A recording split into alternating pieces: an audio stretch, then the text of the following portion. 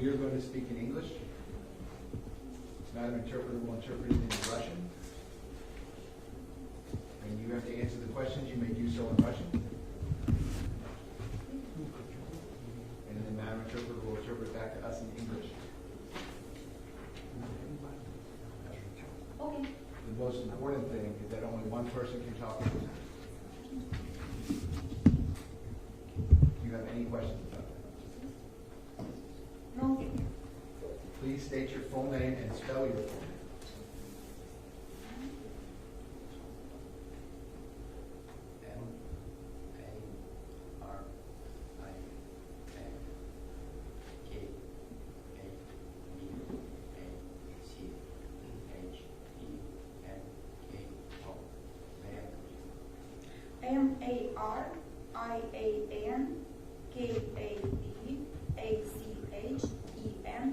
Marian-Kapachenko. Marian-Kapachenko. Ms. Gold, you may inquire. Good morning, Marian. I understand that you do speak some English, correct? And so you, I assume, will understand the majority of what I'm saying in English. Is that right?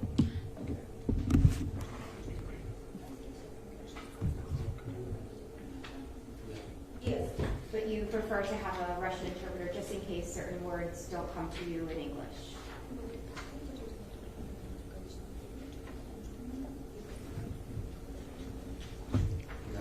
Yes. Okay. Would you please tell the jury where you currently live and whether you're working or in school?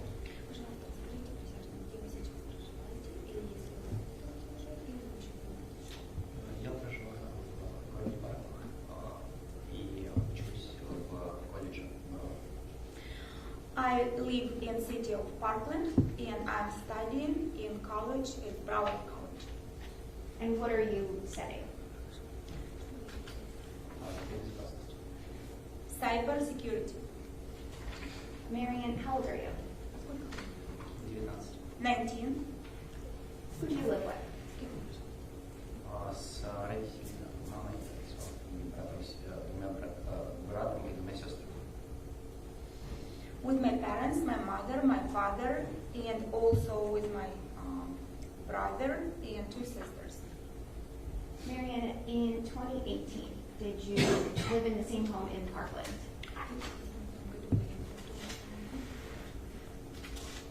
Yes. Were you in high school at the time?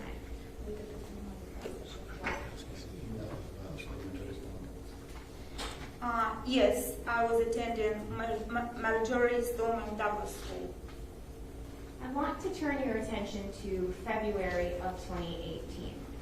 Can you explain for the members of the jury how long you have been in this country?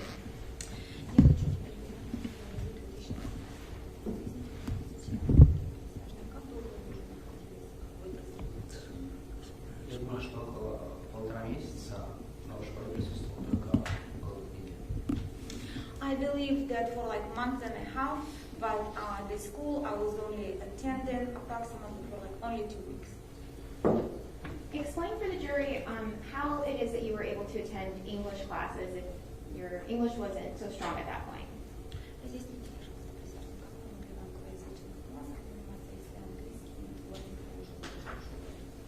Это было сложно. Я использовал средства переводчика на телефоне для общения. Но студенты всегда очень приветливые, поэтому это было весьма возможно. It was difficult, and I was using means of communicating with people through like an interpreter app, but also all of the students were very friendly and hospitable, so that helped a lot. On February 14th of 2018, describe for the members of the jury what school was like that day, before the afternoon.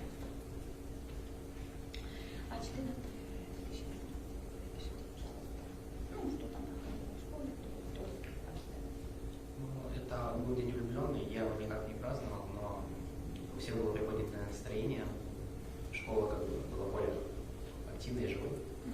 It was a Valentine's Day, and I personally was not celebrating, but the whole school was kind of had like uplifted mood. You know, people were in very good mood. fourth period of that day, what class were you in?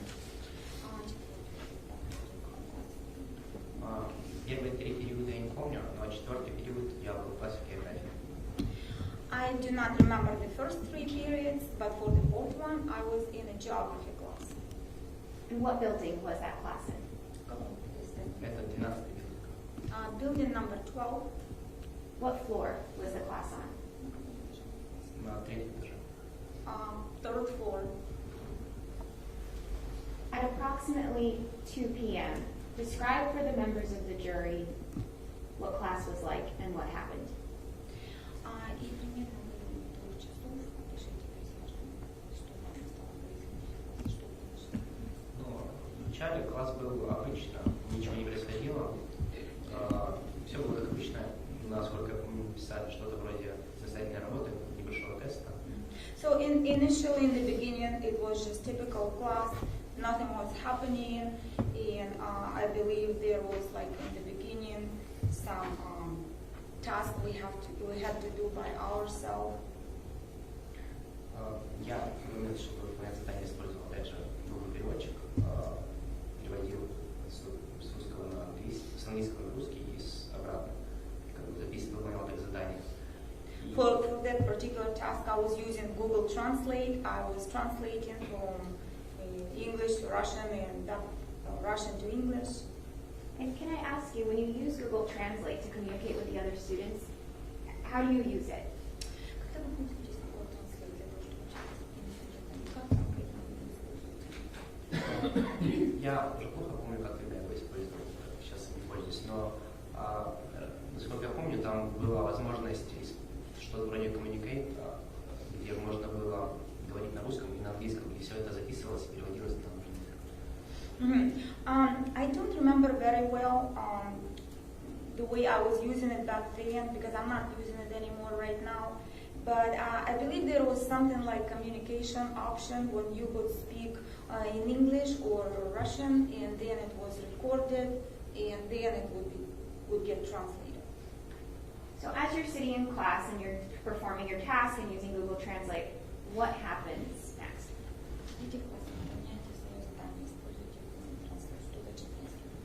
Сработала сигнализация. И насколько я понял, это была тоже сигнализация. So the alarm went off, and as far as I understood, that was a fire alarm. When the alarm went off, did you have your headphones on? Да, у меня были наушники, так как я опять же использую переводчик, параллельно слушал музыку. Yes, I had headphones on because again I was using translator and I was also simultaneously listening to music. What happened when the alarms started to go off? Сработала сигнализация и начали студенты выходить из класса. So the alarm went off and the students started exiting class. Но, насколько я помню, студенты не сильно торопились и собирались более-менее медленно, так как это был последний урок, и они собирались брать уже вещи с собой. And as far as I remember, nobody was in a big hurry because it was like the last class and people started gathering their stuff to leave. И насколько я помню, опять же, учитель крикнул, чтобы мы собирались быстрее. And as far as I remember, the teacher, he actually yelled for us to hurry up, to pack up faster. Ну и мы поторопились и начали покидать класс. So we hurried and we started leaving the class. После чего в коридоре было большое количество студентов, и из низкого роста я не мог не видеть, что время. And after that, there were lots of students in a hallway, and because of my height, I'm not too tall, I wasn't able to see what's in front. Но потом впереди что начало происходить, какой-то шум, кто-то начал что-то говорить, кричать. Я без знания английского не понимал вообще, что происходит. Then something started happening in front. There was some noise. Someone started speaking and yelling something. But because of my English level, I wasn't really understanding what was going on. Для меня все было незнакомо. Я только недавно в этой школе, я не знал, что может происходить, но студенты впереди начали бежать обратно. And to me, nothing was familiar there, and I didn't know what's in front of me, but I saw that some students started running backwards. Но я начал медленными шагами отступать назад. And so I started stepping backwards slowly. И через несколько секунд раздались выстрелы. And several seconds later, the gunshots sounded. Звуки были очень громкими, поэтому меня как бы передернуло немного. The sound was very loud. That's why I a little bit shivered. И я до этого никогда не слышал настоящих выстрелов, поэтому для меня это было большим потрясением. I never heard real gunshots before in my life, so that's why it was very shocking. И я после того, как раздались выстрелы, начал тоже бежать в противоположную сторону от куда вышел стрелок. So after those gunshots, I also started running in the opposite direction of from where the shooter came out. When you heard those gunshots, were you in the hallway still? Yes. And when you started to run, when you heard the gunshots, where were you running to? Я бежал к противоположной лестнице. So I was running to the opposite, it's a staircase. Но пока я бежал, что-то ударило мне в ногу. И в этот момент, когда ударил ногу, я заметил, что слева есть учитель и несколько студентов, которые стоят в углу. But while I was running, something hit my leg. And also when I was running, I noticed on my left there was a group there with a teacher and several students. И я подбежал к ним. So I ran to them. И учитель пытался открыть класс, и у него это не получилось. So the teacher tried to open the class, and it did not work out. When you say it didn't work out, what does that mean? Ему не удалось, он пытался ключами что-то сделать, поскольку я видел, но он так и не открыл этот класс. So he was trying to use his keys. I saw he was trying, but it didn't work out. He did not open the class. And while he's struggling to open the door, have you already been shot in the leg? И пока он пытается открыть дверь, то есть уже в этот момент ранен. Да, я перед тем, как бежать в этот угол, меня уже ранили. Yes, before I ran to this corner, I already got wounded. Did he try to then open a different classroom door? Да, он попытался открыть другую дверь класса, и опять же ему это не удалось. Yes, then he tried to open the other door of the class, and again it did not work out. While this is happening, are there more gunshots going on in the background? Пока все это делается, у вас там еще больше выстрелов. Да, выстрелов было очень. Yes, there were very many gunshots. And what are you thinking? Что вы думаете? Я в момент, я не знаю, о чем я точно думал, но как бы шокированно, я не мог поверить, что это может быть стрельба, потому что я не мог поверить, что такое может случиться. I don't know what I was thinking at that moment. I was in shock. This shooting, I couldn't believe that was happening. Я был уверен, что то есть это не может быть стрельбой, потому что не может такого случиться. I was actually sure that it couldn't have been shooting because that simply couldn't be happening. Meaning you were in denial that it was actually happening? То есть вы просто Yes. What happens next when the teacher cannot open the second classroom door? Что дальше происходит? Учитель выглянул за угла и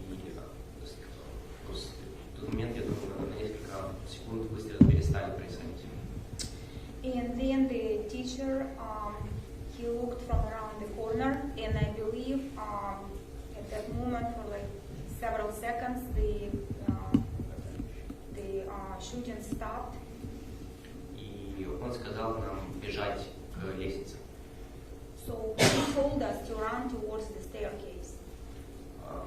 Насколько я помню, в этом году было несколько студентов, и несколько этих студентов сидели, и они не побежали. As far as I remember, at that corner there were several students, and those several students they were sitting, and they did not run. Why? What do you mean? Что вы думаете? Я в тот момент не был уверен, что с ними, но я видел капли крови, и поэтому... At that moment I wasn't sure what was happening to them, but I saw some drops of blood around there. И я побежал с еще несколькими студентами к противоположной лестнице. So I ran with a couple other students towards the staircase. When you go ahead. И тогда, пока я бежал, я думаю, что раздались еще несколько выстрелов. And then while I was running, I believe several more gunshots sounded. И я побежал вниз по лестнице, и там уже я заметил, что по ощущениям меньше людей стало, чем бежал. So I ran down on the staircase, and at that moment I had an impression that there were less people than before. Я уже не видел учителя и еще нескольких детей. I was not seeing the teacher and a couple other kids around. Но с теми детьми, которые остались, мы вышли на улицу из корпуса, и там лежал мужчина перед выходом. But we got outside with the other kids. We got out of the building, and there was a male's body just laying there. И когда мы вышли, мы отошли немного от здания, мы побежали в сторону парковки. And then we walked away from the building a little bit and ran towards parking. Was it clear to you that the man that was laying on the ground was dead? Вам было чувство? Да, это было понятно, но я все равно не хотел этого признавать. Yes, that was understandable, but I was still in denial. Я придумал для себя всякие причины, которые нелогичные и неестественные причины.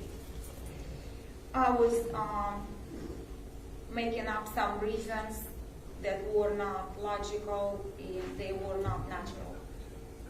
Did any police officer run towards you when you exited that building?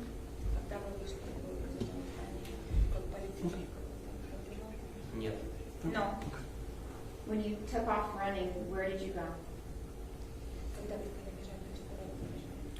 Бежали в сторону парковки к границам школы, к школьной зоны. И забежали. So we ran towards parking. We ran towards the border of the school territory, school premises.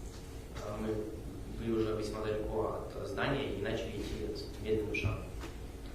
So, and we got pretty far away from the building, and then we started walking slowly. Но потом опять раздались выстрелы. But then the gunshots sounded again. И мы подумали, что стреляют опять в нас, и мы побежали. And so we were thinking that we were the target of the shooting again, so we started running again. And when you heard those gunshots from after you had run away from the building, how far were you from the building when you could still hear those gunshots?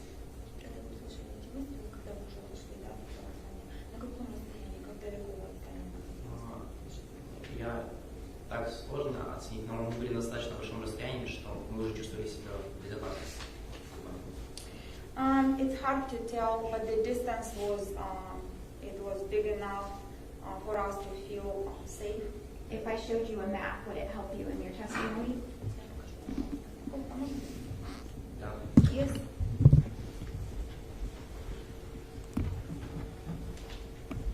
There are any items that-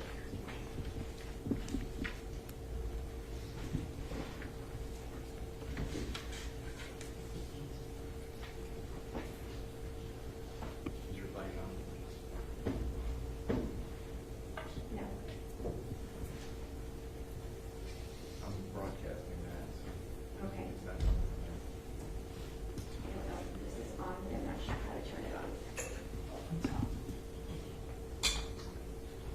Marion, I'm going to show you an image that will appear on your screen.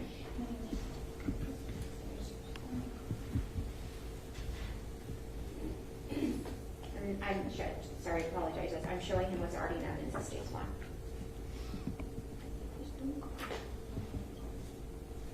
Marion, do you see the 1200 building that you were in that day on this map? Да. Yes. I'm going to turn on a feature that allows you to draw on the screen. Actually, I don't know if I can turn it on, but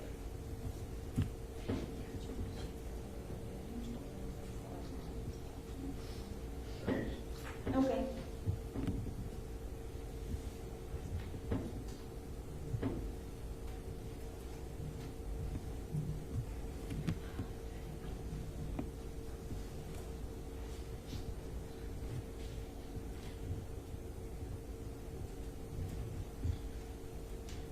okay. Mary, I'm going to ask you to please circle the 1200 building or building 12 that you were in.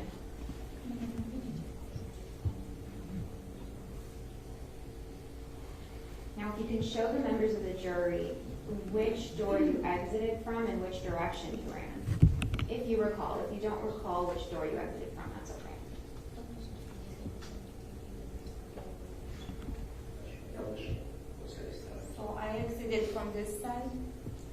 And then show the members of the jury by drawing a line which direction you ran. Я думаю, примерно.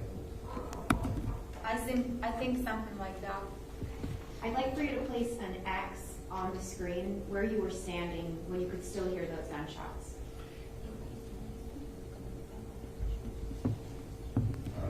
Я думаю, что где-то в около. I think somewhere in this zone right here. And is that what caused you to then start running again? Да. Yes. Okay, so you start to run.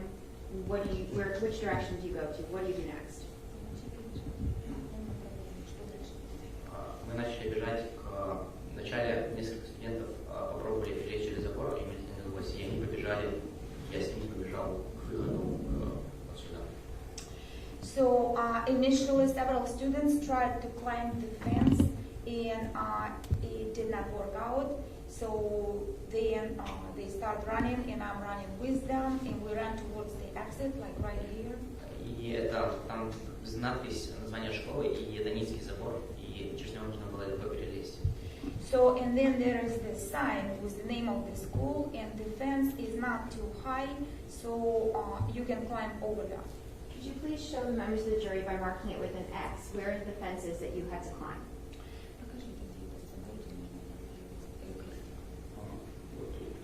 Right here. And Marian, how were you able to climb that fence if you had been shot in the leg? Ну, в тот момент меня особо не волновало ничего, кроме того, чтобы уйти с территории школы, и там были люди, которые помогали переходить через дорогу, они помогли нам перелезть. So at that moment, I was not concerned with anything but to leave the premises of the school. And at that moment, at that place, there were some people there that helped us to climb over the fence. When you get over the fence, where do you go next? Я вместе с теми студентами, которые бежали со мной, пошел в закрытую эрию, где находятся дома. So together with the other students, I went to the, it's like enclosed area where the houses are. Do you mean a neighborhood? Yes. And did you use your phone at all to make any calls to 911 or your parents? В то время у меня не было сим-карты, и чтобы использовать телефон, мне нужно было поймать Wi-Fi. At that moment, I did not have a SIM card, so in order to use the phone, I had to catch a Wi-Fi signal. So if you don't have a SIM card, and why didn't you have a SIM card? Just Почему? Но мы только приехали и еще не успели освоиться и купить сим-карту. So because we just had arrived and we didn't have a chance to get a SIM card yet. and what do you do in order to try and get Wi-Fi?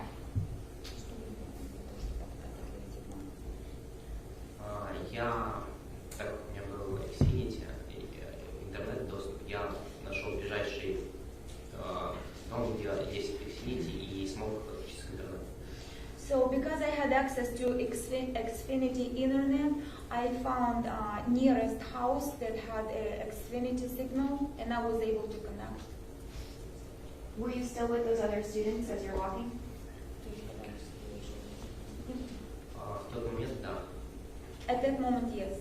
And how were you able to, or did you communicate with those students? Ну, и как вы могли бы общаться? Ну, и опять же, я мог использовать Google переводчик, так как сказать ничего не мог и как понять ничего, поэтому тоже через переводчик. No, again, only using Google Translate because I wasn't able to say anything and I was not able to understand anything. Who did you call once you had Wi-Fi? Я позвонил маме и сказал, что что-то происходит в школе, и я не могу поехать на автобусах, чтобы приехали меня забрали. I called my mom and told her that something was happening at the school and that I'm not able to get on the bus and that they need to come over and pick me up. Did you tell them that you had been shot or that there was a shooting? Нет, в тот момент я не был уверен, что именно происходит в школе. Может быть, там много, может быть, террористы, там много их, возможно, даже один, но это я боялся, что мои родители могут приехать в школу, и так как у меня находится там брат, и их могли ранить. No, at that moment I wasn't sure if there's terrorists or if it's just one person, one terrorist. I was not sure what was going on, and I did not want my parents to come to school because I also have my brother there. I didn't want anything to happen to them. Were you afraid that if your parents went to the school that they were going to be in danger? Да. Yes. And is that why you didn't tell them what had actually happened? Да. Yes. In that moment, did you have any way of communicating with your brother who was still on the school campus?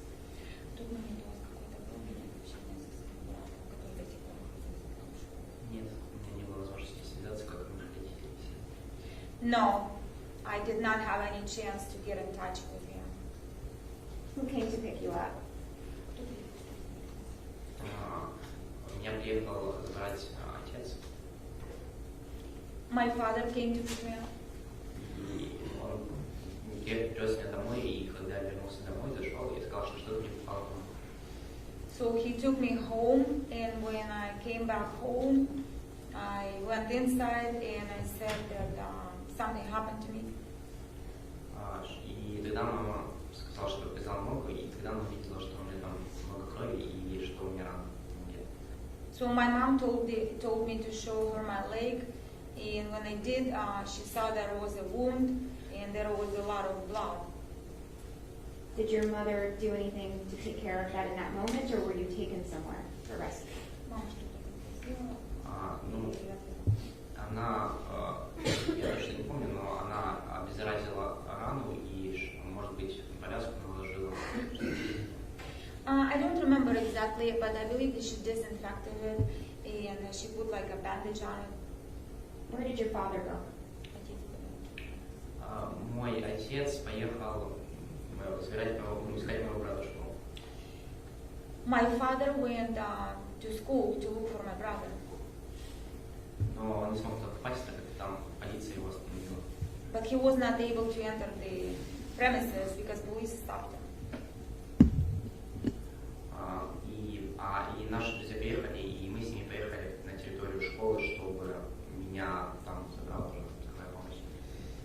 And so our friends arrived, and we went all together back to school in order for the ambulance to pick me up.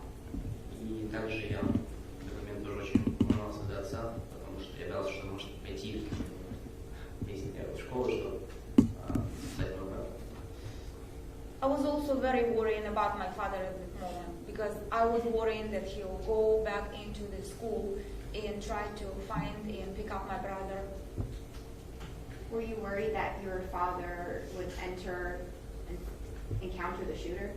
Вы боялись, что отец столкнется с стрелком? Да, он в Крыму, если он работал полицейским 18 лет, поэтому я волновался, что он может принять какие-то действия. Yes, in Crimea, we are from Crimea. He was working as a police officer for 18 years. So I was worried that he might take some action. When did you finally come into contact with your brother? Когда в конце концов вы связались? Когда их уже перевезли в безопасную зону студентов, и учительница моего брата связалась с нами и сообщила, что все в порядке. When they already took students to the safety zone, his teacher, she called us and she notified that he was okay.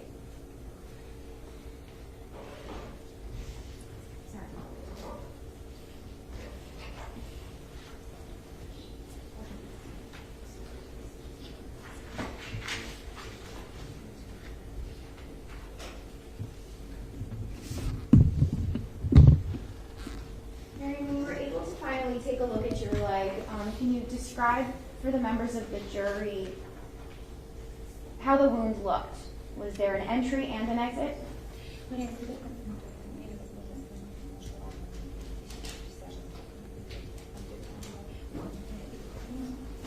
Было только входное отверстие. Это была круглая рана, напоминающая чем-то пулевое ранение, но это было сложно.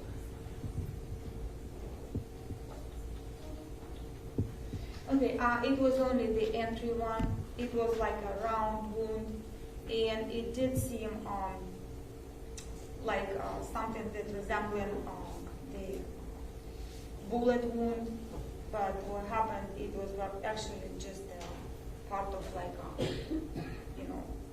debris.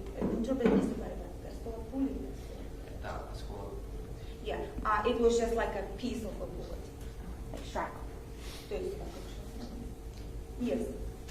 And once it was cleaned up and the blood was removed, approximately how big was the wound?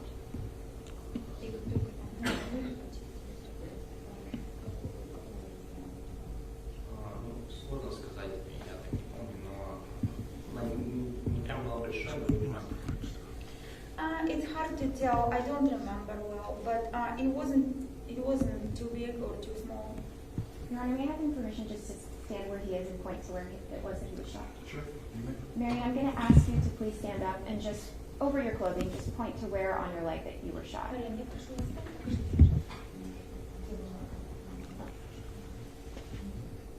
if you could just show the members of the jury. Thank you. You can have a seat.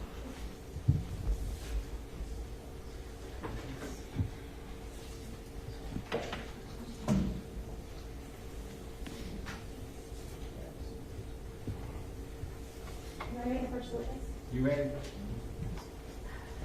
Marion, I'm showing you what has been marked as states and a composite of two photographs.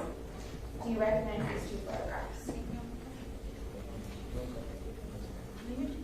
Да. Yes. Do these photographs fairly and accurately depict the way that you looked back in February of 2018 after you were shot? Эти фотографии правильно отражают то, как вы выглядели именно 18 февраля 2014 года? Yes. I'm showing you what has been pre-marked as states O. A single photograph. Do you recognize this? Yes. And is this a fair and accurate depiction of you on February 14, 2018 inside the building? Здесь правильно и точно отражено то, что происходило внутри здания. Да. Yes, and that's me right here. Your Honor, this time the statement into evidence. 16 into evidence with the trademarked as states N, a composite of 2 photographs, as states 14. Any objection? None. Without objection, states N for identification will now be in evidence. That is States Exhibit 14, a composite exhibit of 2 photos. And we now move into evidence with the trademarked as states O, a single photograph, as states 15. Any objection? No, Your Honor. Without objection, states O for identification will now be in evidence. That is States Exhibit 15.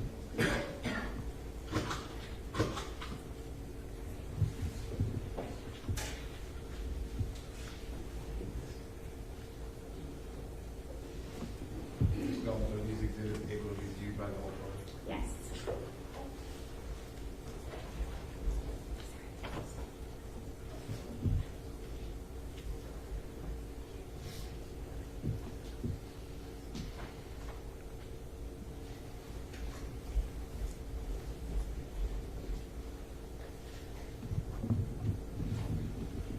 Karen, we have permission to publish? Yeah, could you use the eraser function first? Yes. And then you may proceed.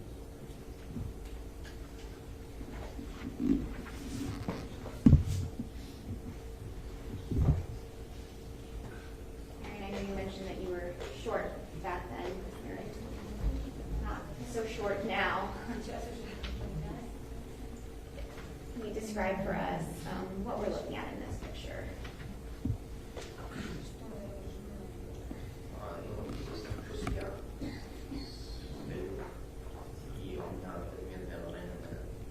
That is me standing there, and at this moment I have a wound on my leg. How old were you here? Ему было 14. I think around 14 years old. Now showing you states 14. That was, for the record, 2, composite photograph number 2, and now I'm showing you photograph number 1. Is this a photograph of the location of your area where the fragments of the bullet entered?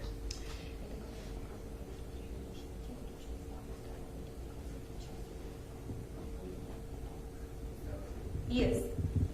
Marion, did the particles that were inside your leg ever get surgically removed, or do they remain inside your leg?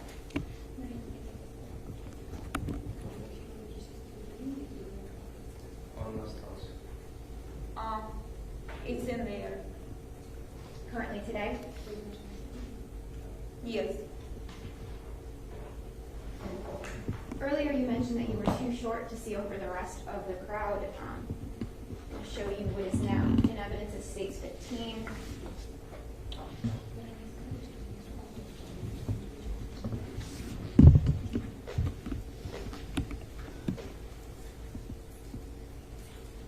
Is this a photograph of you once the fire alarm went off?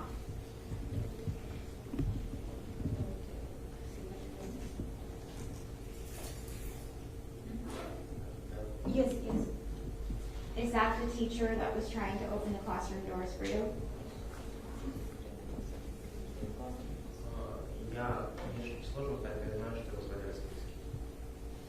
Я знаю, что его звали Расписки, но внешне я не помню. It is hard for me to identify visually, but I know that his name is Raspilsky. Расписки. Raspilsky. Распирский. Raspilsky.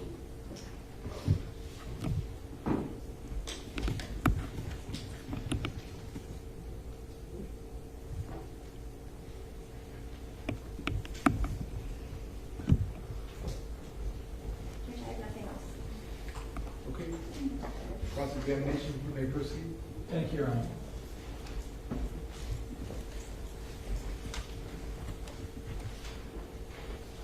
Good morning, Mary.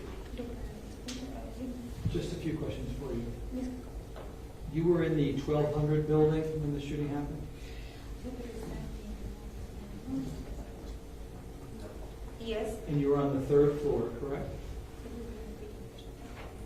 yes. And that was Mr. Rospierski's classroom. That was your teacher.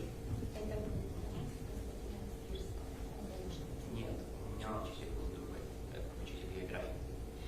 No, I had different teacher. I had geography teacher. Okay. Whose classroom were you in?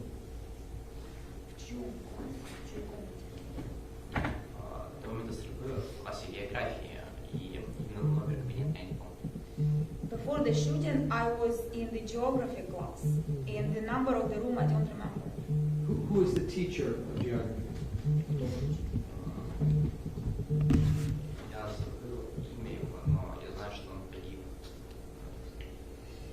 I forgot his name, but I know that he died as a result of the shooting. What is Mr. Respirski's relationship to you? He was Он не имеет никакого отношения ко мне. Я его впервые тогда встретил, но, можно сказать, он не спас себе жизнь.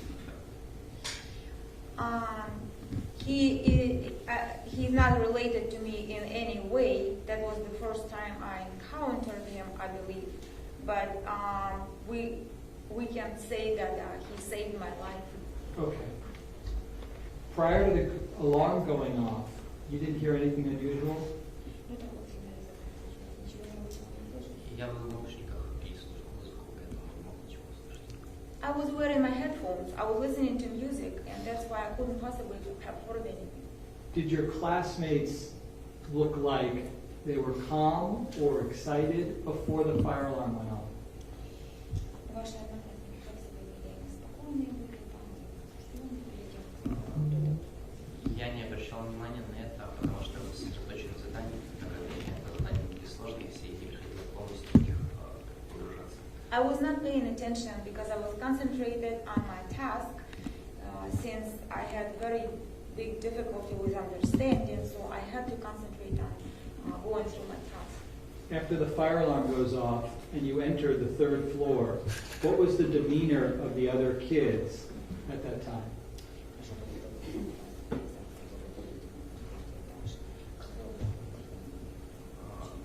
Ну, все толпились, и сложно было сказать, какое поведение, но вот те, которые были впереди, они, как бы, в них сидело что-то странное, необычное. Well, it was crowded. It was hard to tell what demeanor students had, but the ones that were in front of the crowd, you could tell there was something unusual happening. And when the shooting started, did people's demeanor change? Ну, все начали разбегаться по классам и бежать в сторону от стрелка. Yes, everybody started running to classes, like running in the opposite direction away from the shooter. And you said that you remember seeing the teacher Respirski trying to find his keys, correct?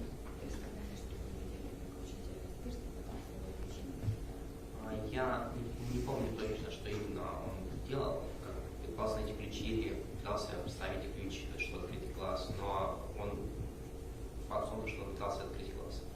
I don't remember exactly what he was doing, if he was trying to find his keys or if he tried to insert his key into the door lock, but he was trying to open the classroom.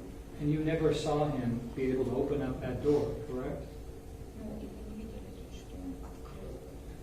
Нет, я не видел, что он открыл. No, I did not see him open the door. And he even tried on another one of his doors, and he couldn't get that open, correct? Yes. And you and the other kids were trying to get into that classroom to seek shelter, correct?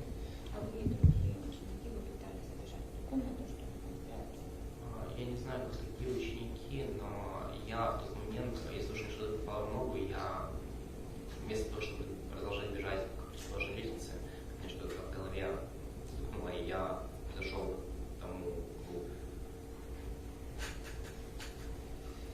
I don't know about the other students, but after something hit my leg, instead of keeping running to the staircase, I walked to that corner. Were you trying to get into his classroom to seek shelter if he had gotten the door open? Ну, на самом деле, я в те времена, так как с школы был незнакомый, сильно ничего не знал, но меня не сильно внушало доверие классной комнаты, так как там стекло, мне казалось, это не слишком надежно, поэтому не знаю даже, если бы, наверное, он открыл класс, наверное, я бы зашел, но не уверен, насколько бы это Actually, I was very new in that school, and I was not trusting those classrooms too much. There is a lot of glass there. So I don't know. If he had opened it, I probably would have entered, but I'm not sure if that would be very safe. Do you know the names of any of the other kids who were waiting there to try to get into Rospierski's classroom?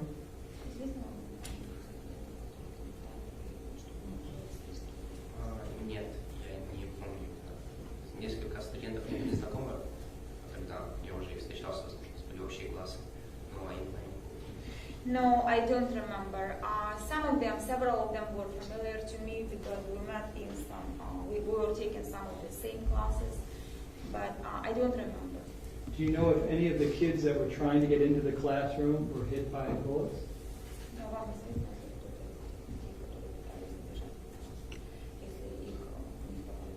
Сколько я знаю, нет. As far as I know, no. You're not, you're certain of that, or you're not sure? То есть вы не уверены? Среди раненых я не видел знакомых мне лиц, те, которые... I haven't seen any familiar kids among the wounded ones. Okay. When you left out of the building, that was from the west side of the 1200 building, correct? Сейчас, да, наверное, да. Well, yes, let's see. Yes, that would be probably yes.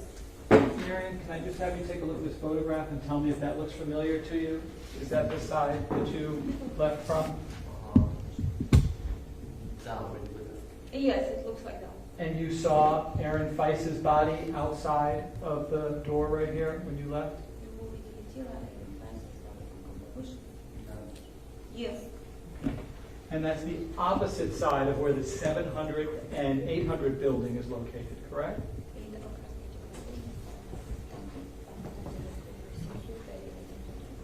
Я с школой вообще не знаком, поэтому мне очень сложно ориентироваться. I'm not familiar with the school in general, so it's very difficult for me to Yeah, talk you were decide new. locations. You were new, I understand. No, really. And when you were running, you first never saw my client on that side of the building, correct?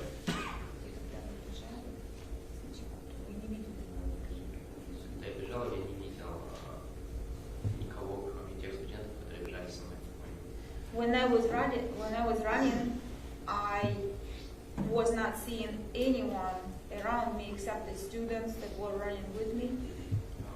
Ну, вот я не обращал внимания на окружение. В тот момент у меня сфокусировано было внимание на то, чтобы убежать как можно больше от здания, поэтому... I wasn't paying attention to my surroundings.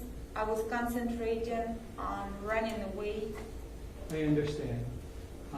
When you heard additional shots, more shots while you were outside, you said you started to run, correct?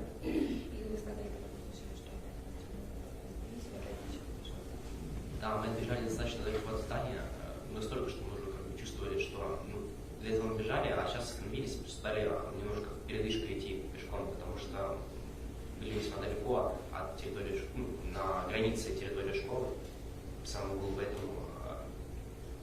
Yes, we ran pretty far away from the building, so we were feeling like it's more or less safe, so we slowed down, we started walking, because we almost got to the border of the school premises. И потом, когда раздались перестрелы, мы подумали, что стреляют, возможно, в нас, и опять побежали. And then when the gunshots sounded again, we were thinking that maybe we were the target, so we started running again. When you say you thought you were the target, explain for the jurors what you mean by that. What did you fear at that moment? В тот момент я подумал, что, возможно, он из здания стреляет, а нам из того, откуда мы вышли, из 12-го здания, стреляет. Yeah, at that moment I was thinking that maybe the shooter from the building, the one that we ran from, the 1200 one, that they were targeting us. Okay. So if I understood you correctly, from the sound that you're hearing, you believe that the shooter was shooting from the building outside, correct? Objection, Your Honor. Hold on. What's the legal objection? That counsel testified to mischaracterization of what the just said. No, that's what we rule. He can answer that question. Go ahead. The interpreter asked me to repeat the question, please. Okay. From the sounds that you were hearing, you believed that the shooter was firing at you while you were outside, correct?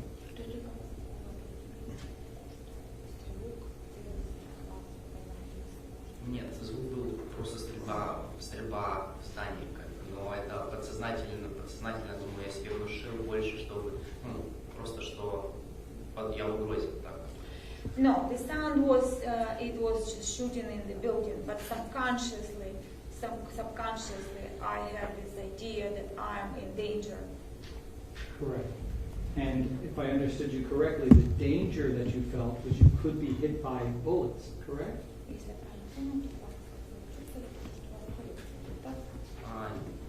Не то, что пули, я боялся, что, наверное, мне больше в тот момент как бы подсознательно страх был того, что, возможно, нас будут еще, то, что я не был уверен, что это один стрелок, как бы я не знал, что происходит в школе, я думал, что, может быть, там, сейчас еще прибежит кто-то там, или может это жить. Not even to get hit by a bullet. Subconsciously, I was more worrying that there might be more than one shooter. I didn't know what was going on, so I thought maybe somebody else gonna run and start shooting. Это больше как бы было все для самовнушения, чтобы сохранить себя. Хотя на самом деле как бы там по звукам было, только звуки выстрелов были слышны из здания 12.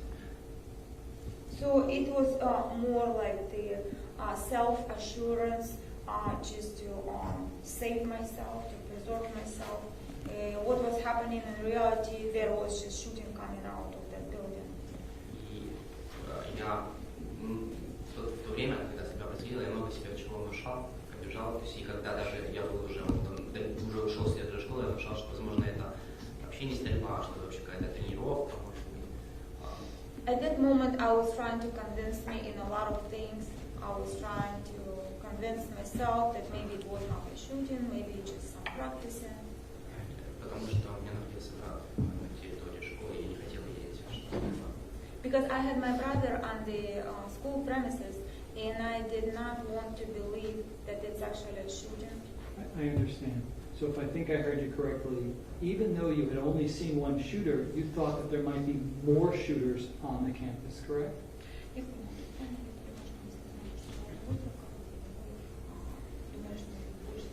Нет, я знал, что там один стрелок, потому что я видел только одно стрелка, и только всегда логически понятно, что как бы, когда не стрелок, что там стреляет только один человек. Но это больше просто как бы, можно сказать, самовнушение, чтобы спасти себя, бежать.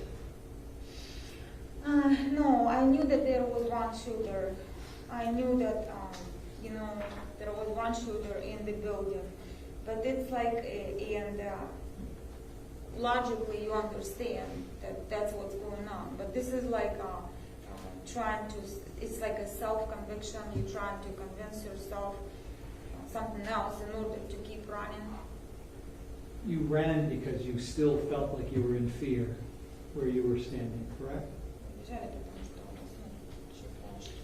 У меня был страх, поэтому я, как бы, можно сказать, это было самоподдержание, чтобы страх этот оставался, чтобы ты продолжал бежать, как бы были силы, чтобы бежать.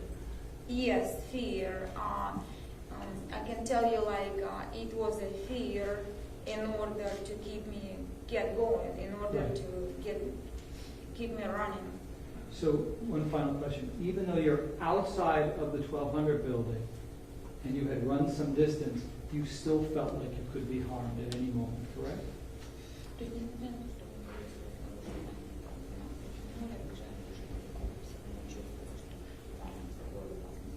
Когда мы отбежали далеко от здания, мы пошли, потому что начали чувствовать себя в безопасности.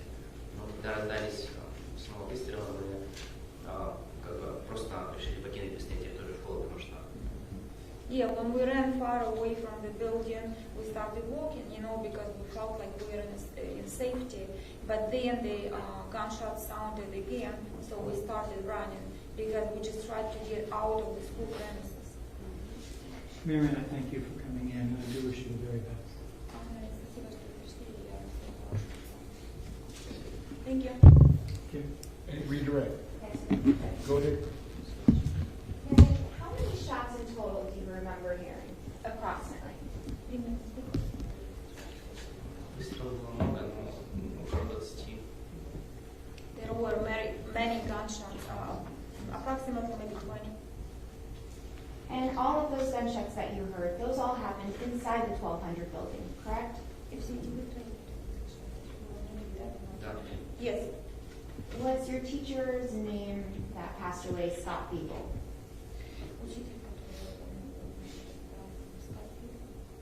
Yes. You mentioned Mr. Respirski saved your life. Can you explain? Ну, я думаю, что если бы мистер Распирский явно, наверное, остался бы, может, не осмелился бы выбежать из угла. I'm thinking that if not for Mr. Spirsky, I probably wouldn't have the courage to run from around the corner, И остался бы там. and I would have stayed there. И там, возможно, бы, ну, грубо говоря, никто стрелку не мешал, он мог бы пойти и давить всех, ну, меня. And possibly because nobody was preventing the shooter or stopping him, he would have just walked around and finished me off. Marion, I'm going to ask you to take a look over the defense table. Did you see the man sitting on the left at all that day of the shooting?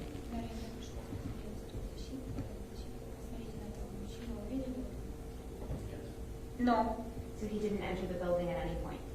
Judge, I'm going to object. What's the legal objection? Leading the witness That's overruled. Sir, you may answer the question. Go ahead. and lack of knowledge, whether he entered at all. That's the question. Hold on, sir. Not speaking objections. The legal objection and speculation is likewise overruled. You may answer the question, sir. Нет. No. I have nothing else. Based on that, any recall? No, Your Honor. State that the witness excused. Yes, Judge. Sir, you may step down. Thank you very much. State while he is doing that. You ready to do this? Yes, yes, sir. You may call your next witness. Your Honor, at this time, state would call Armand Borshot.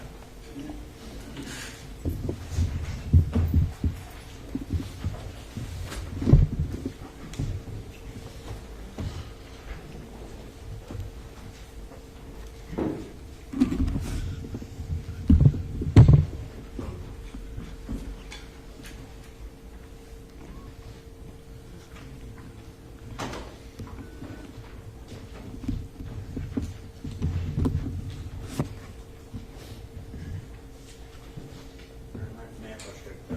You may.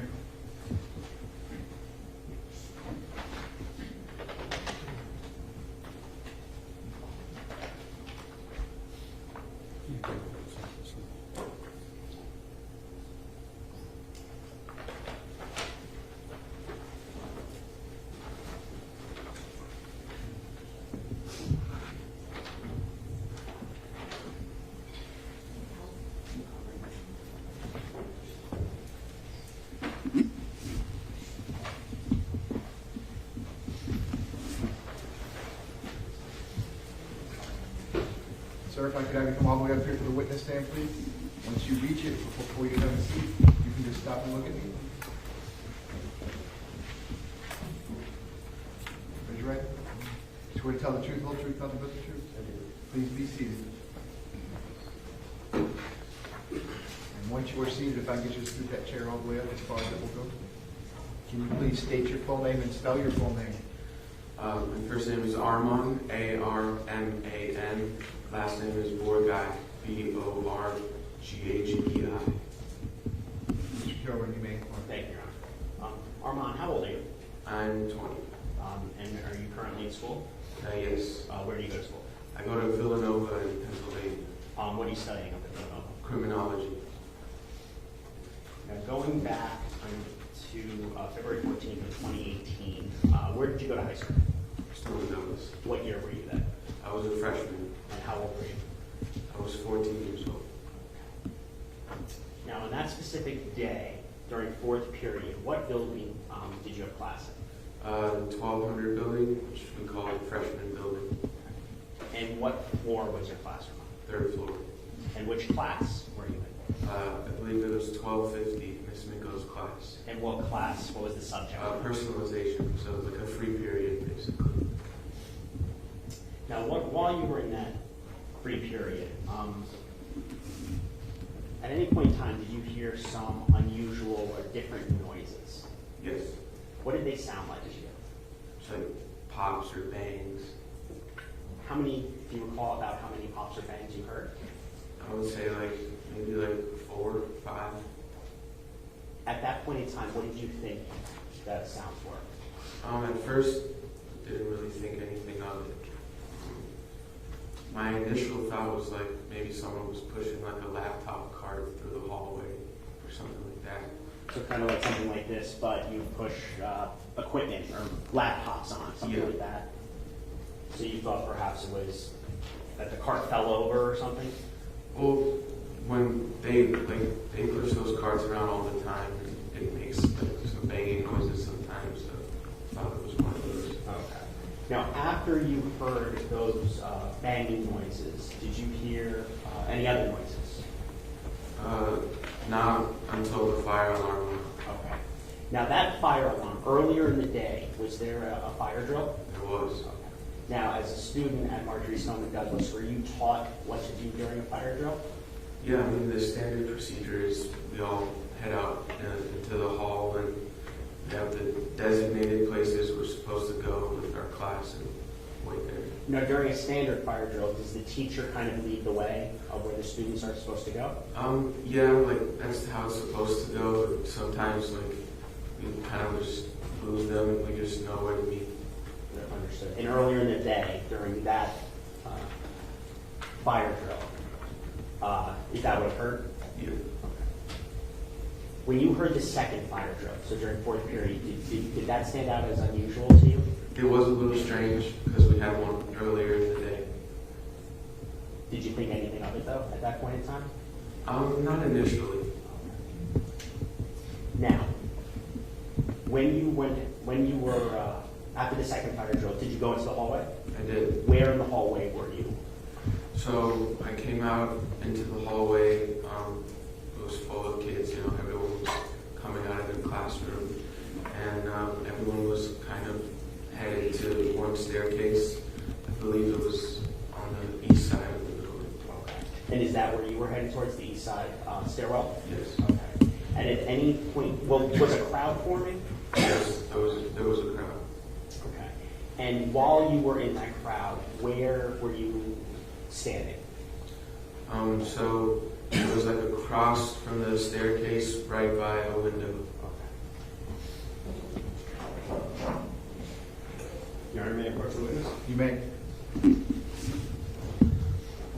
Armand, I'm showing you what's been previously marked for identification as a States P. It's a composite of 3 photographs. Can you take a look at it, please? Do you recognize these 3? I do. Are they a true and accurate depiction of what the east side of Marjory Stoneman Douglas High School looked like back in 2018? Yeah. Okay. Your Honor, at this time, the state would request to move in states, what's already been previously marked as states composite P in as states 16. It's 3 photos. 3 photographs, yes, sir. Any objection? No objection. Without objection, State's P for identification will now be in evidence. That is State's Exhibit 16, a composite exhibit of 3 photos.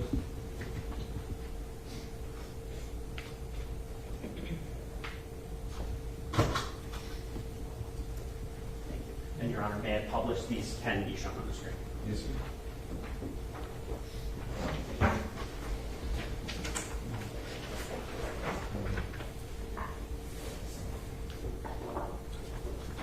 Let's start with this photograph here. Do you recognize this? Yes. Okay. And Your Honor, may you enable the pencil function?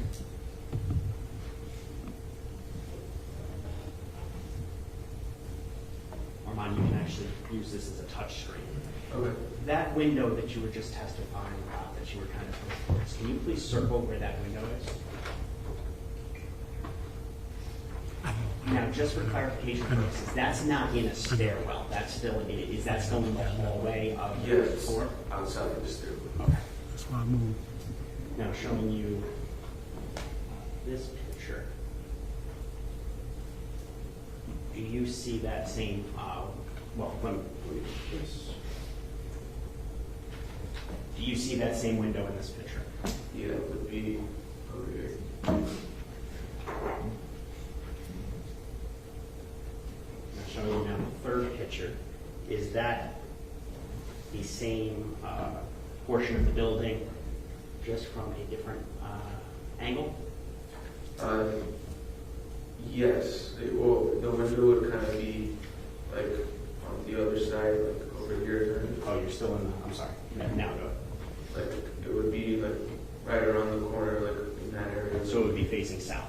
Yeah. Okay. Now, going back to this photo.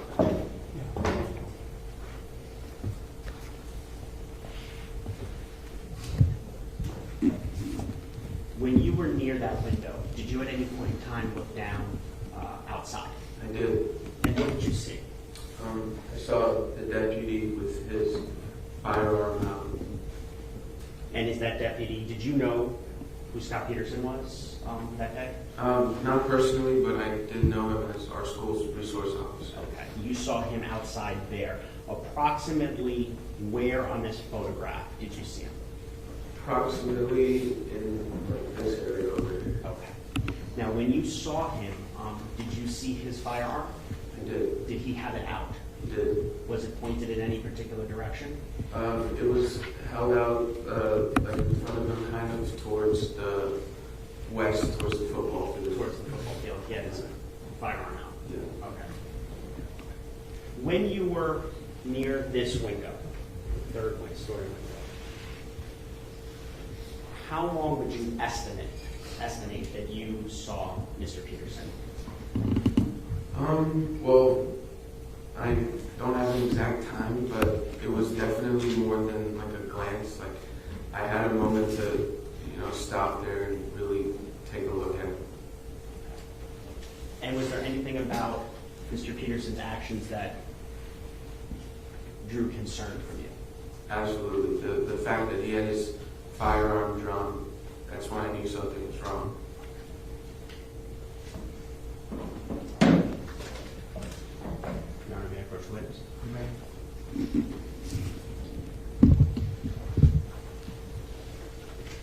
I'm showing you what's been previously marked for identification as states Q composite 2 photographs. Do you recognize this? Yep. What do you recognize it as? Is this a true and accurate depiction of what the aerial view of the 1200 building looked like? Your Honor, at this time, the statement request to leave states what's been previously marked as states Q composite 2 photographs in as state 17. Any objection? No objection. Without objection, states Q for identification will now be in evidence as States Exhibit 17, a composite exhibit of 2 photos.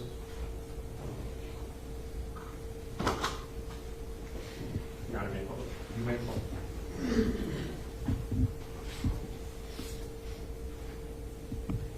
I'm going to start off with this photograph here. Do you see, and using the pencil, do you see the 1200 building? Do you recognize it? I do. Okay, can you put a dot or put a little X as to where you saw Mr. Peterson when you looked out that window on the 3rd floor? Roughly in this area. Okay. Now just showing you the zoomed closer angle.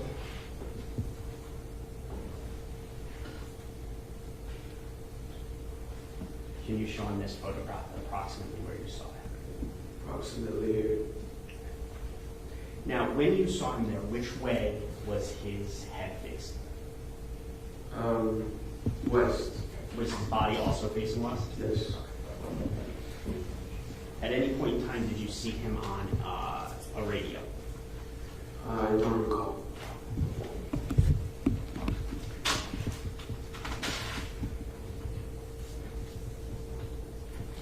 Now, when Mr. Peterson was facing west, was he, at any point in time, did you see him looking to the south, to the 700 building? No, not that I recall.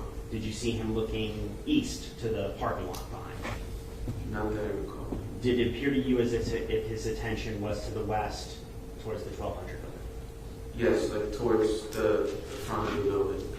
Okay. And by front of the building, you mean like kind of like the west side of the building? Yeah, like even though, like from that angle, he wouldn't have been able to see the front of the building, but like that's where he was looking.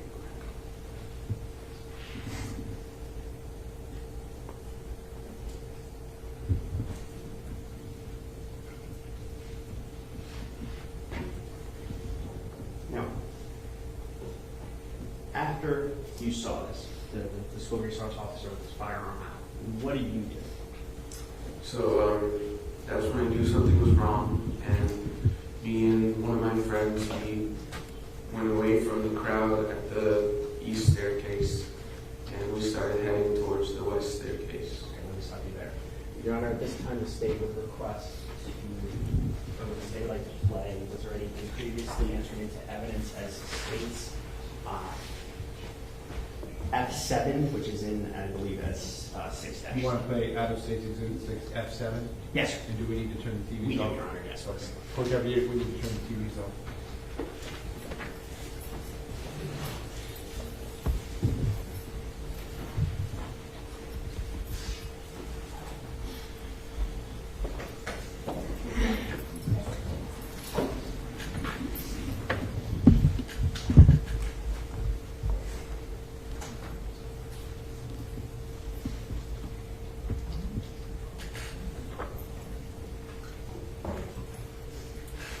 Everything's good?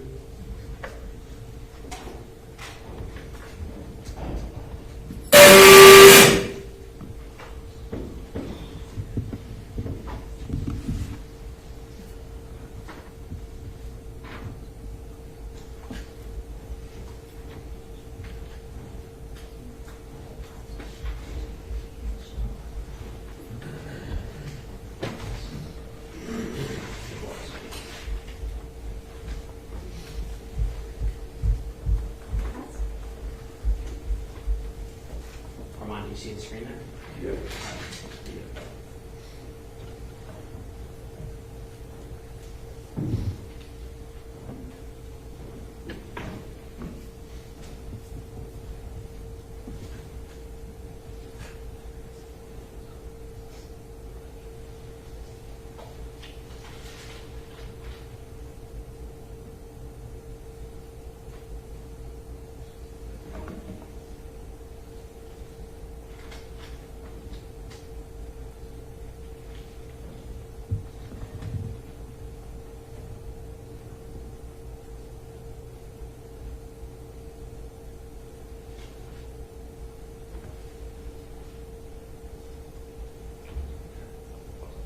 Pause it. Armand, do you see yourself? Yeah. What are you wearing? Eagle shirt, it's black. So are you in the bottom left-hand corner of the screen on the right side? Yes. Okay. Is this the crowd that you were speaking about earlier, the students walking towards the east stairwell? It is. Okay.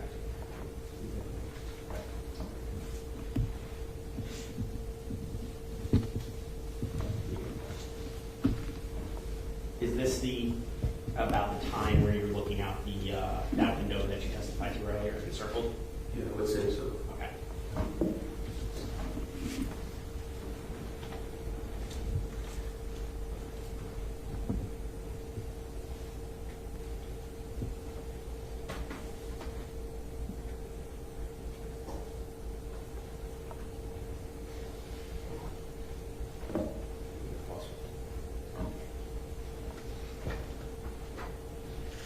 Did you see Mr. Peterson, the SRO, standing in the same spot while you were looking out the window? The spot he's in right now? Yes. No. Okay. Let me clarify, I'm sorry. Was he in the same spot the entire time that you were viewing him? Yeah. Okay.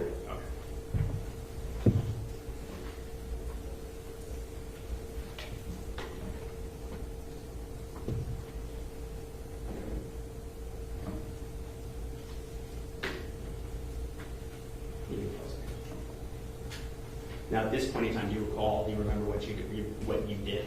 Yes. What did you do? I went towards the other staircase, and I went down maybe like 2-3 steps, and I heard shots like directly beneath me. And at that point, I turned around and came back up and went back into the classroom I was originally in. Were you by yourself? No, I had a friend with me. Okay. How many shots did you hear? In the staircase? Yes. I would say 2. Could you tell whether they were inside or outside the building? At that point, I was pretty sure they were inside. Okay. So just for clarification purposes for the jury, did you go to the west stairwell? Yes. Did you open the door? Yes. You went down a few steps? Yes. Is that the point in time when you heard shots? It is. And you turned right around and ran back up to the 3rd floor? Yes. Okay. When you got back up to the 3rd floor, what did you do? I went back into my original classroom. Okay. Now those shots that you heard when you were in the stairwell, how loud were they? Very low. Now when you went back into your original classroom, what did you do when you got into that classroom? So our teacher locked the door, and we all went like huddled in the corner behind where her desk was. What was your teacher's name? Miss Mika. Now when you were in the classroom, what were you thinking? Just, obviously really scared and kind of wondering when help was going to arrive. How long were you in that classroom for before SWAT came and got you out? It felt like forever, but maybe like an hour and a half, close to 2 hours. Now besides when you looked out that window, did you see Mr. Peterson at all for the rest of the day? No.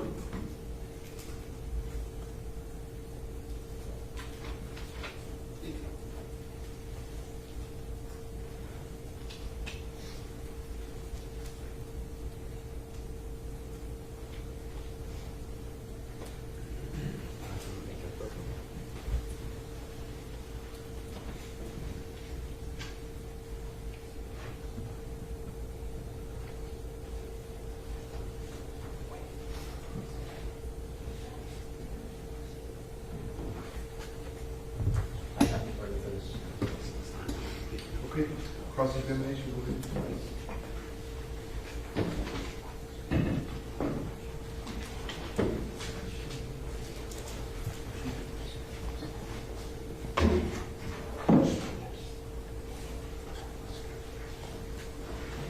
Good morning, Alan. It's nice to see you again. Right? We spoke during your deposition, right? I remember. And did you have a chance to read through your depositions before you testified? Yes. Okay, the state provided that to you to make sure that it refreshed your recollection, correct? Yeah, a few weeks ago. Okay. So if I heard you correctly, you were in classroom 1250 of the 1200 building during the shooting, correct? I believe that was the number, yes. All right. And when you all emptied out into the 3rd floor hallway, how would you describe everybody's demeanor? At first, it was pretty normal because Right. no one really knew what was going on exactly. Did it look to you like any of the people around you had heard the shots that were fired on the 1st floor before the fire alarm went off? Well, I know the people who were in my classroom definitely heard it. I don't know about anyone else. From the demeanor of the other kids in the hallway, which you said was kind of normal, right? Yes. Would it be fair to characterize their demeanor as calm and like you would see anytime they walk down the hallway? Initially, yes. Okay. And then it changes when the shooter comes onto the 3rd floor and begins firing, right? Probably a little before that, when we kind of heard shots. You could kind of hear it gradually getting louder and louder. And you would characterize, when you looked out the window, as a quick look, correct? I would say a little more than that. I was able to pause for a second and take a good look. Okay. So when I asked you whether it was a quick look, you're saying that that's not your testimony. Well, it was a quick look, but it was more than just a glance. Okay. And what you did see was not my client by the 7-800 building, but fairly close to the 1200 building, correct? Correct. And you saw him with his gun out, correct? Correct. And you definitely saw him looking towards the west, correct? Correct. And he was definitely looking towards the football field, is what I heard you say, correct? Correct. Okay. And the prosecutor asked you about him being on his radio, police radio. You're not saying he definitely wasn't on his radio. In fact, correct? You're not saying that. Correct. In fact, what you saw was it was possible that he was actually on his radio, correct? Correct. And your thought process was that there could have been more than just one shooter based upon the sounds, correct? Possibly. Correct. And you're also thinking there could be not only possibly multiple shooters in that building, correct?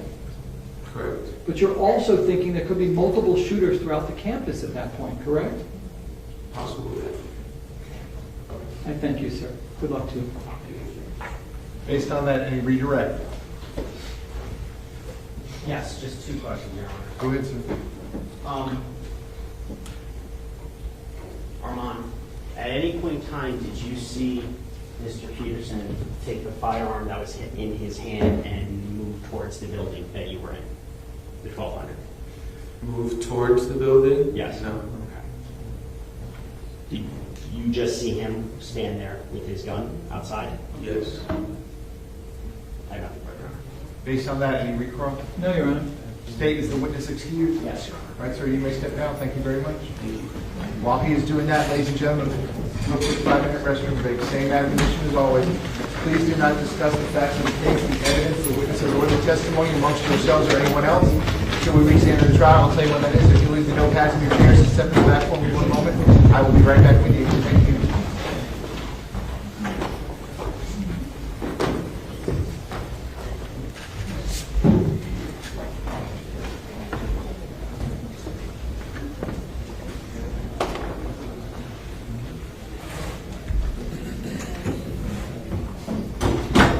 Okay, we're outside the presence of the jury. Everyone can be seated. Real quick 5-minute restroom break. We'll be in recess for 5 minutes.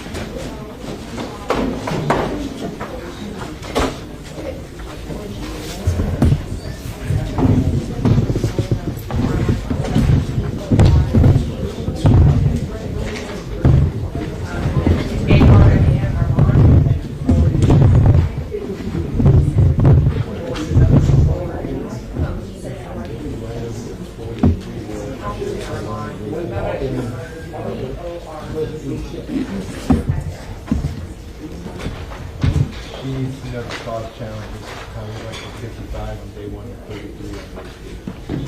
So,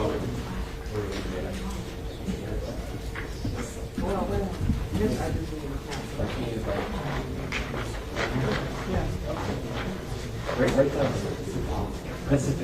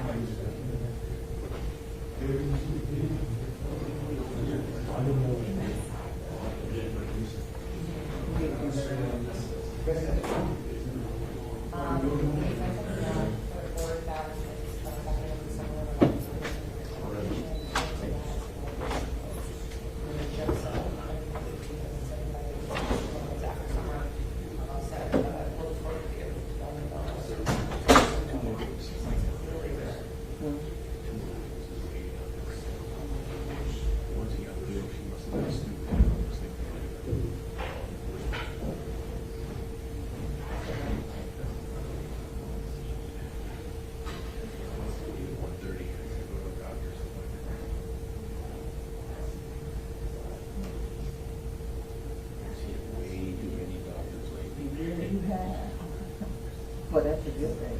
I'm starting to feel a little bit better about my health. Good. I was getting scared there for a bit. That's natural, but you knew that.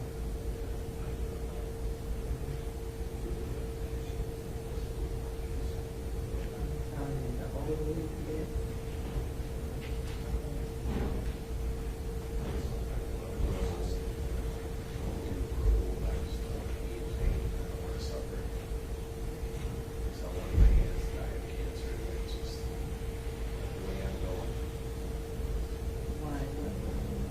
it's like if you didn't stop and do it. Check it out. What?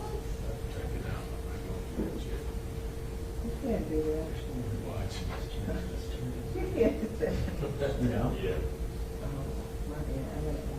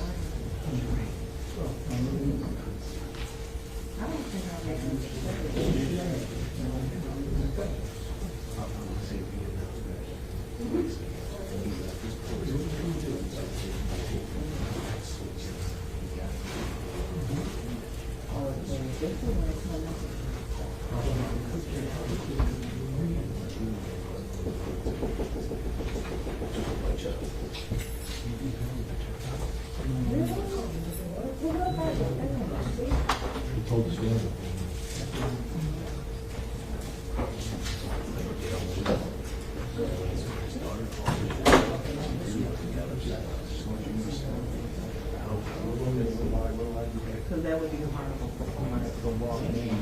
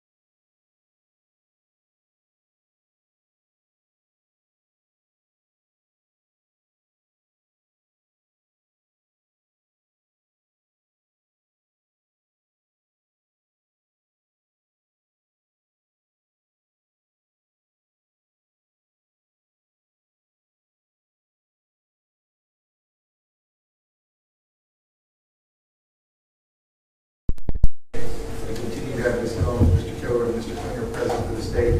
I continue to have Mr. Eigler present, and Mr. Peterson, who likewise is present. They're outside the presence of the jury. State, anything you need to address before we resume our presentation? Defense, anything you need to address? No, Your Honor, thank you. Okay. Please bring the jury back.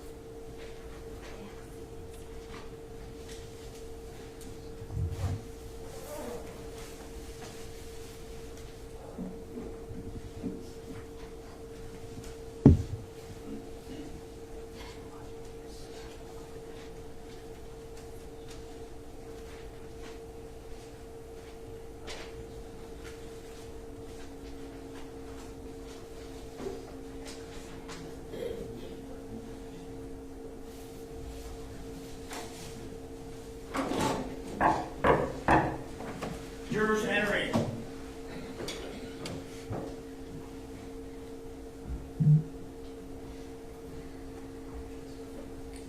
Ladies and gentlemen, welcome back. Come on in.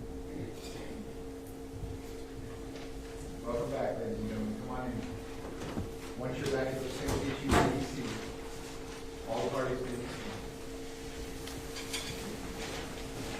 Ladies and gentlemen, those of you who don't have a reading on that, yourself that second.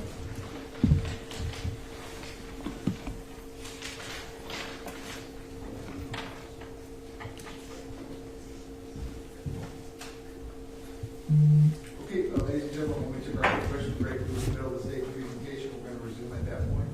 State, when you are ready, you may call your next witness. Thank you, Your Honor. The state calls Ashley Hazel Teener to the stand.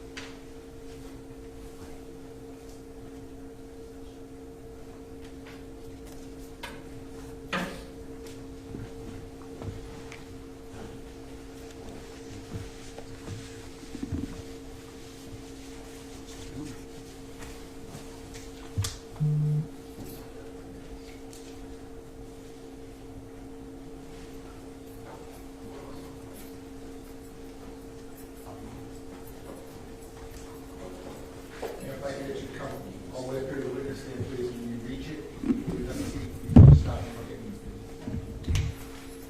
Raise your right. You swear to tell the truth, the whole truth, nothing but the truth. Yes. Please be seated. And once you're seated, if I get you to scoot that chair all the way up as far as it will go. Can you please state your full name and spell your full name? Yes, it's Ashley Pasteltiner, ASHLEY-PASTELTINER.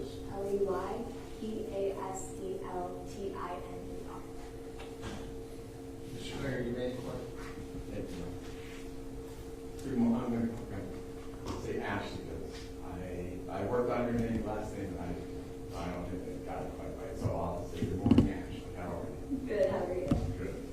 Ashley, could you please tell the jury, are you currently employed? Yes, I am at Walker's. And did you recently graduate from college? Yes, a few weeks ago. Where did you go to high school? I went to Marjory Stoneman High School. And where is that located? Parkland. In Broward. Yes. Were you there at the Marjory Stoneman High School on February 14, 2018? Yes. That afternoon, let's say approximately 2:15 in the afternoon, were you in class? Yes, I was. Okay, what type of class were you in? I was in my drama class in the 700 building. And can you describe the 700 building? And by that I mean, is it classrooms are inside? Do you go inside to go to classrooms, or are they outside? They're kind of like the indoor-outdoor setup. So, like when you open the door to leave, you go outside immediately. Okay, so no interior corridors? No, okay. And I'm going to put up a map for you, and Judge, if I could have the pencil, thank you. And then it states one.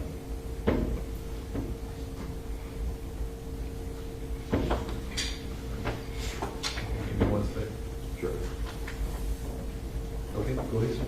Thank you. Ashley, you see, if you could hit the pencil and then go ahead and circle for us which building is the 700 building. Yeah, here. Well, that's where my classroom is. Okay, so you made a circle that could you just make a little line around the whole building itself? Yeah. Thank you. And so the inner circle then that you've drawn would be where your classroom was located? Yeah, around there. Okay, and what building did you, if you're exiting your classroom, Which building did your classroom face? The 1200 building. That afternoon, while you were in class, did anything unusual occur?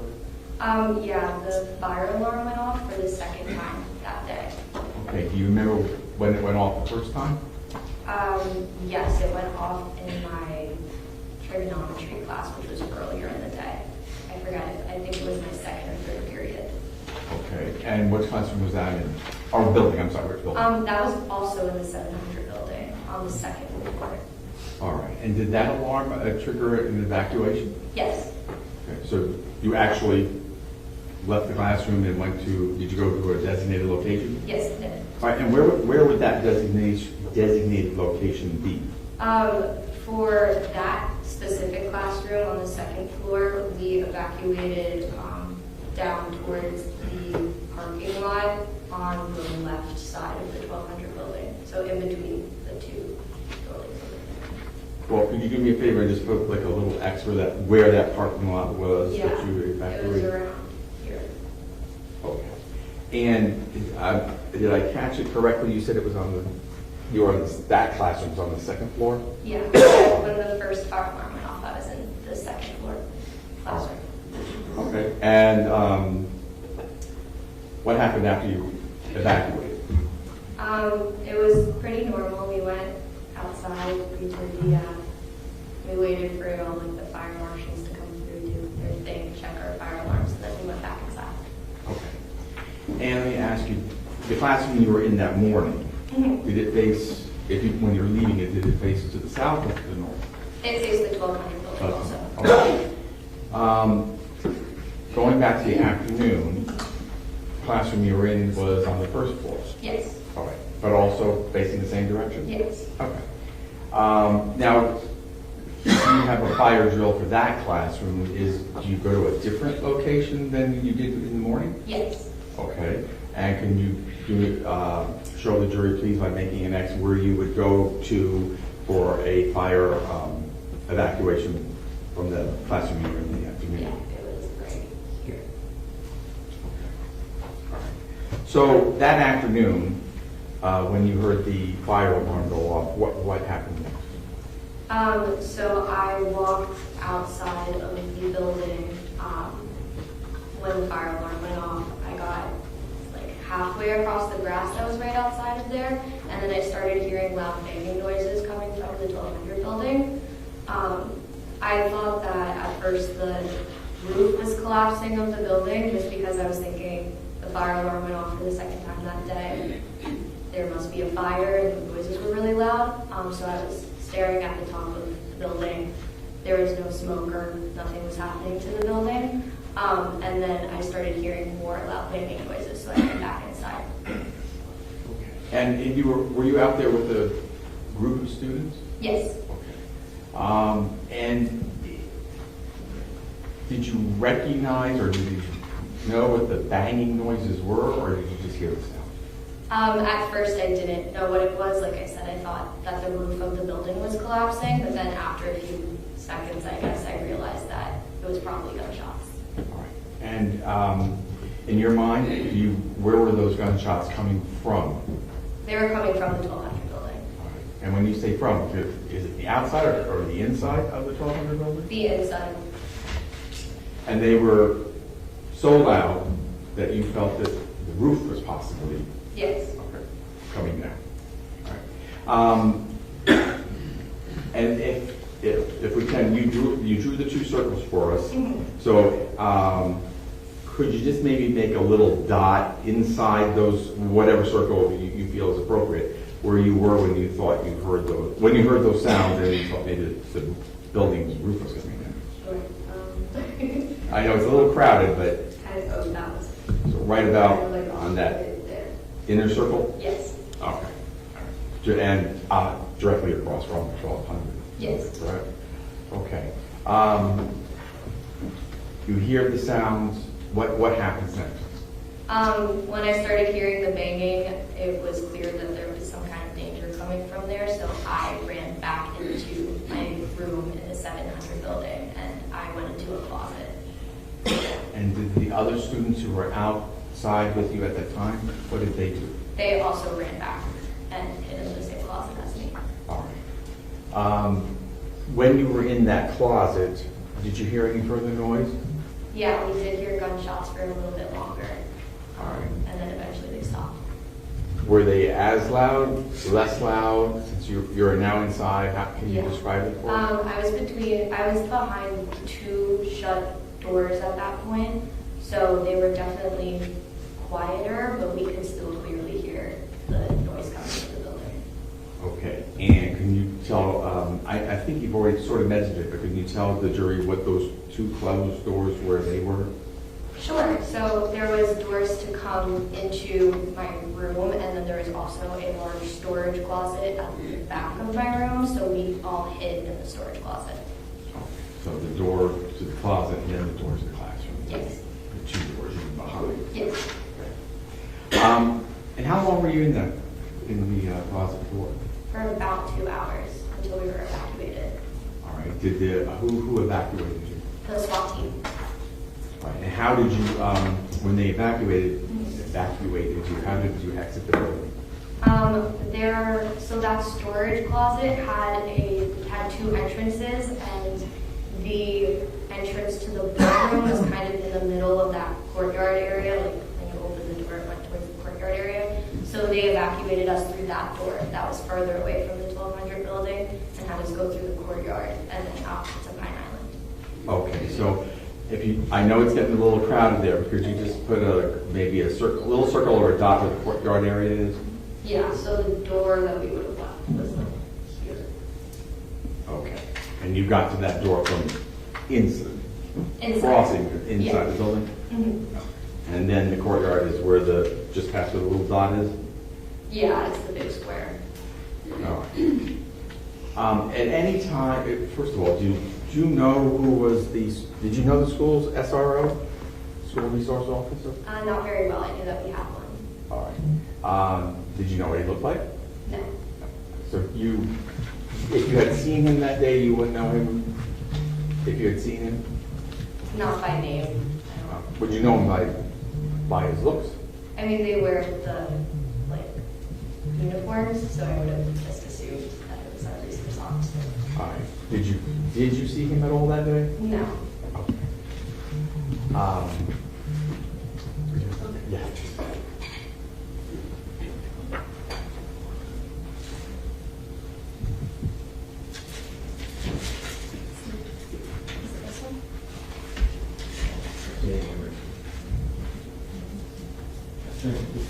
Has to show what's in evidence.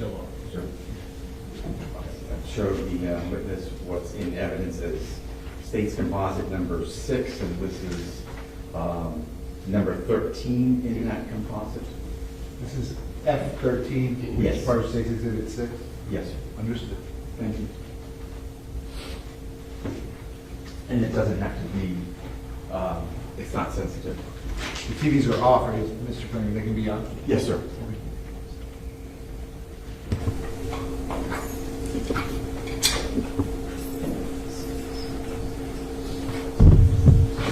Can you see the video? Yes. Oh, great.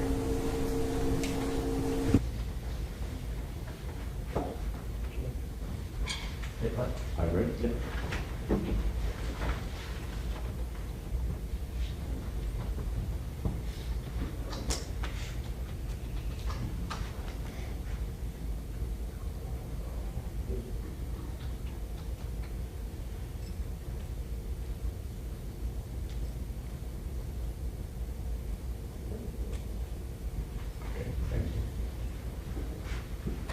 Do you recognize what was happening in that video? Yes. And was that, does that video accurately show the point in time when you evacuated the second time that day from the 700 building? Yes.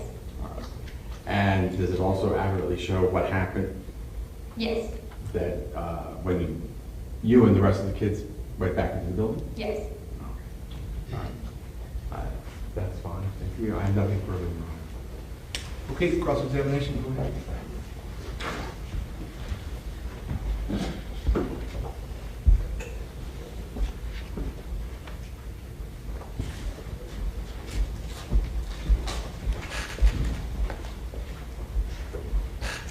Good morning, Ashley. Good morning. Great to see you again.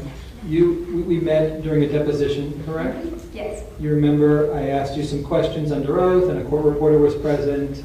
Yes. Remember that? Okay. I treated you fairly, right? Yes. Good. Okay.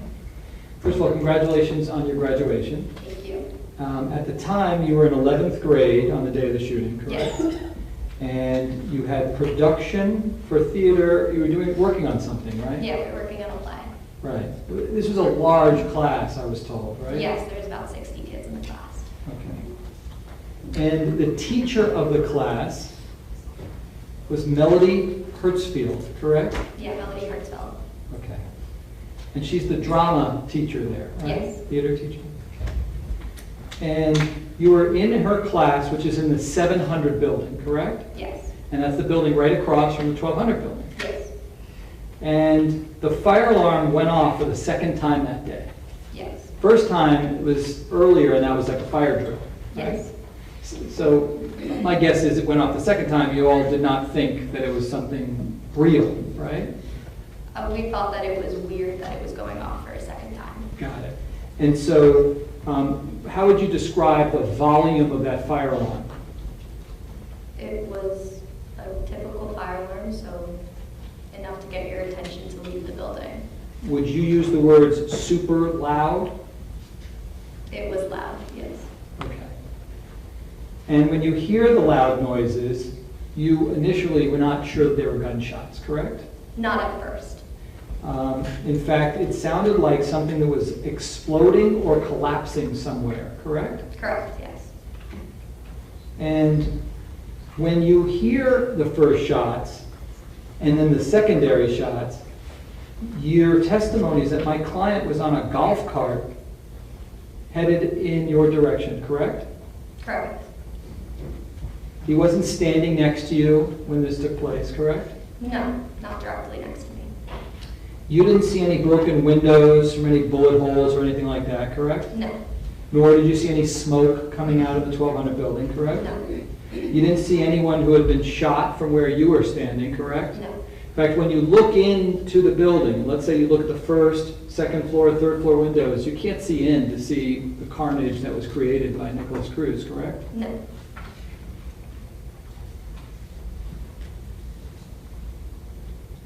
And when you initially heard the shots, your direction of sight was drawn to the top of the building, correct? It was drawn towards the third floor roof area. Okay.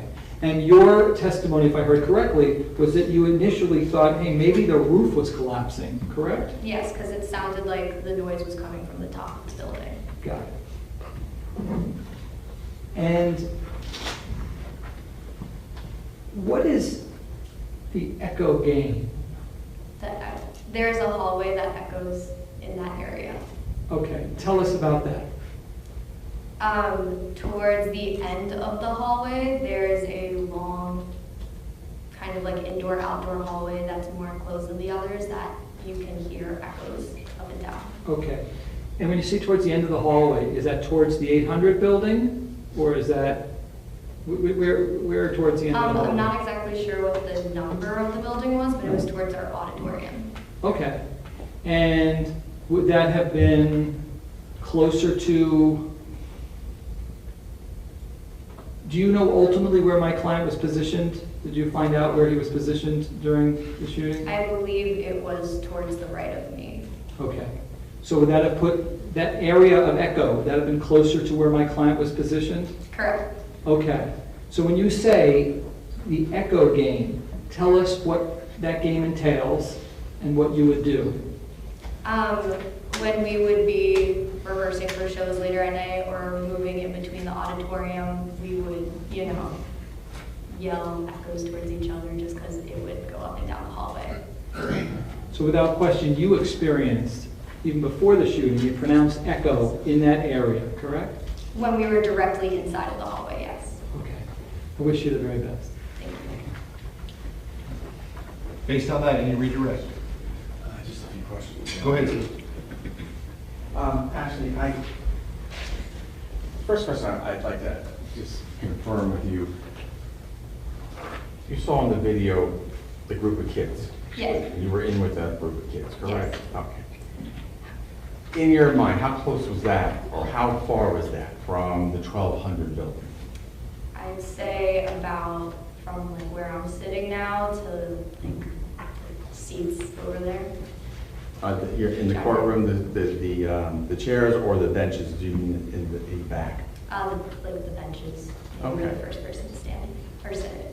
All right, and so when you're in that area, okay, you're not in that echo hallway, No, not correct? at all. Okay, and are you familiar with the east end, the front of the 1200 building? Yes, You've walked by that building many times? many times. And if you were standing, do you remember at all the water pipes that are sort of in the front of that building? Sure. Okay. If you were standing in that area, would you be in the echo hallway? No, that would be behind you. So Okay. if so you're that- standing in front of it, you wouldn't hear All right, so you wouldn't have an echo because you're not in the hall. because you're not inside the hallway, correct? All right. Further questions? Based on that, any recross? No, Your Honor. State, is the witness excused? Yes, sir. You may step down. Thank you very much. While she is doing that, State, you may call your next witness. State calls Officer Richard Best.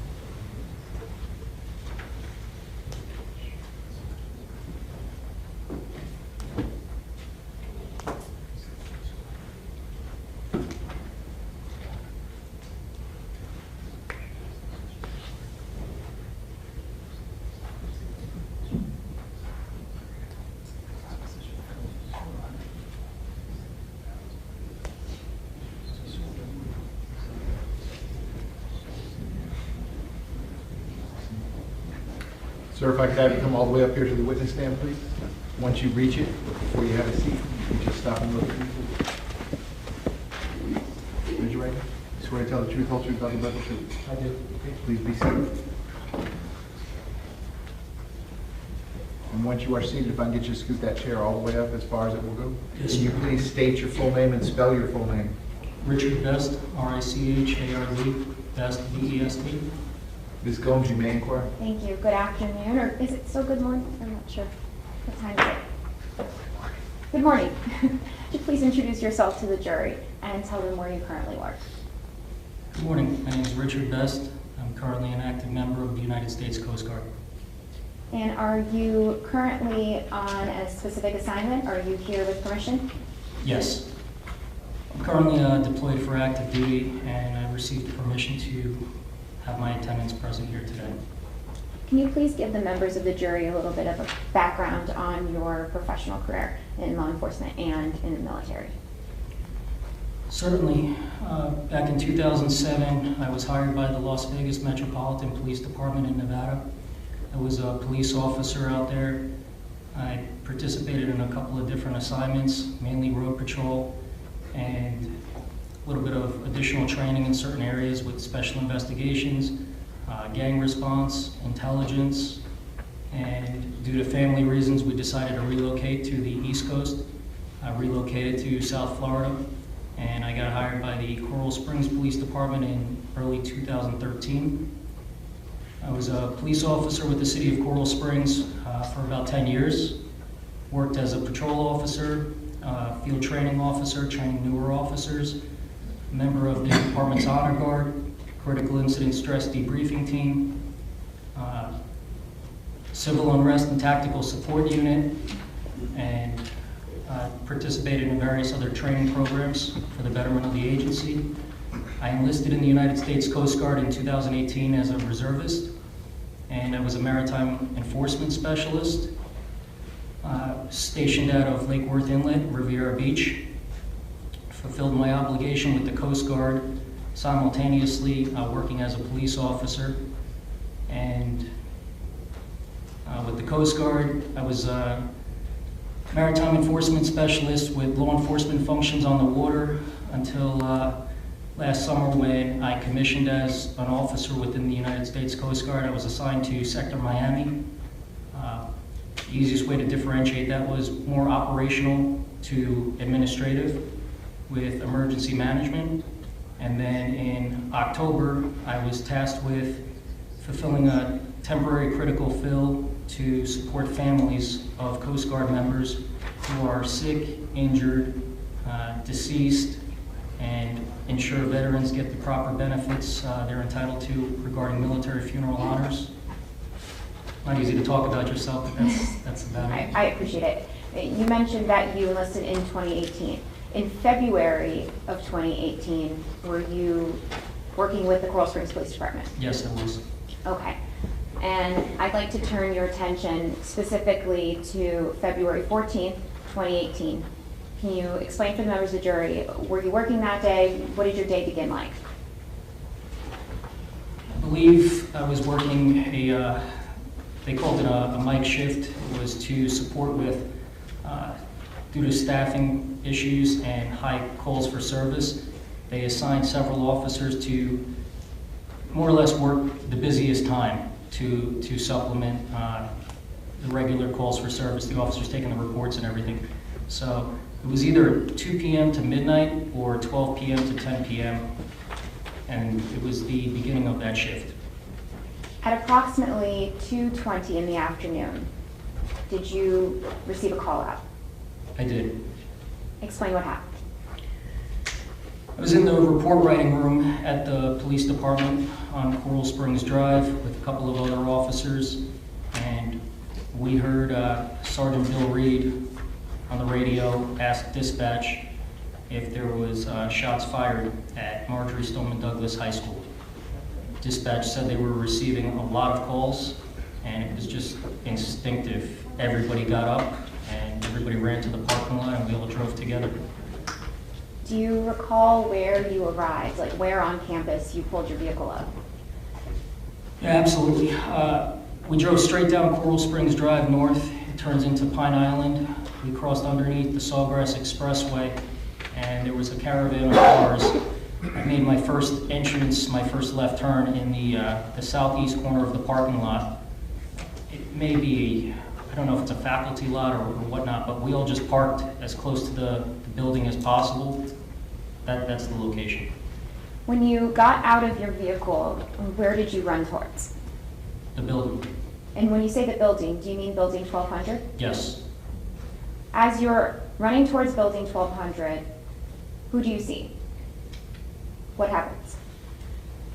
There was a lot of us. I followed Sergeant Bruce Kozlowski from the vehicle, and we ran north along the side, and Sergeant Kozlowski was telling other officers to stop at doors along the way as we were making our way to the north end of the school. We knew that the building 1200 was the far north end, but Sergeant Kozlowski did not want any shooter or shooters to go past us and out and get away, so he had officers stop along the way. We got to the north part of the parking lot, and Sergeant Kozlowski, myself, there may have been more, we rallied up with Officer Tim Burton, who was just arriving in his car. Now, you mentioned that you were concerned that there may have been still the shooter on campus. Is that correct?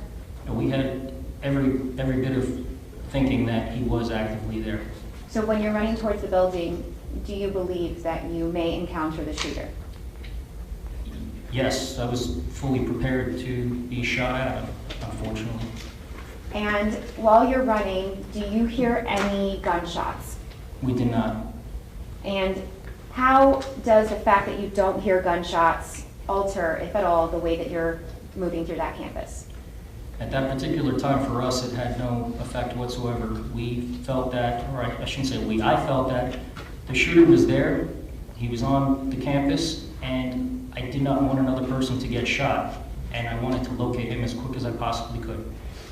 When you meet up with Tim Burton, where are you in proximity to the 1200 building? I didn't know the building at the time, but now I know that Tim Burton was just to the east of it.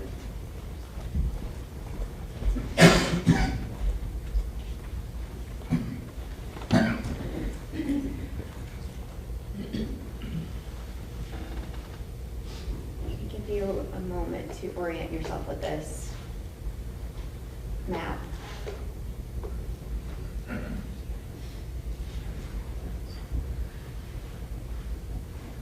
Now I'm going to zoom in to the 1200 building.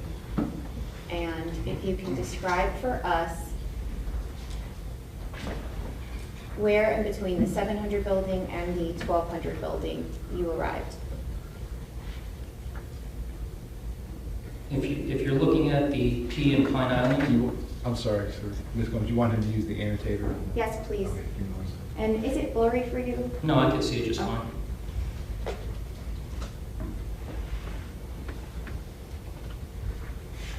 could just zoom. Okay. Go ahead. And I selected the marker for you, so you should be able to mark the screen. You know exactly from the cameras and everything, but from my recollection, we were somewhere right in that area. That's where Tim Burton was with his vehicle. Okay. And when you saw Tim Burton, what was he doing? And who is Tim Burton? I apologize. A Coral Springs police officer. And what was he doing? It happened really quickly. I believe he had just gotten out of his vehicle, and we were just out loud moving forward. It was just forward momentum. What happens when you move past Tim Burton? Where do you go next? All of us immediately located the one deputy standing. Do you want me to touch where that was? Yes, please. Where was that deputy standing? Right in this area over here. So when we arrived, we saw the one deputy, and then we saw the building, and we made the decision. Sergeant Kozlowski and Tim Burton said somebody needs to get with that deputy so we can communicate. Was that deputy Scot Peterson the defendant in this case? Yes. Why was it important to get with the defendant? We figured that he's already on the campus, and we know that our agencies had 2 separate radio channels. We knew that they were not patched at the same time, and the fear was there was just multiple layers of information, and it would be better to get additional information live from somebody that's already there. Was in that moment the defendant the real-time information that you were seeking? Yes. When you walked towards the defendant, describe for the jury what he was doing, if anything. I ran towards him very quickly. And why did you run quickly? I regretted it at the time, but we made the decision that somebody needed to get with him, and if you look at the building, we thought that the shooter was there, and once I took a few steps forward, I realized that I was like a sitting duck. It was a very bad tactical decision because he had higher ground, the shooter, and he could have picked me off very easily, and I would not have even been able to know where the shots were coming from specifically. But I ran, I got with the deputy pretty quickly. In that situation where you're exposed, would the position that, how do you say his name? Kozlowski? Kozlowski. Kozlowski. Was Kozlowski in a safer position in that moment? Nobody was really in a safe position. It was just very fluid. As soon as we saw Officer Burton, it's not like he was standing doing nothing by the car. He presumably, it looked like he had just gotten out of the car, and we were trying to go forward. So when you approach the defendant, and do you see the man that you approached in the courtroom today? I do. Okay, can you please identify him by an article of clothing? He's wearing looks like a bluish suit jacket and a blue tie. Okay, can I let the record reflect the in-court identification? The record shall so reflect. You may proceed. Thank you. And so you run up to the defendant and describe for the jury what happens next. I literally said, "Hey brother, what do we got?" And he said, "Shots fired, 2nd or 3rd floor." And he was standing there looking at the building in front of us, the 1200 building. And I don't think I used the radio. There was a lot of radio traffic. And I just remember yelling out, "Shots fired, 2nd or 3rd floor." And that was directed towards Sergeant Kozlowski, Officer Burton. And there were definitely other officers there. I don't recall specifically other than Officer Whittington and Officer Carvalho, but there were more officers there. When the defendant said shots fired second or third floor, was it obvious that he meant inside the 1200 building? Yes. After the defendant told you where the shots were coming from, what did you do next? There was radio traffic between a lot of people, but mainly Sergeant Kozlowski and Sergeant Mazzi. Sergeant Mazzi's team of officers was on the opposite side. So, like here, for example, that's the west side. There was a group of officers over there, and then Sergeant Kozlowski and these officers went over here, which is the east side. And there was a lot of just yelling back and forth.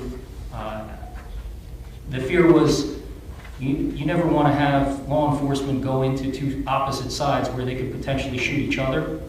So there was a lot of specific intended communication.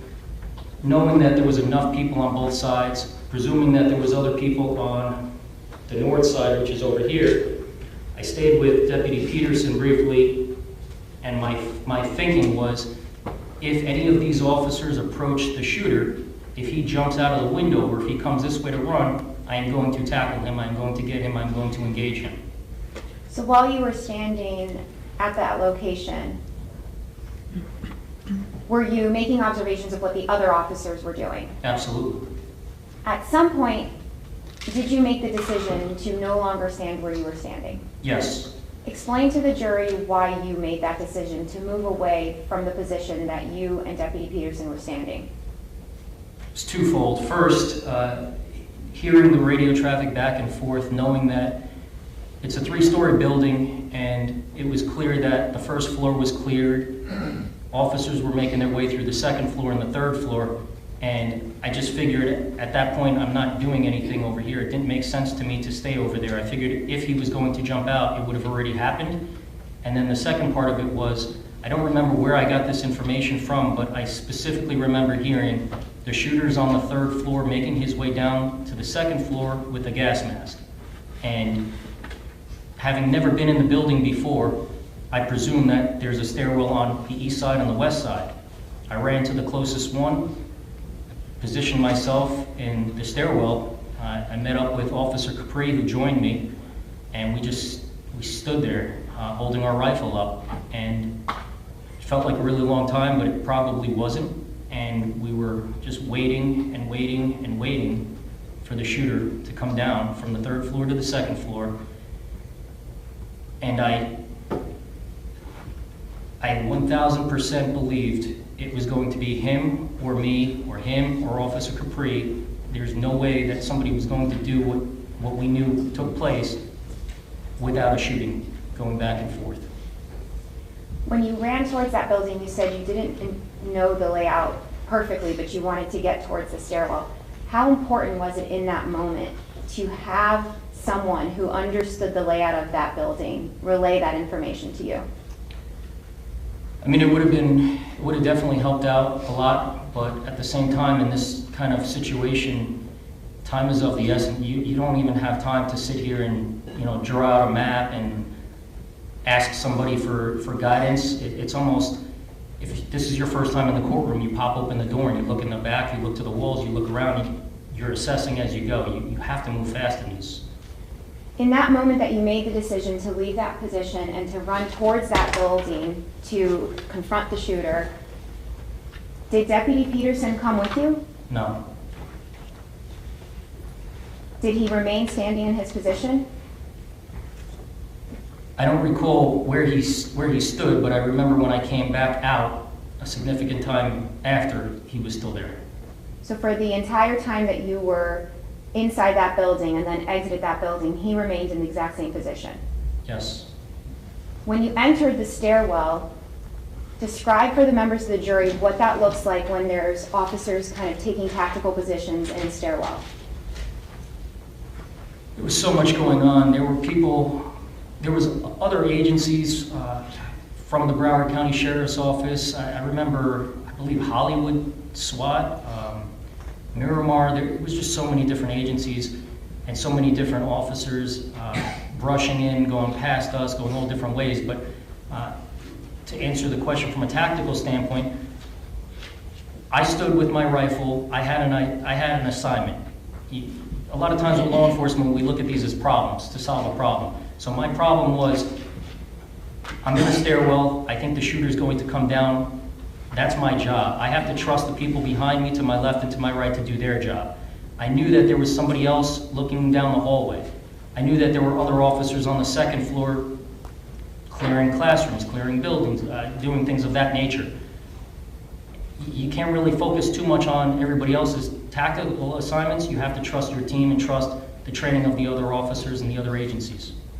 Did everybody kind of find a job and do it? Yes.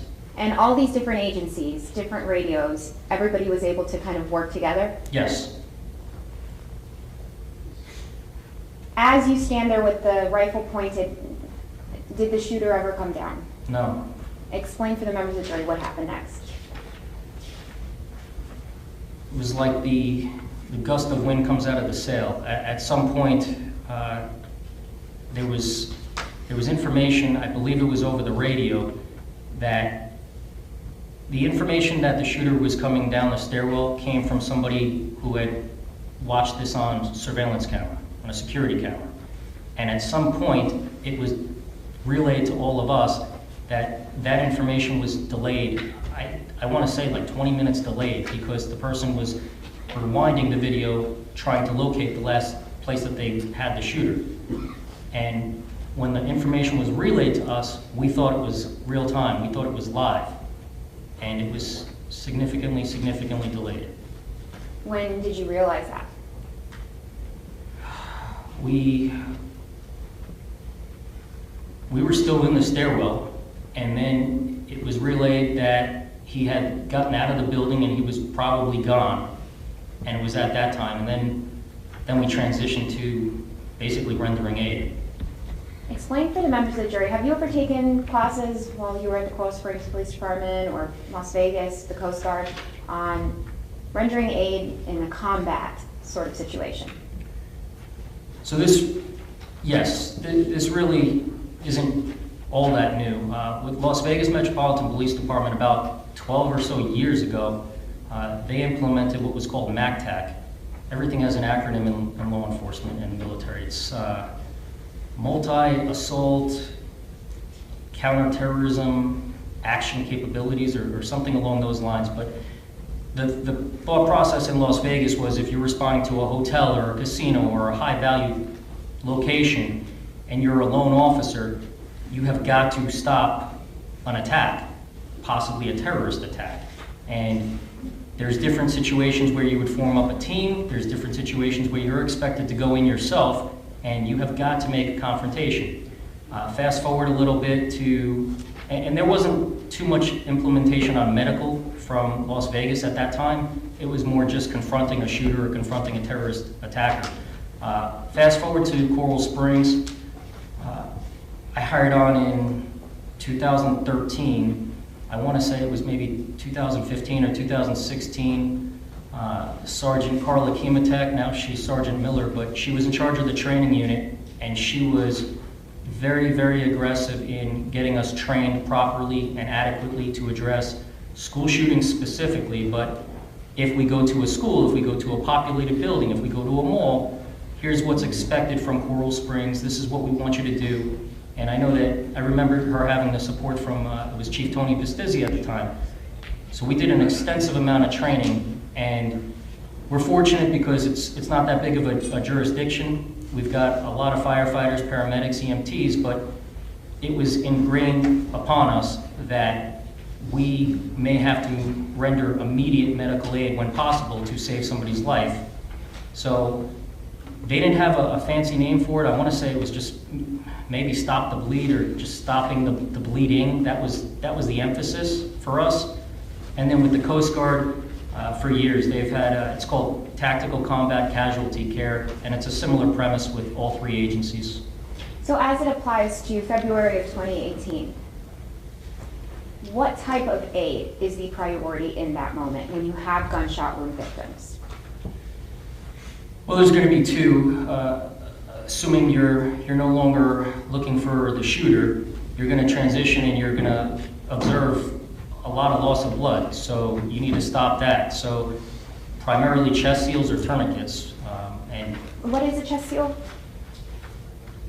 It's basically meant to, it's a little clear plastic piece. You open it up, you put it onto either the front chest area, the abdomen, the back, the neck, over an open wound. And the goal is to just stop air from getting in and complicating the wound. We were never, trained paramedics or EMTs, so we just got the bare minimum training on what it was and what it accomplished. But we had very definitive tasking where here's a chest seal, here's how you would use a chest seal, here's how it would help save somebody's life, similar to a tourniquet with its own application. A tourniquet would be on limbs, arms and legs, and you want to stop the flow of blood, stop the blood flow. But I should also mention, we've also been told that you might not have a tourniquet or a chest seal. I mean, you could use, I could rip off my shirt and make that a tourniquet. Applying pressure on wounds, things like that are nothing new. And are chest seals, tourniquets, I even suppose, makeshift tourniquets, an understood necessary tool throughout law enforcement? Absolutely. And in a situation where there are several children that have been shot, explain for the members of the jury how you would kind of triage and how you determine what to do in that situation. I hate to sound insensitive, but the reality is you have to make very, very quick decisions. It's similar in the military as it is law enforcement, fire rescue, everybody's the same in this. If you've got 10 people on the ground, whether they're children or adults, and you're looking at them, if somebody looks deceased, you're moving on to the next. If there's a chance at saving somebody's life, you're going to try to save their life. And you have to make a decision on, who stands the best opportunity, and they're split-second decisions. You're not really doing a full head-to-toe evaluation. Like in this particular case, I didn't get too involved with that, but I helped with several victims. We transported them over to a golf cart, and we knew that that golf cart was then taking them over to a triage location. Exactly what I just described was taking place at the triage location. And then they were making a decision on taking them to different hospitals. And it's just, it's a cycle. I hate to sound insensitive, but you have to prioritize, if you can save somebody's life or not. How important is it when triaging and trying to save lives to have all hands on deck, anybody who's available and able-bodied to help, especially law enforcement? Especially in this case with the amount of victims, amount of injured people, everybody played a part. Sometimes you can have too many people. I really don't think in this particular case you could have had too many people. It was controlled chaos. We didn't really have egos on the ground.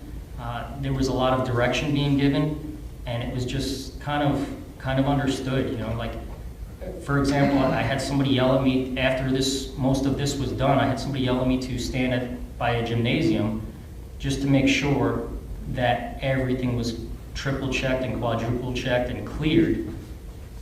I don't know who told me to do that. I just did it. Likewise, if I would have given somebody direction, I would think that they would have followed it.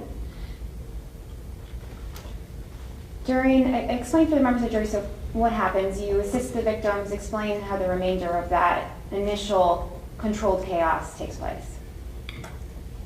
So we know that the shooter's gone, but it was again relayed. Sergeant Kozlowski was adamant, keeping everybody focused because it's very easy to become complacent. And when we found out that the shooter had left the campus, I can't speak for everybody, but I feel like everybody felt the same way, that we had failed. We didn't get here quick enough. We didn't do enough. We didn't catch him. And it was important that we knew that there could potentially be, there could be bombs, there could be booby traps, there could be other shooters, there could be other people, there could be other situations present, and we can't just, walk away. We knew that those that needed medical attention were getting medical attention, but we couldn't just put our heads down and think that, okay, there's no more threat. There was a ton of faculty. They were absolutely incredible and amazing. They evacuated children, listening to all the directions from law enforcement. I remember yelling at some teachers to, go with the children. Everybody listened and everybody did that, going to the specific areas they were told to go to. And then we remained over there for quite a long time. There was an update over the radio that a Coconut Creek police officer had located the shooter. He was taken into custody in a residential area not too far from the school. A bunch of officers went to assist him with that, but those of us that were at the school, we stayed at the school. That was our job, that was our tasking. A bunch of politicians showed up, a bunch of cameras were there, command staff, mobile command posts, and then multiple SWAT teams methodically cleared the buildings. I was happy to see them do that because they have a lot more training in building clearing, so they can definitely do it a lot better than most normal road patrol officers. And at some point it was just deemed that, okay, this building is safe. I don't remember what time that was. It seemed like a long time, but then I returned back to the Emergency Operations Center at the Coral Springs Police Department. Was it evening time by the time this was all over? Yes. You just explained that SWAT has more experience in clearing buildings. Can you explain for the members of the jury the difference between clearing a building once there's no shooter and how to respond when there is a live shooter?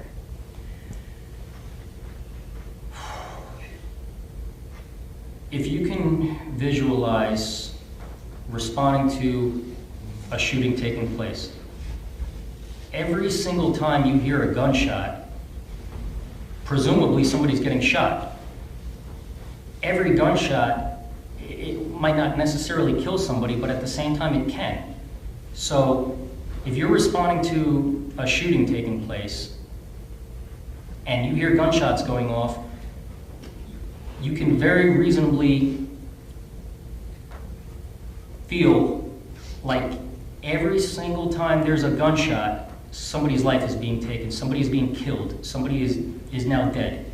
I don't know how else to visually explain or describe that, but that's why after Columbine, there's this huge push on law enforcement across the country to adapt this response. It's not that I as one police officer want to ever go into that situation by myself, but that's the understanding. I mean, you sign up to do this job and that's it. To answer your question further, I remember the second part. With SWAT methodically clearing a building, if there is no shooting taking place, from a road patrol perspective, I receive training, but it's not consistent training with building clearing. The SWAT team, they train usually once or twice every single month, and that's their bread and butter. It's like telling a cook how to make a meal. I mean, that's all they do. So they know how to do it safely, quickly, efficiently. They have more protection, greater weapons, etc. But going back to that day when we felt that the shooter or shooters were no longer present, it was great to have trained SWAT officers from multiple agencies conducting the building clearing because they're going to be very methodical. They're going to know the hard corners, what to look for, avenues of escape, things like that. And if you wanted a bunch of patrol officers to do it, it would take us far longer. It wouldn't be as safe, and it wouldn't be as effective. Is it necessary to have SWAT in order to enter a building to confront a shooter? No, absolutely not. I mean, to the contrary, that's what happened with Columbine. That's what changed. It used to be understood that you would set up a perimeter around the school or the building and you'd wait for SWAT for the reasons I just described. But it's understood that the longer you wait, the more damage is being done, the more people are being harmed or killed. Would you, in a situation where there are gunshots going, that active stimulus, ever order officers to stay 500 feet back? Ever. Why not? I would be asking the complete opposite. I would be saying, I'm running into this building on the east side. here's where shots are fired, or I'm running in from the north or running in from the west, I would be telling them where I'm going, counting on, at some point, engaging a shooter and having backup as soon as I could possibly get it. And on February 14th, if there had been gunshots going, even if you had been told to stay 500 feet back, what would you have done? I wouldn't have listened to the order. I would have taken the discipline or taken the hit. It's hard to put yourself in other people's shoes, so I'm not going to speculate on other people. I see things all the time with law enforcement that I don't agree with, and I say, why didn't they stand up, or why didn't they do this, or why didn't they do that? I can only answer for me personally. And me personally, if I hear shots being fired, you have to go in, you have to stop the threat. People are more than likely being shot or killed, and statistically speaking, it's about 100% guaranteed that when an active shooter is confronted, the threat stops. Something changes. Either they stop shooting, they surrender, they give in, they're killed. Something changes, but they cannot go unchallenged.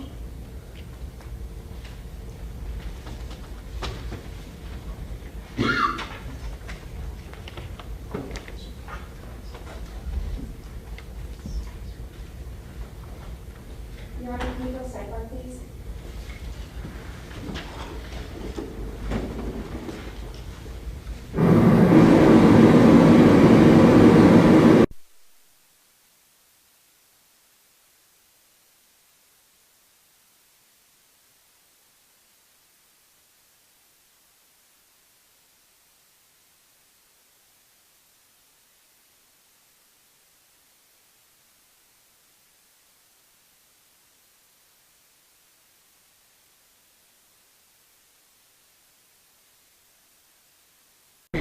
Ladies and gentlemen, we're going to press pause on the direct examination of the witness at this point. I'm going to send you to lunch, and we're going to pick it up after the lunch break. Same admonition as always. Please do not discuss the facts of the case, the evidence, the witnesses, or the testimony amongst yourselves or anyone else until we reach the end of the trial. I'll tell you when that is. I hope you all have a nice lunch break. If you leave the notepads and the envelopes in your chairs, they will be waiting for you when you come back. I'm going to ask you to please be back at the jury room. Let's call it 1:40 p.m. 1:40 p.m. Have a nice lunch.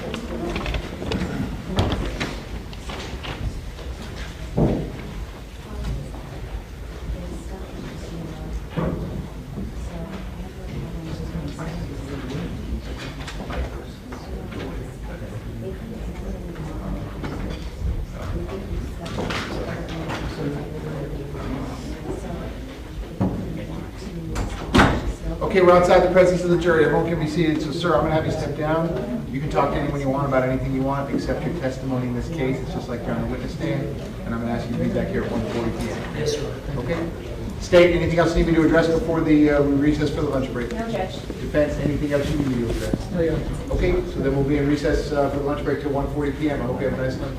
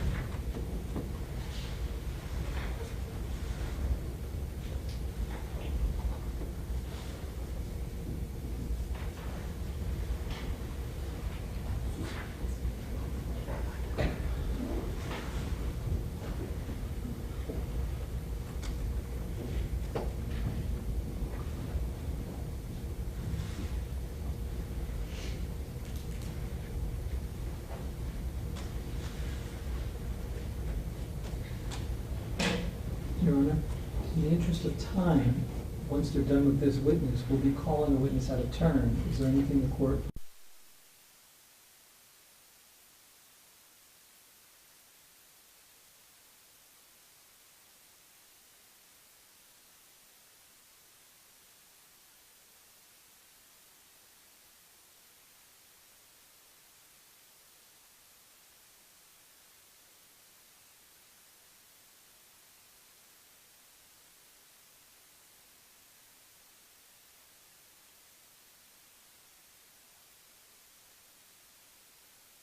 Peterson, 197166 CF10A. I have Ms. Gomes, Mr. Kilmer present for the state.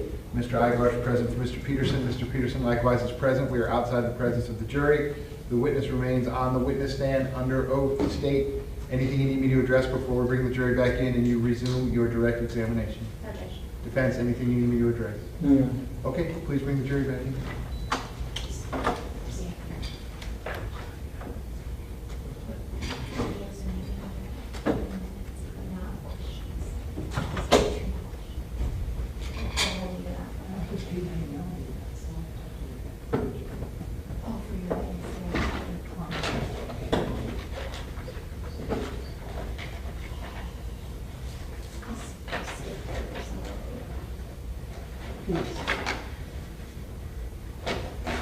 Ms. Gomes, when your presentation resumes, this is going to be material that the TVs need to be off for. One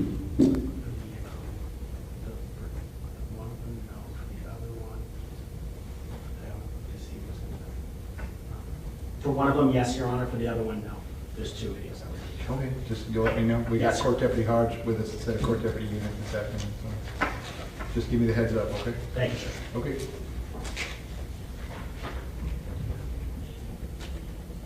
Yeah, sorry, yeah. I'll bring it to you.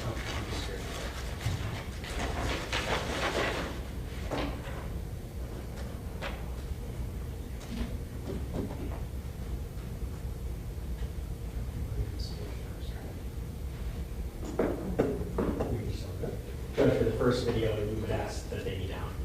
So the first one on the TV is going to be on? Yes. Okay. Court Deputy Hodge, can you turn those TVs off out there, please? Thank you.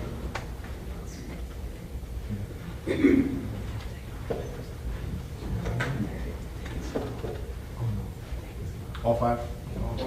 Thank you, sir.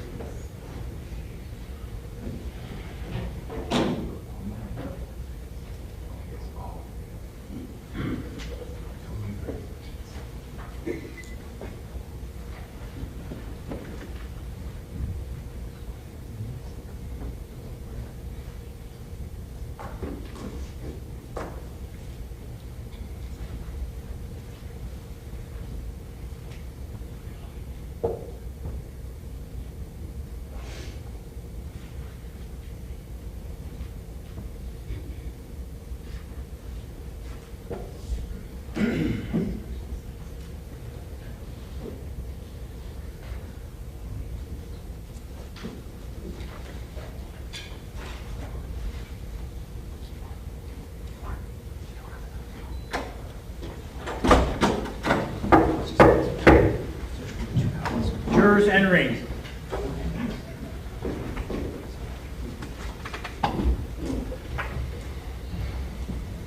Ladies and gentlemen, welcome back. Come on in.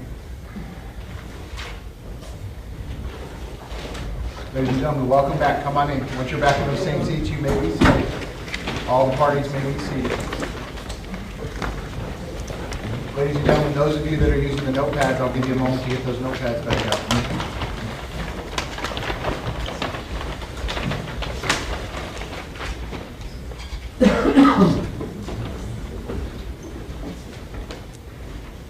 Okay, ladies and gentlemen, when we took our lunch break, we were in the middle of the direct examination of the witness. We're going to resume at that point. The witness remains on the stand under oath. Ms. Gomes, when you are ready, you may proceed.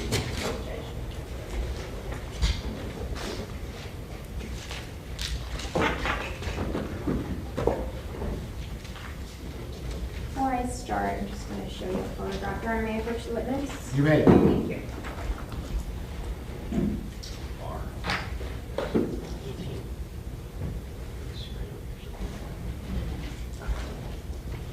We can leave the screen off.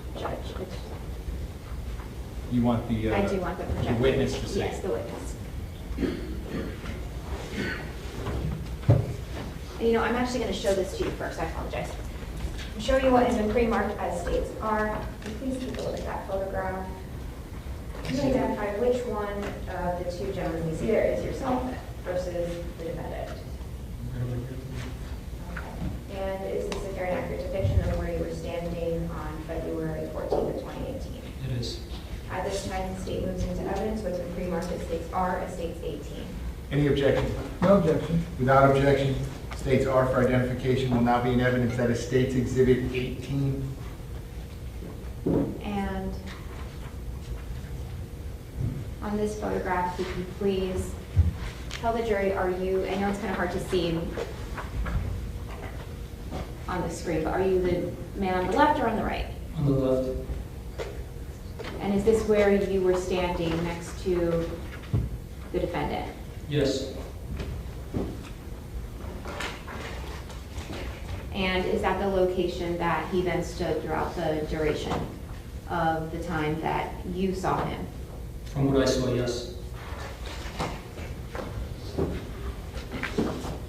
Your Honor, permission to now play for the jury what's already in evidence as states 6F8. This is F8 of States Exhibit 6. Yes, Your Honor. All right, you may proceed.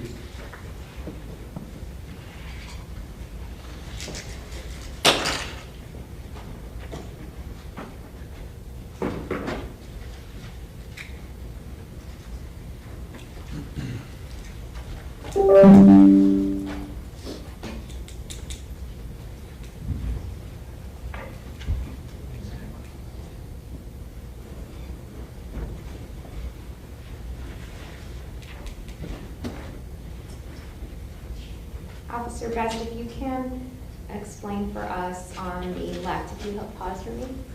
On the left screen, is that the area that you stood with Deputy Peterson? It looks like it, yes. Like,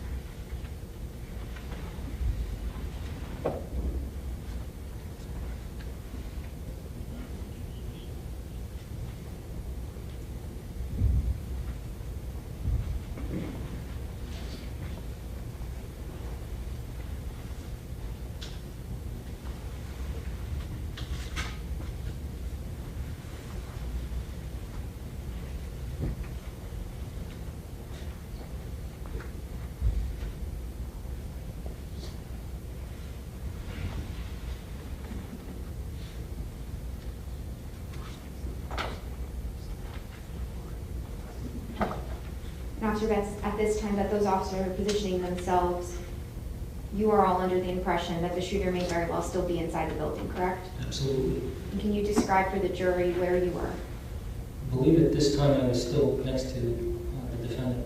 And are those the officers that you then join and assist in entering the stairwell eventually? Yes. You gonna play?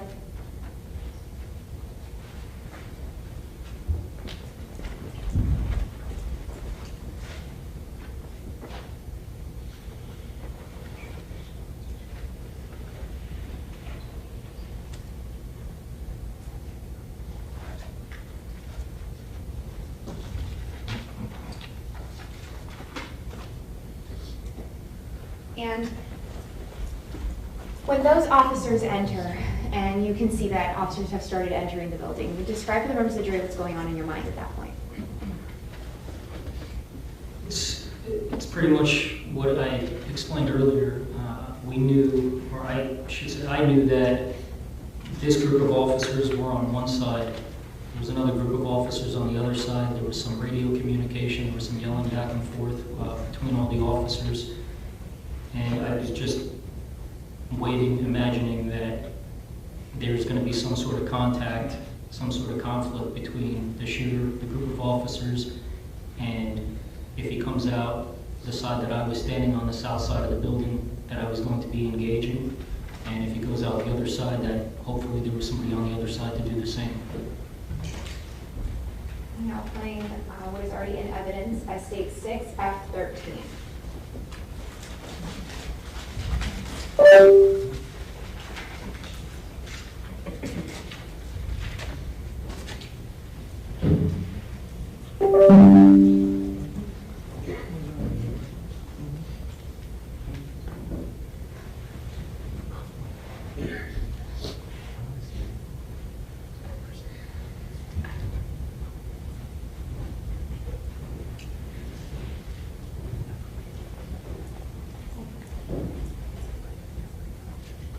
Judge, we can turn the cameras on.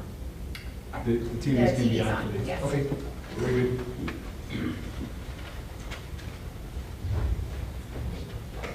Your Honor, is it okay if I stand here so I can? That's fine. You may proceed.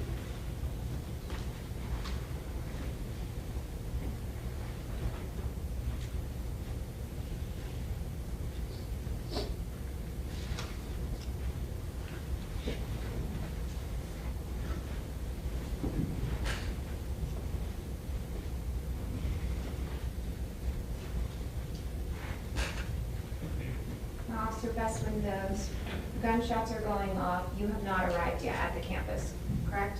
Correct.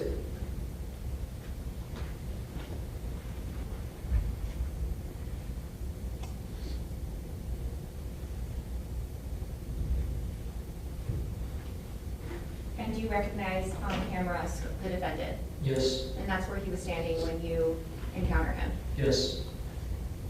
And what's the time on the screen right now? 2:24 p.m.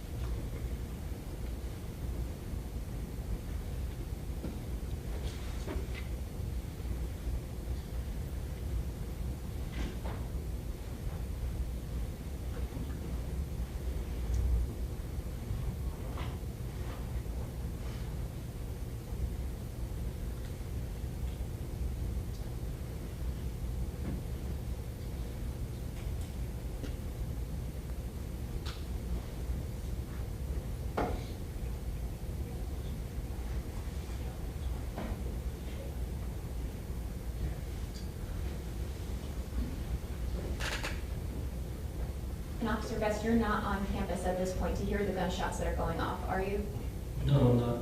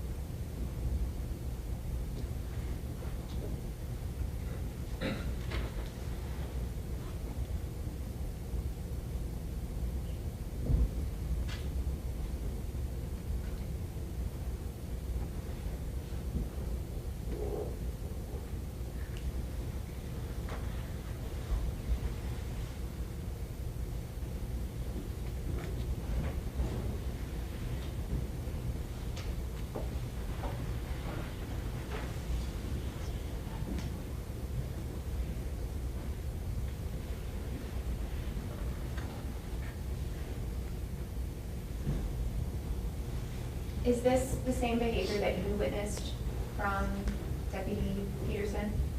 It What is. we see here? Yes.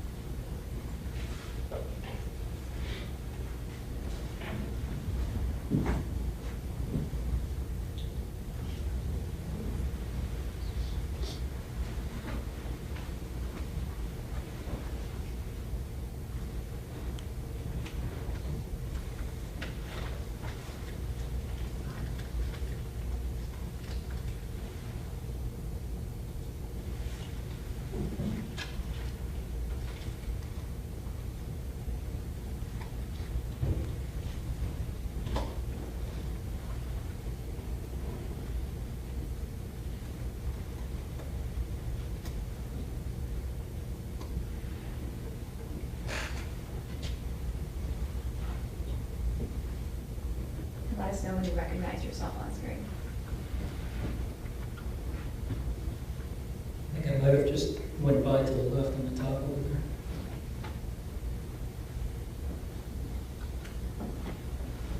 That looks like Sergeant Kozlowski with the shorts and I.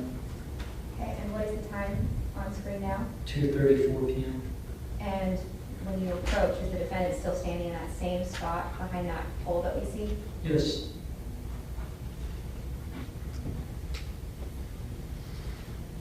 And now are you both standing together? Yes. And when you walked up to him, you said that, repeat what it is that you said to him? I said, "Hey brother, what do we got?" And he said, "Shots fired, second or third floor." Now we can kind of see some shadows. Can you tell us what it is that if you recall, what it is that you're doing from behind this pole? Verbally yelling over to Sergeant Kozlowski and the other group that were on the other side.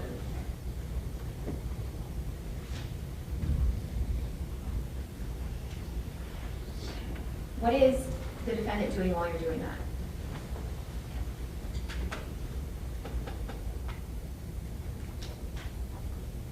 Standing there. I believe he may have had his firearm in his hand, but standing there. I know he was touching his radio a couple of times, but that's really it.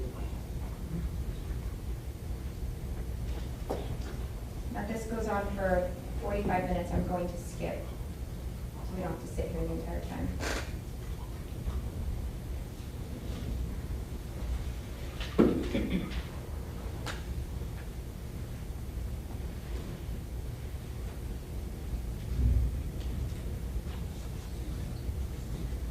Can you read the time on the top of the screen for the members of the jury?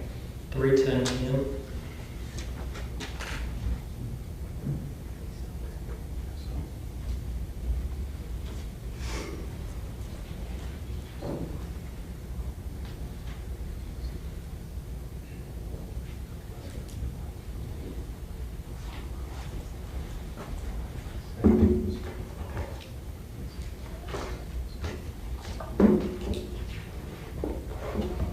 Judge, I have nothing else for the witness. Cross-examination, go ahead. Thank you.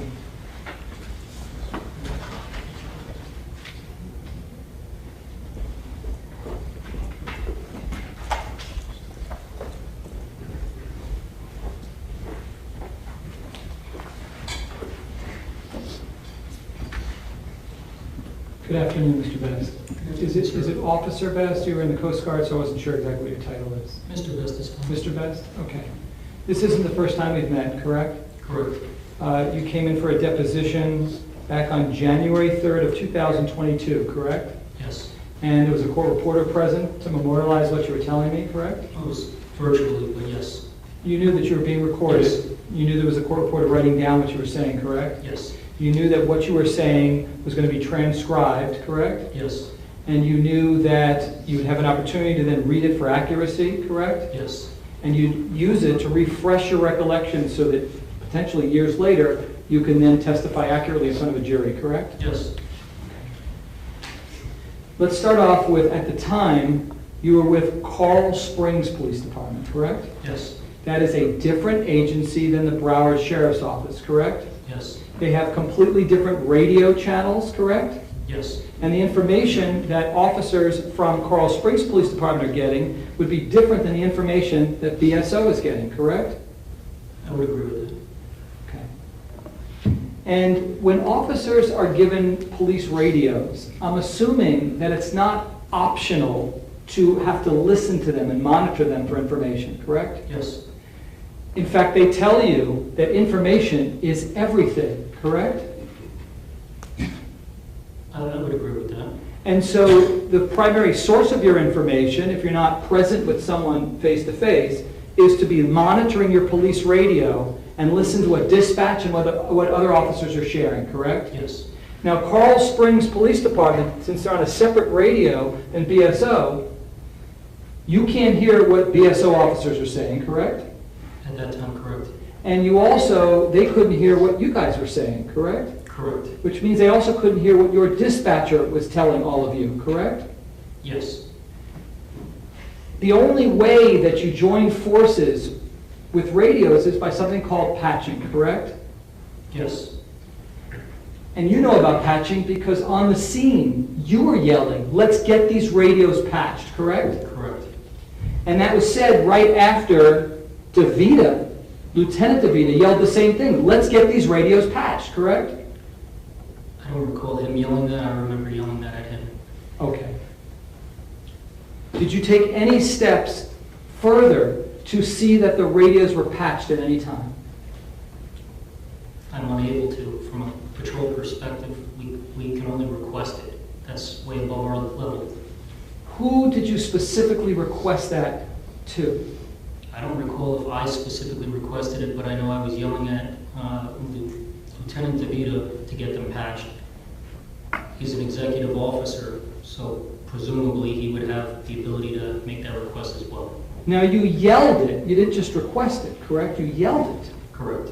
Because that was something that was so important to be done, correct? Yes. Tell the jurors why it's important for my client's radio to be patched with Coral Springs. Well, it works both ways. Either way, when you have multiple agencies, we learned this from September 11th, way back, and somehow we still have issues with this today, but this particular example, if you have Coral Springs, for example, in the Broward County Sheriff's Office, an officer or a deputy can make the request to their dispatch to patch the channels. When they say patch the channels, it's just a fancy way of like a conference call, for example. So anything anybody says, whether it's dispatch, a deputy, or an officer that is on that channel, they can hear the same information. Similarly, with the Coral Springs Police Department, you might have detectives utilizing one radio channel and patrol officers utilizing a main radio channel.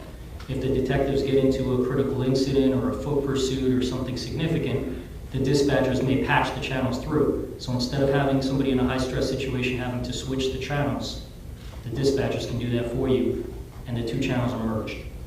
You would use the example, I thought it was pretty good, about a conference call, correct? Like a conference call? Yes, it might not be the best example because it's not an active, continuous, Right. but when you press the button to speak, yes. So it would be unfair to hold someone responsible for material discussed during a conference call unless they're on the conference call, right? That's a confusing question given this situation. I got it. When you arrived at the scene, it was after the shooter had gone, correct? Yes. You arrived and approached Officer Burton, as we saw in the video, at 2:34 p.m., correct? I'd have to look at the time, but I believe so. Okay. Remember when the prosecutor asked you what time it was, you said 2:34, correct? Yes. That's when you approached Burton, correct? Yes. And you approached Burton shortly after you arrived on scene, correct? Yes. Now, where were you coming from before you arrived on scene? The Coral Springs Police Department. How long did it take you to get to Marjory Stoneman Douglas? I would have to see the dispatch time, but it's 2 to 3 miles away from the police department. It's a straight shot down the road, maybe a couple of minutes. Okay. And you're one of those officers who make sure that you monitor your radio continuously, correct? I try to do the best I can. Sure. And especially when you're going to what you believe to be an active shooting situation, you're going to pay close attention so that you can get real-time intelligence, correct? Yes. And that's what you did on this day. You made sure you were listening because that information is critical, correct? Yes. You don't remember any time during the day when you turned off your radio, correct? No. You don't remember any time when you said, I'm not going to listen to dispatch at all, correct? Correct. So you would have heard at 2:26:31 dispatch saying that there is an active shooter at Douglas, correct? I would agree with that, but it's important to point out it's technology. So this happens all the time with agencies all across the country. When there's a transcript from the radio and people say this is what was said, not every radio works 100% of the time. So there are times where you can be standing next to another officer and one radio has the radio traffic, the other one does. It's technology, it's not foolproof. But I would agree with what you're saying. Okay. So you would also then have heard dispatch say, we can hear them in the background. Our 911 lines are blowing up. Were you aware that I you're... remember that. Okay. And by blowing up, you understood that to mean that people were calling in like crazy, 911, correct? Yes. And those calls, the 911 calls, you knew from Marjory Stoneman Douglas were going to the Coral Springs Police Department, correct? Yes. You also knew that they weren't also going to BSO, correct? I did not know that. Okay. And they inform you at 2:26:31 that we have multiple units on the phone. Some are getting EMD. It is confirmed. What is EMD? I don't recall what you're referencing. But do you know what EMD stands for? If you tell me what it stands for, I'll let you know if I know. But I genuinely don't know. I was asking you. You don't know? there's acronyms for everything. I'm sure it means something. It's not coming to me. I got you. So 2 minutes later, you would have also heard Burton specifically announce on your radio, white male, ROTC uniform, burgundy shirt, correct? I remember that, yes. So before you even get to the scene, by the way, which was 2:34 p.m., correct? Yes. We're talking about 6 minutes earlier, you're hearing a description of the specific shooter that was on campus, correct? Yes. And then dispatch repeats, white male, ROTC uniform, burgundy shirt, correct? Yes. And you remember hearing that before you get to the scene, correct? Yes. And then, 25 seconds later, at 2:29, Burton announces on the radio, last seen in the 3-story building north parking lot. You heard that, I right? remember that, yes. And you assumed that they were referring to this guy, this white male, with the ROTC uniform with the burgundy shirt, correct? Yes. And he was last seen in the 3-story building. And you took that to understand to mean the one that you were in front of, the 1200 building, correct? Correct. All right. And then right after Burton says that, at 2:29, you heard someone say, D28, have him advise if he's still shooting.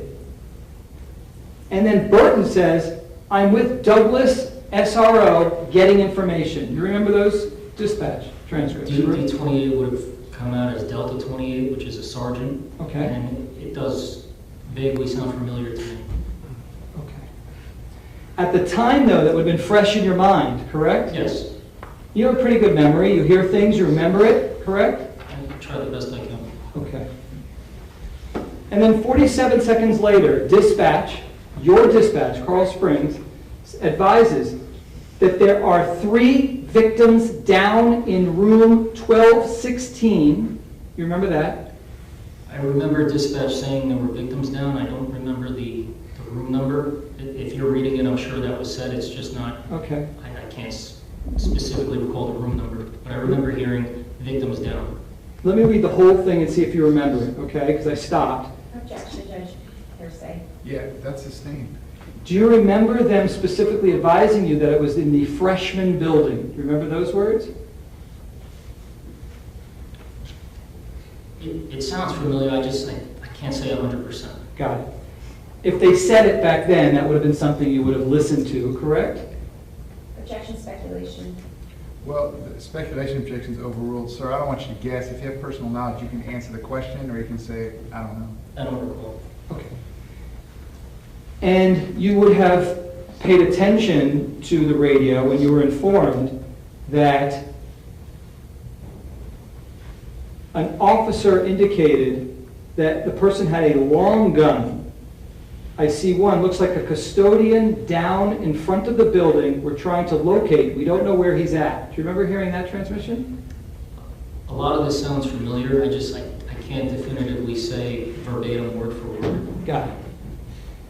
Do you remember Burton saying, and this is again a couple minutes before you arrive at 231:31, I will let you know where it is. It's the 3-story building, is at the northeast corner. It's considered the freshman building. Yes. You remember Burton saying that, correct? Yes. That's again, you're adding that information to your real-time intelligence, correct? Yes.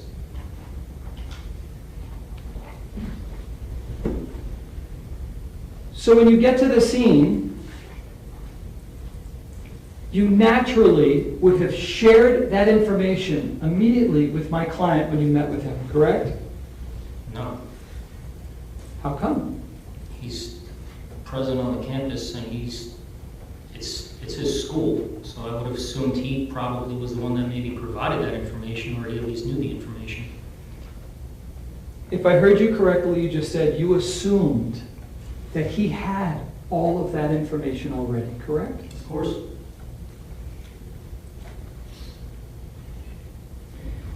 When you arrive on the scene, you're thinking of the +1 rule, right? We always like to do that, yes. It's to try to be safe. Because even though you knew all the information we just described, you still welcome the possibility that there were other shooters on the campus, correct? It's good practice, yes. Why is it good practice? You don't want to ever get complacent. It's kind of like what I mentioned earlier, where we knew that the shooter was gone, but the sergeant had specifically told everybody, stay alert and be cognizant there could be other shooters present. If you find one weapon, you should search for a second weapon. If you find one shooter, you should search for a second shooter. It's a way to avoid being complacent, and it's just standard practice across the country for law enforcement. Did I hear you correctly? You're saying that you knew that the shooter was gone? Not at that particular time. Well, okay. So when you get to the scene, you're thinking that there could be multiple shooters in different locations, correct? When I arrived on the scene, I definitively thought there was at least one shooter, and then for good practice, I was cognizant that there could be additional shooters. Gotcha. And so naturally, with all that information, knowing that the shooter is inside the 1200 building and that there are people injured and or dead, you ran into the 1200 building, did you not?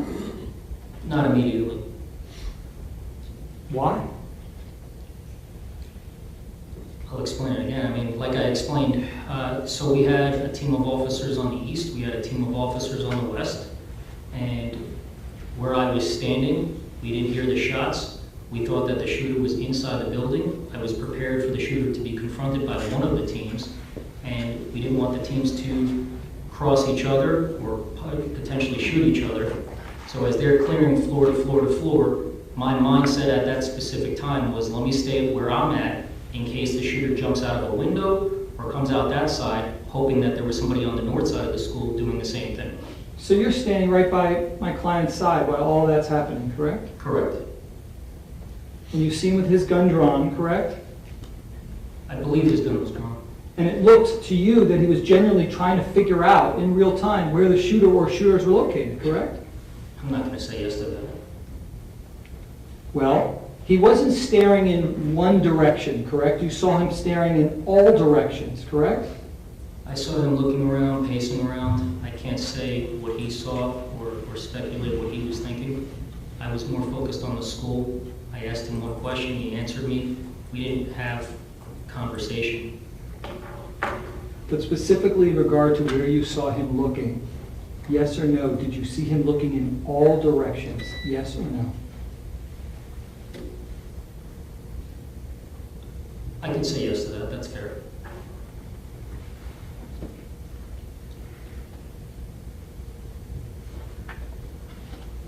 Now, by looking at the 1200 building, you can't tell by looking inside anything, correct? You can't see through the windows, right? I was unable to see through the windows, yes. Right. So to know where the shooter or shooters are located could not be done by looking into the window, correct? I don't want to say yes to that because he specifically told me second or third floor of the building. So, I mean, by that account, you would have to ask him. If you hear noises, you can reference where you're hearing the noises from. It might not be specific, but You assumed that he was getting his intelligence from his school radio because you saw him on it and then relaying information to the officers present, correct? I never said that. Page 30. Okay.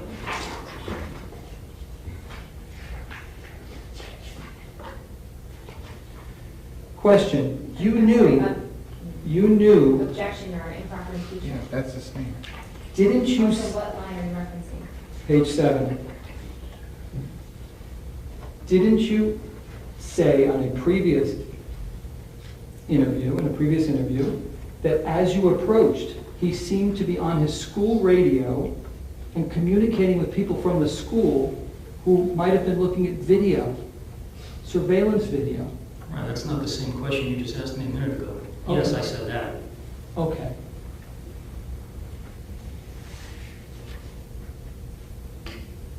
And just so we're clear, as you're standing there looking in through the windows, there'd be no way, if you're looking at the second floor windows, for example, there's no way to tell anything that's going on inside the second floor windows, correct? Objection, speculation. Well, that's overruled, sir. If you have personal knowledge, you can answer the question. Go ahead. It's not a yes or no answer. I'll answer it if you'd like. Okay. From where you're standing, you can't see what's taking place in the hallway or in the classroom, for example, but if somebody approaches one of those windows, you could potentially see what's taking place at the window. Let me clarify. From where you're standing, right next to my client, and you're looking up at the second floor, you can't see in those windows to see any shooter or kids, correct? Correct. And then if you're looking at the third floor, there would be no way to know that there's a shooter or kids in there, correct? Not visually. And so that's why, when my client's announcing second, third floor, you assumed, especially because he's using his radio, that he was speaking with someone in the video room, correct? Objection, counsel testifying. Yeah, that's sustained. Go Why ahead, did- sir, ask another question. Why did you assume that my client was talking with someone on his school radio who was in the video room? Why did you assume that? It's a two-part answer. The first part of the answer is he's obviously got a school radio, so it's reasonable to think that he's talking to somebody on the school property. The second part of that is I would never assume all of the information is coming directly from a radio and only a radio. We're reasonable people. You see things, you hear things, you look around. Sure. There's other things. I don't like how you're inferring that I'm assuming everything is only coming from the radio, because that would not be accurate. You described the scene as chaotic, correct? Yes. You also used words like it was very emotional, correct? Certainly. The situation was also very fluid, you said. What does fluid mean? Describe that for the jurors. Fluid it's a term that's frequently used, rapidly developing, changing. It's not staying the same. So 1 minute you think something, and then it can easily change based upon what you learn, correct? Correct. What you see, Yes. what you feel. Yes.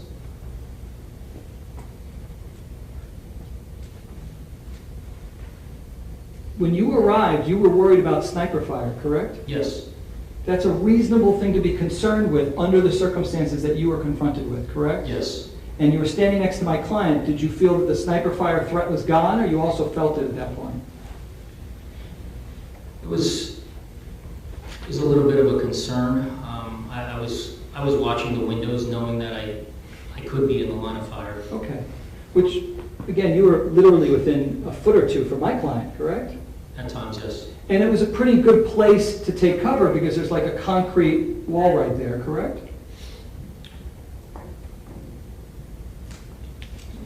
Yes, I would agree with that, if that's what your goal is, sure.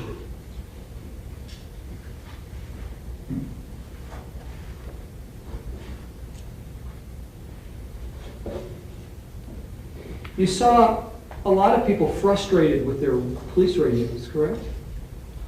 Mostly from the sheriff's office, but yes. Let's talk about that. These were BSO deputies you saw being completely frustrated with their radios, correct? Correct. What led you to believe that they were frustrated with the functionality of their radios? There was a specific example. I remember being in the stairwell, and there was a BSO, I believe a SWAT deputy, that went past me up the floor, and there was another BSO, also I believe a SWAT deputy, that was on the lower floor to the side of me by the door. And the one up top was yelling down, he can't get through on his radio, can you yell this over? I don't remember what it was, but he said, can you yell this over? And I relayed the information. I don't remember what it was, but that's an example. At the end of the video, the prosecutor, I think, mentioned to you the time, and you said 3:10, or she said 3:10, correct? I believe so. You were still there at 3:10 next to my client, correct? I saw the 3:10. I don't know if that was the time when I was still standing there the whole time or if I went back and forth. At no time did you join the team of people that went in through either the east or the west side of the building, correct? No, that's not At true. What's that? No, that's not true. Okay. How long did it take before you left my client's side to then go into the building? I would have to look at either the video or FTLE's report, but it was when that information was passed about the shooter on the 3rd floor coming down to the 2nd floor wearing a gas mask. Okay. Can you give us an estimate of how long you think you stood by my client's side? If I would estimate, it would be a couple of minutes. Okay. And those couple of minutes, during those couple of minutes, at no time did you tend to any of the wounded inside of the 1200 building, correct? No, I was outside at that time. But there's no question that while you're standing there next to my client, you knew kids had been injured in that building, correct? At that particular time, the goal was to locate the shooter.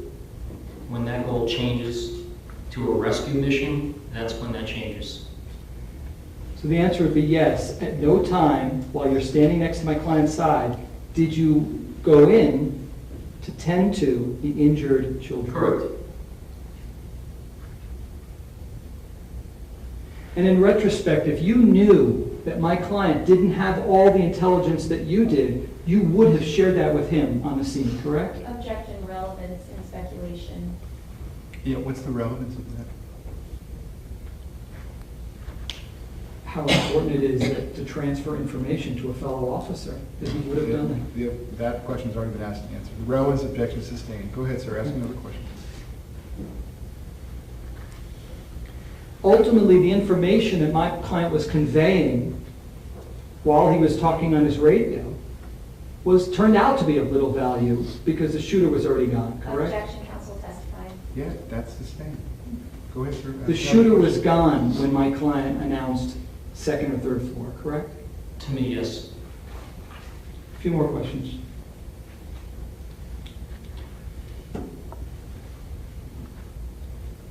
The prosecutor asked you on direct about telling people stay away from the 1,200, 1,300 buildings, stay 500 feet away. And isn't that what they train you to announce when you think that people may be harmed by sniper fire? I've never received that training. Is it not prudent if you think that bullets are going to harm people in an area to keep them away from that area? Innocent civilians, yes. Fellow law enforcement, no. And this was around the time that parents were picking up their kids, correct? That would have been the last thing on my mind. To this day, I don't know what time the dismissal time is. Got it.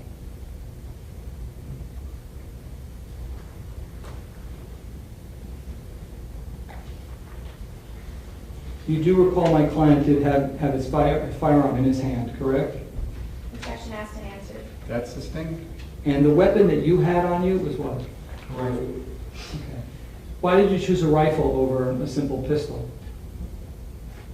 My firearm's in my holster on my duty belt. The rifle was easily accessible from when I parked my patrol vehicle, and it's definitely a far superior weapon system than a pistol or a handgun. Explain to the jurors why. They might not be familiar with guns. A rifle's a long gun. It's got, this would be a personal opinion, but it's just better ammunition, it's safer, you can shoot at a more accurate, greater distance than a handgun or a pistol. And you had a bulletproof vest on, I'm assuming? Yes, And why do you wear those? department policy, And also, if you get hit, it probably saves your life, right? we hope so, yes.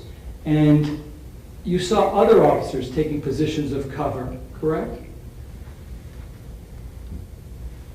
I don't recall specifically seeing that, no. Well, when you initially arrived with, it was Kozlowski? Yes. How do you pronounce it? He wasn't standing in the open. He was kind of making sure that he would protect himself because you said you were concerned with sniper fire, correct? Do you mean Officer Burton? Well, we'll get to Burton, but weren't you there with, I showed up with Sergeant Kozlowski. Correct. But he wasn't doing what you just described. We were running north towards the building. And did you see what position he took when he arrived closer to the building? I believe we arrived right around the same time, and we both ran north. He was giving direction to other officers, but I don't recall him taking the position that you're describing. Where did he stop? Did you see where he went? We made contact with Officer Burton, and then he went back towards the other side of the wall. Kozlowski did? Yes, Okay. So he took a position behind the wall? yes. Okay.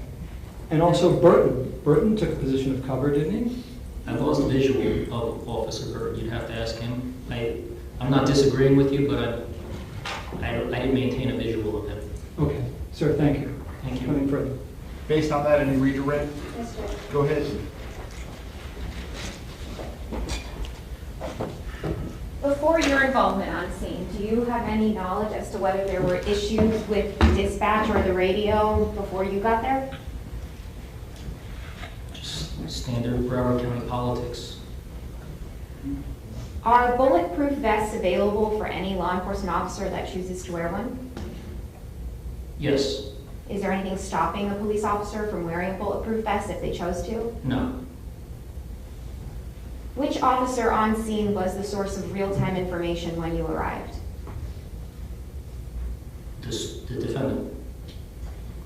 Was stimulus the determining factor for you on whether or not to enter that building when you arrived on campus? No. What was the determining factor? The information that shots were fired from the second or third floor of a specific building. Let me clarify.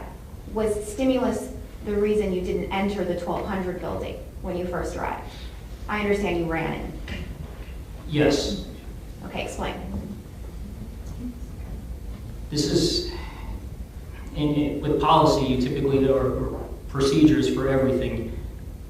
Usually, it's written as black and white, and then there's the terminology of it being gray. This is a gray one because on an active shooter, when you hear shots being fired, you are going to the building, you were going to the shooter, you were going to stop the shooting. But we had information that the shooter, we believed the shooter was present in the building, but we didn't hear gunshots. We've trained for that as well, but it's just, it's one of those, so it was a little bit confusing, but we had a very definitive plan, and that's what took place. If you can't tell where the shooter is, what do you do? Well, you have to try to find him. We believe that the shooter was somewhere on that campus, and it makes no sense to just stay put. You have to start looking for the shooter. When the information came that the shooter was still inside the building on the third floor, possibly coming down to the second floor, did the defendant join you in entering the building? No.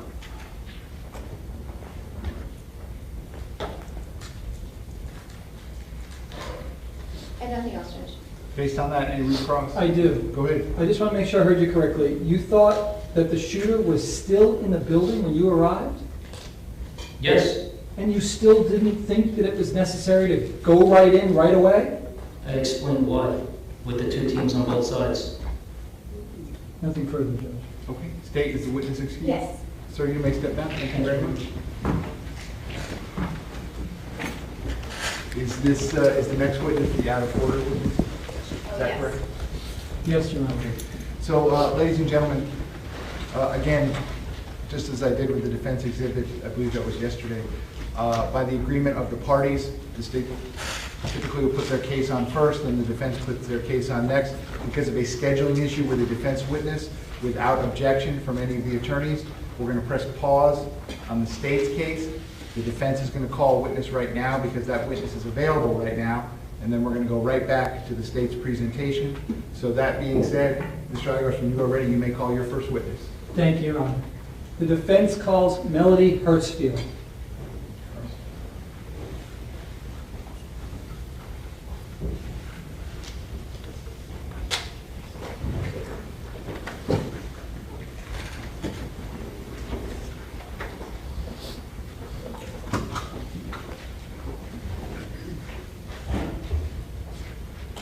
The defense is calling this witness, Your Honor, preserving all of our rights for motions. Yeah, this is not pending any motions at the conclusion of the state's case. Thank you.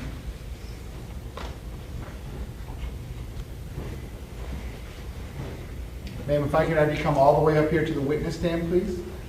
Once you reach it, but before you have a seat, you can just stop and look at me. Raise your right hand. You swear to tell the truth, whole truth, nothing but the truth. Please be seated. And once you are seated, if I can get you to scoot that chair all the way forward as far as it will go. Can you please state your full name and spell your full name? Melody Hertzfeld, MELODYHERZFELD. Mr. Igars, you may inquire. Thank you so much. Good afternoon, Ms. Hertzfeld. Thank you so much for coming in. What do you do for a living? I'm a teacher. And where do you teach? I teach at Stoneman Douglas High School. How many years have you taught there? Well, now this year is past. Next year, starting, it'll be 20 years. Do you enjoy being a teacher there? Yeah. And what do you specialize in? I'm a theater teacher. And you're in which building? I'm in the 700 building. Which room are you in? 710. And how close is that to the 1200 building, if you can estimate? Like from here to that wall, like maybe Okay. 50, 60 feet. Okay. And the room 710, which you're in now, that's the same room you were in during the shooting? Mm-hmm. Is that a yes? Yes. How long does it take you just to walk over to the 1200 building? Couple seconds, like Okay. maybe 20 seconds, maybe. And you're on the first floor, I think? Yes. And you had a large class that day, didn't you? Yes. How large of a class? We had like a very large theater program, and we had about 65 kids there that day. Is that normal to have that many kids? Yes. It is? Yeah. And what were you guys doing before the fire alarm went off? We were rehearsing, so we were in our classroom rehearsing. We scooch all the tables and chairs back, and music on, and rehearse our scenes. For like an upcoming show? Yeah, we were rehearsing for our children's theater program that we do every year. Okay. And there was a fire alarm earlier that day, wasn't there? Yes. And tell us what happened when you first heard the fire alarm earlier that day. We exited immediately, because that's what we're supposed to do. Okay. And later on that day, was it unusual to have a second fire alarm in one day? Yes. Tell the jurors about that. What was your thought when you heard the second fire alarm? To be truthful, I stopped everything and said, hold on, we're not leaving, we have to finish the scene. And just to delay, because I thought if I just delay a few seconds, that maybe it'll come on the loudspeakers and say, okay, don't evacuate, because that is typically what would happen. Okay. And the fact that it was Valentine's Day, did that factor into anything? Yes, it was just like a very exciting, wonderful day. It was really like a beautiful day. It was perfect and perfect weather. Everybody's excitable and exciting in the room, so it was a great day. They never called you back in after that second fire alarm. You were hoping that they would, correct? Well, they did. I mean, a couple of things transpired after the second fire alarm. Tell the jurors what happened. So, so once the second fire alarm happened, I said, hold on, nobody leave. I was actually videotaping the kids in the scene. I stopped recording that last bit of the song. And I said, just hold on a second, let's just finish the rest of that scene. And because it was only like maybe a minute or so left of it, you know, with teenage kids. And then we finished up, and one of my students said, come on, Horsfeld, we gotta go. I'm like, okay, let's go. And it's really hard to get them out of the classroom. And I knew there would be stragglers, so what I do traditionally is stand to the door, open the door up, have my clipboard with all the kids' names on it, and I'm counting heads, and I'm getting the kids that are first out the door, and they're skipping and playing, running across the grass, taking the short way, which I don't like because their feet get grassy and dirty. And I'm still trying to get the kids from out of the back room. They're kind of trying to delay because they figured it's just going to be, we have to come back in, and they're lazy. And maybe about 20 or 30 kids were out on the grass, and I hear evacuate, evacuate. So I'm like, oh, okay, gotta keep going. Come on, let's go. And then I hear like fireworks going off. Let me stop you there. Let me back up. Yeah. Okay. First, just so we can paint the scene.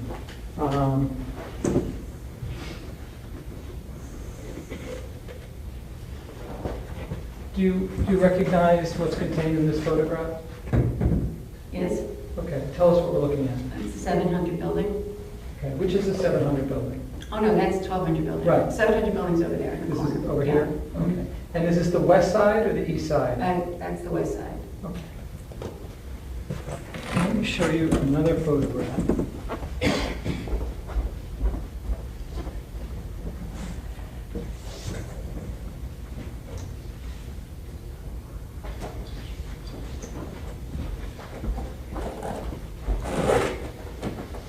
Do you recognize what's contained in this photograph? That's in between. My room is right there. Can you point to where your room is? My room is right here. Okay. Would it be to the left? Did you just point to the left of the pole? Just left to the pole. Yeah. Okay. And show us where the 1200 building would It's be. here. So the photograph of the west side of the 1200 It's building here. is over there. Okay. And show us where the kids were walking out? You can kind of see where they trample here. Right, they were out to about here. Okay. And you're pointing them walking in which direction? Is that an easterly direction? Towards our stage, or we have a staging area where we're supposed to go, and we usually go down that hall and make a right, but they were going the shortcut, and they went across the grass, and we stage out here. Okay. And would that have been walking towards where ultimately you see Scot Peterson? Yes. We can play the video now. What? I can. You can just mark this. While we're getting this marked, you can just play the video. As long as the kids can get something.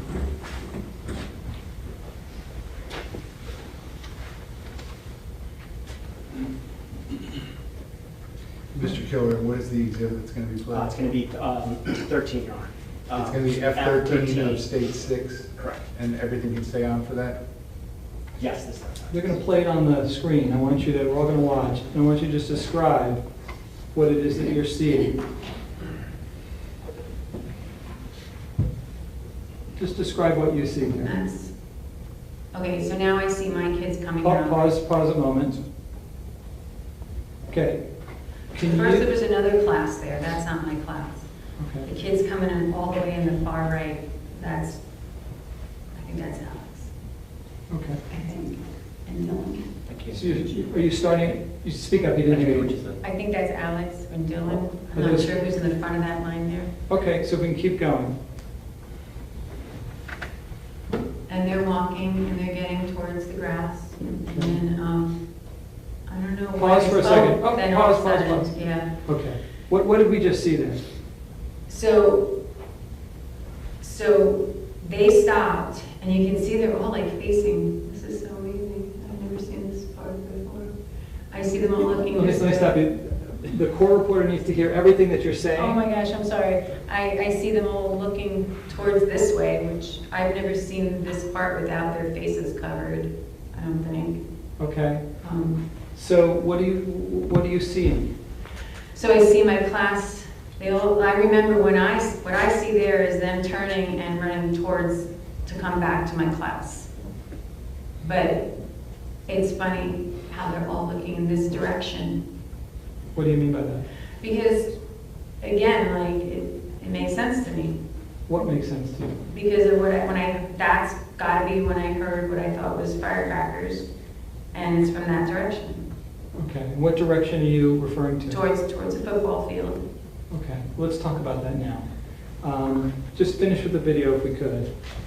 If you see anything else that you wanted to comment on.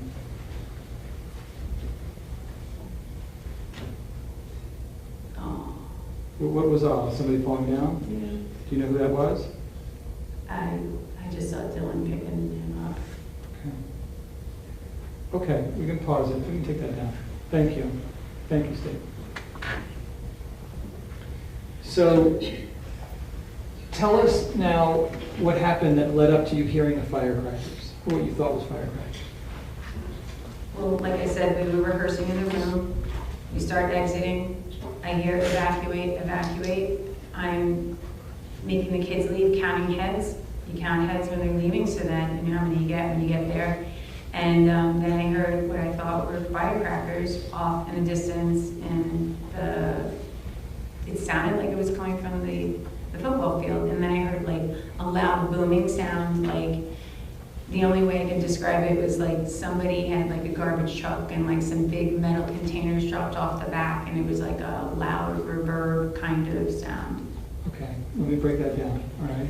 First, you said it sounded like firecrackers. Yeah, because it sounded like like that kind of sound. How many initial firecracker sounds did you hear? Maybe just like one spray of them, maybe like that. And letting the kind of sound. And if I heard you correctly, you identified it coming from the football field, correct? Yeah. Yes. Okay. Now, the football field is east or west of where you're located? West. Let me have you show the jurors. If this is the 1200 building, and this is the 1300 building, this is a 700 building. Yes. Do you recognize that as a football field up here? That's a football field. And that's where you thought the sounds were coming from? It sounded like it was coming from that direction, yeah. Okay. And in the distance. And would it be fair to say that there's hundreds and hundreds of yards between where you were and the football field? Yes. That is not a short distance, correct? No. Did you ever think the shots you heard were coming from inside a particular building? No. Did you ever think those shots were coming from inside the 1200 building? No. No doubt in your mind? No. And do you see Scot Peterson when you hear those shots? Yes. Tell the jurors what happened. He was standing in front of the building. And on the direction that we were going in, and I was sending my kids towards him. I wouldn't have sent my kids towards him. how close did you get to him? I didn't move from my door, but the kids got like halfway there. How close would you say you were from him, where you were at the door?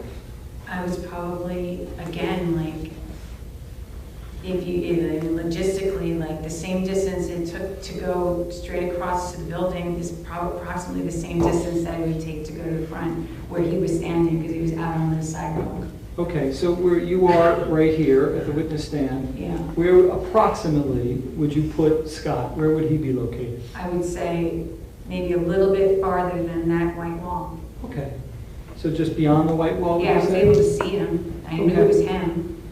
Okay. And Greenleaf. And who's Greenleaf? He's a security specialist. He was a security specialist at our school.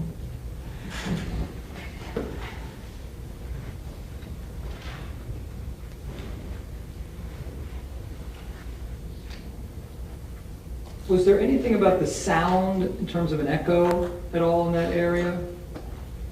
Of that sound of the firecrackers? Yeah. And, well, it was just like a very loud boom sound that was like a reverbing kind of sound. Okay. And when you say reverbing, explain to the jurors what that means to you. It's like a hollow kind of sound, you know?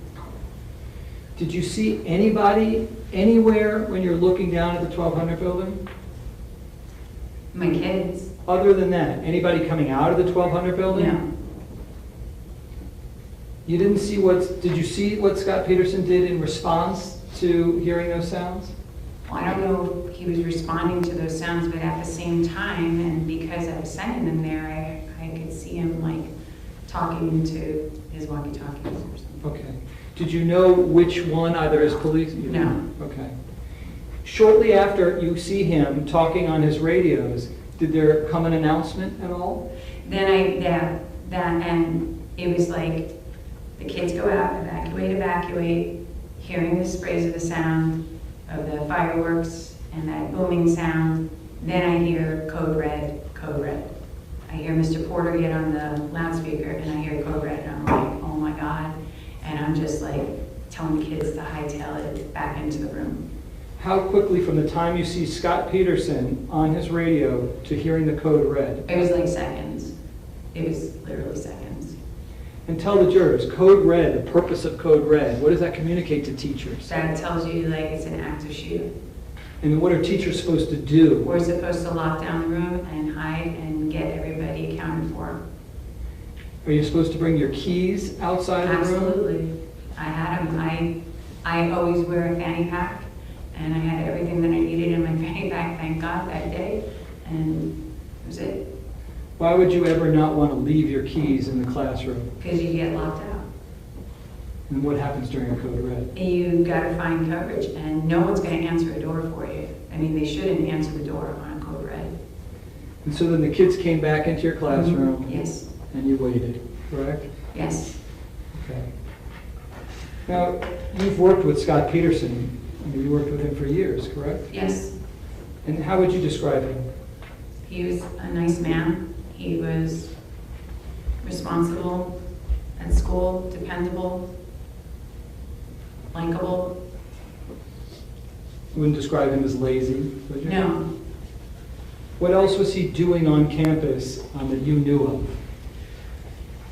Like sometimes, like when we would hold events, because I'm a theater teacher, we have lots of events, he would make sure that we have coverage for security.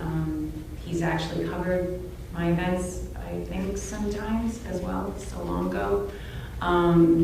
He would do like driver's ed course. He'd give the special cords out for the kids that, you know, did well in their driver's ed course.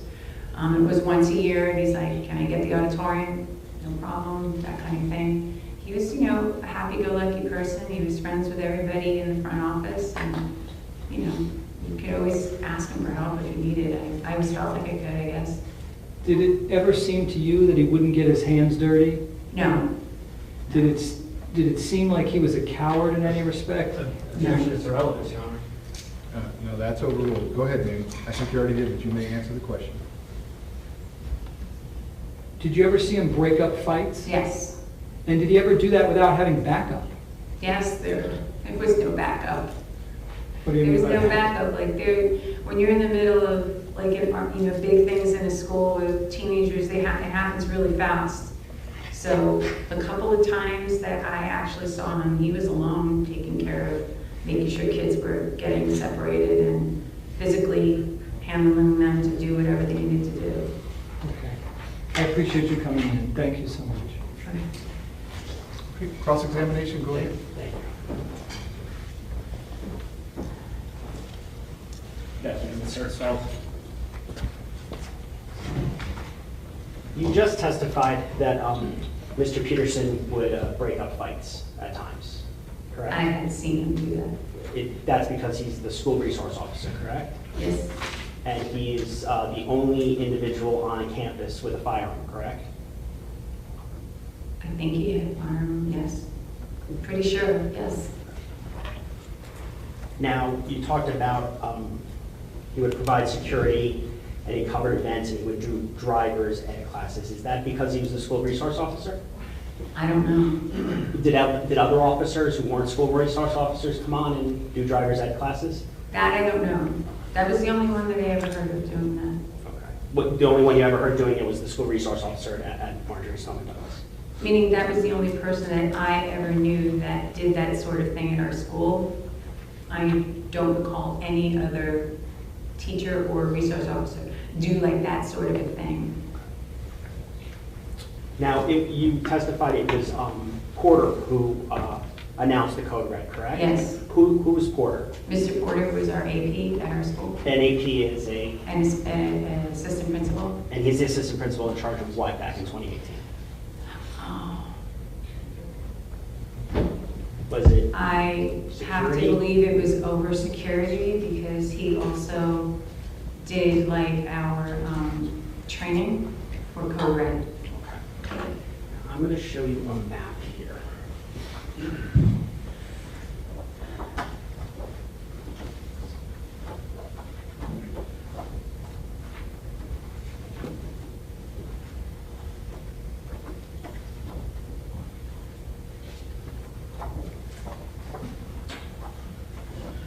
Ms. Hertzfeld, I'm showing you what's already been previously entered into as evidence of state's composite 17.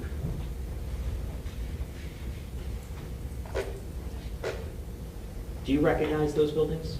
Yes. Okay. And you can actually utilize it's like a touch screen. Yeah, I see my car. You can see your car, is that what you said? Yeah. Okay, so I'm going to clear this for you. Okay. Now, can you mark, and you can just use your finger to do so, approximately where your classroom was in the 700 building? There-ish. Okay. Now, you earlier testified that during the second fire alarm, you never really left the area of your door, correct? I didn't. You did not, yes. We're just talking about you here. Yes. And you also testified that you saw Mr. Peterson, correct? Yes. Can you mark with a big X approximately where you saw him? Over here. Okay. So this, I don't know if that's a street, but it was in that area. In that area over Yes. there? Okay. And for how long would you say you saw Mr. Peterson? A few seconds, like visually. Yeah. And when you saw Mr. Peterson, what was your thought? That it was a fire drill? I thought everything's okay. And did you think everything's okay because he's the school resource officer? He was at ease. He didn't look, he was at ease, and he's been out there before when we go over here. We used to go over there. That's your allotted area where you're supposed to go? In that approximate area, so I just figured everything was fine.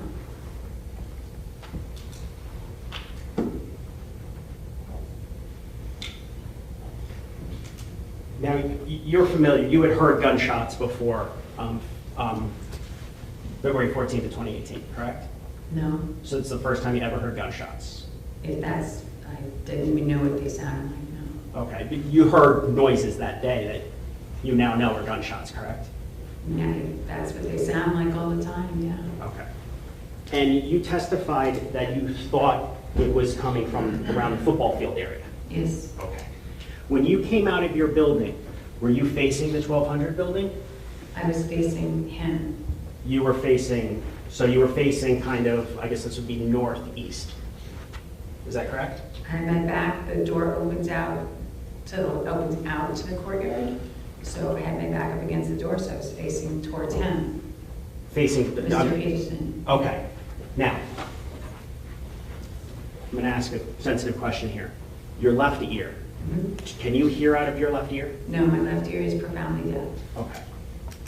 So the ear that was towards the football field, you're profoundly deaf.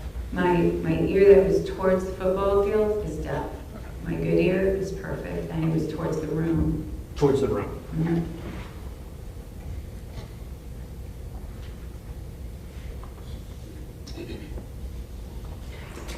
How long would you estimate that you were outside your room right there? You In can my ballpark. doorway? Yes, you can ballpark. It was like,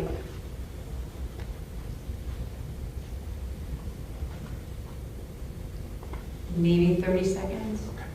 Like it was just a short period of time. That's, you know, you're counting kids as you're going, so.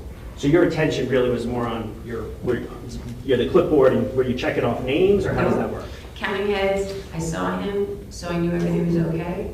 And I start going, and I'm watching them go. Because You're I'm wa- like you're also annoyed that they're going on the grass. You're watching the kids go? Yes. Okay, so you glance over, see Mr. Peterson, then you're watching the kids make their way across the grass, which irritates And you. watching the kids, yes. Yeah. Hear the loud noise, Yes. hear over the PA code red from AP Porter, First evacuate. first evacuate, then AP Porter, code red over the Yes. loudspeaker, rush all the kids back in. Yes.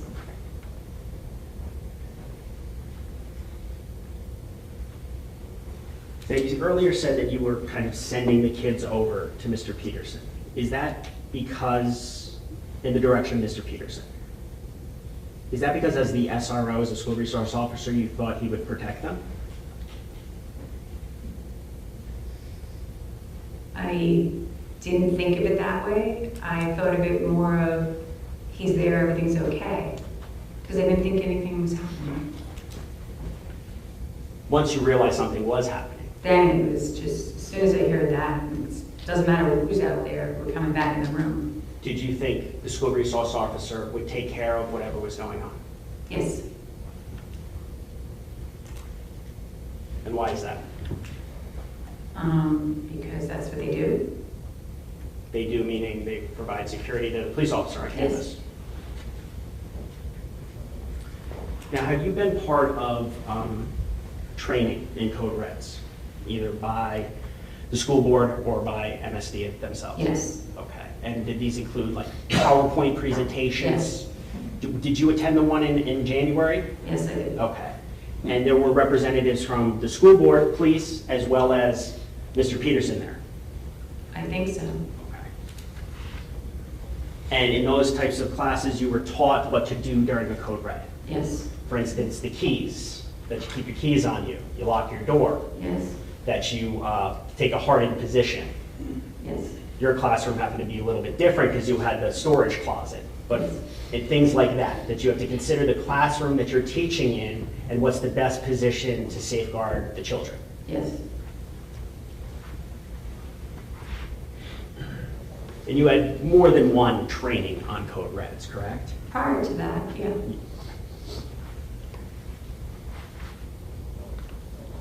And Mr. Peterson was at those trainings?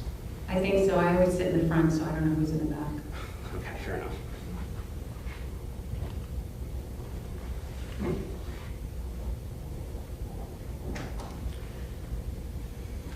Now, I'm going to show you another picture here.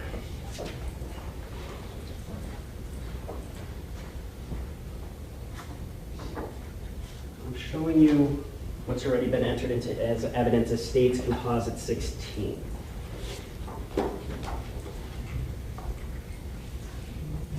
Erase this.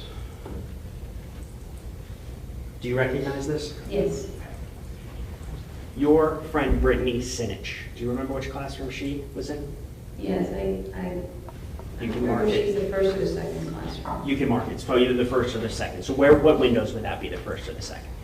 It's somewhere over here. Okay. It's somewhere, I forget which ones is which. Okay. How far was Mr. Peterson from Miss Sinich's window? It's like over here. You can mark it.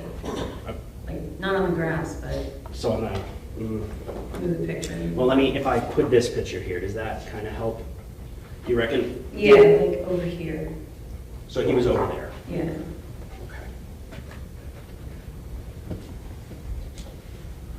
Now,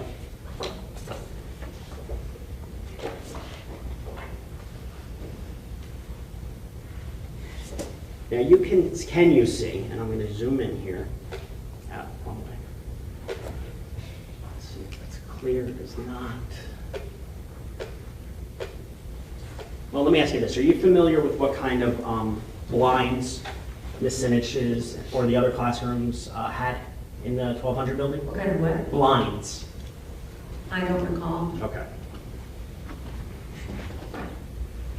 I can see they look like leftward there, right? I'm sorry, say that They again. look like verticals, right? So would you say from that picture, they look like vertical blinds? It looks like vertical. Okay.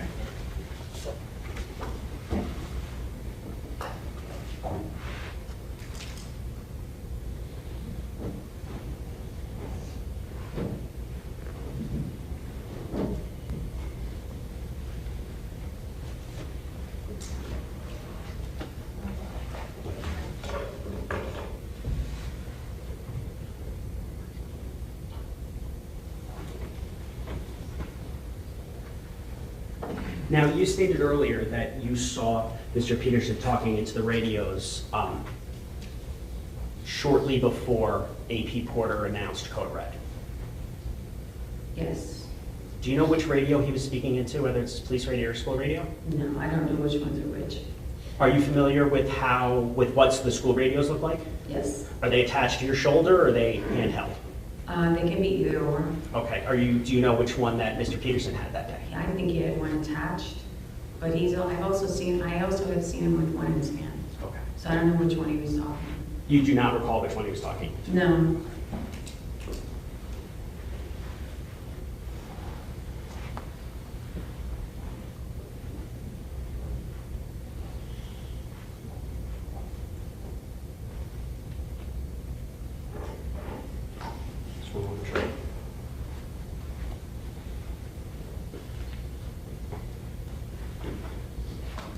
I have nothing further for this witness, Your Honor.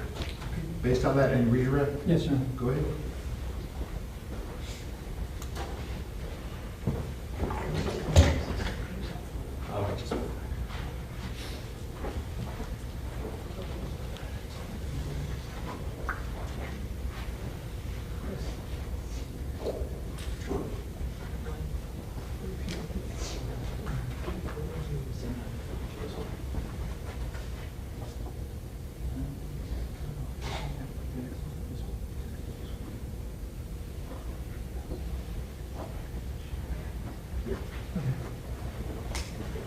Ms. Hertzfeld,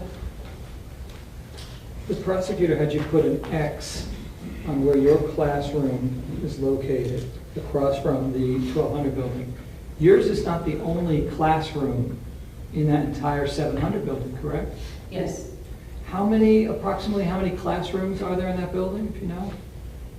1, 2, 3, 4,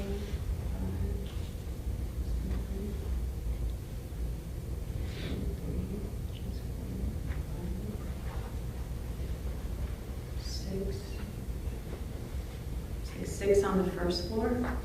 One is a book room, and then upstairs is probably like the same kind of quadrant, same thing, I think. So it's a 2-story building. Yes.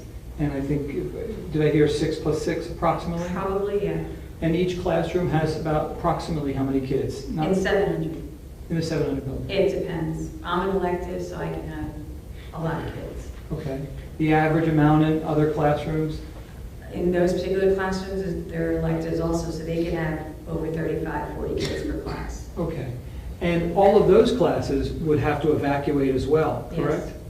Yes. And they would have, do you know if they all head to the same general location that your kids head to? No, they don't. They have different places to There's go? different places that we evacuate to. Okay. I just know of the few teachers that I see from the first floor, like when you see them going out together, you know who's in your area. Did you ever see law enforcement come and interview your kids after this to determine where they thought the sounds were coming from? Judge, I'm going to object outside the scope. No, that's a rule. Go ahead, ma'am. You can answer the question. Did I ever see them get? Yeah. I don't. I never saw them get interviewed. Like they might have been interviewed separately. But I don't know firsthand. Okay. And the prosecutor asked you about these driver ed courses and the other programs at the school. Did you have firsthand knowledge of the relationship that my client built with the students at the school? Firsthand knowledge? No. Okay, you just heard. You could see it. What did you see? You just know when students like have like a relationship with a teacher or an adult in there. You know, like they come and shake hands with them, or they shoot the breeze with them at lunchtime. Like that's what happens because the officers get involved. They get involved with what's going on. And one final thing, the prosecutor brought up your ear and your hearing. First of all, were you able to hear all of the questions I asked of you today? Yes. Did you hear all of the questions he asked of you? Yes. And when you're working with your students, are you using the same hearing? You know, you don't have any, do you have any devices that help you with hearing? Okay. I mean, this is how you operate, right? All the time. And do you believe in any way that the hearing issue that you raised in any way affected your ability to hear the sounds of what you thought were firecrackers, correct? I agree, because in actuality, if I felt like they were coming from that direction, it would have been really loud in that direction. But it's actually coming from back here where I don't hear well. Do you know what I mean? And so, It's kind of bizarre, because this here was picking something up that was very loud coming from there. Make sense? do you believe that your hearing issue played any role in you believing that the shots were coming from the football field? No. Thank you. Based on that, Amy Cross? Just one question. Go ahead. You described the relationship that Mr. Peterson had with the students. Would you liken it to a relationship that your students had with teachers that they were close with? It's different. It's different because when you're in a relationship with a teacher, the kids they have to get a good grade. They have to, you know what I mean? They have to. It's more of a casualness that like security guards or APs might have with students when they're saying hello to them or seeing what's up. Some of the people, sometimes at the time we had coaches, we had security staff that were coaches. So they were very friendly with the kids and they would take them under their wing, you know, that kind of thing. So how the coaches or administrators were close with the children is how Mr. Peterson was close with the children, like a similar relationship. I would think so, yeah. Nothing further. Okay. Offense is the witness excused. Yes, sir. Ma'am, you may step down. Thank you very much. While she's doing that, ladies and gentlemen, real quick, 5-minute restroom break. Same admonition as always. Please do not discuss the facts of the case, the evidence, the witnesses, or the testimony amongst yourselves or anyone else. If you'll leave. Thank you.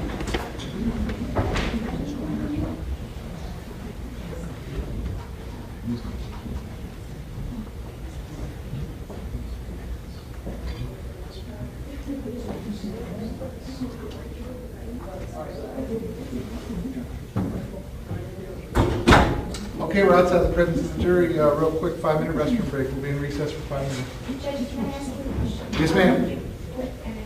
Yep, everyone's here. Yes, ma'am. Scheduling wise, we have 2 witnesses that are available here that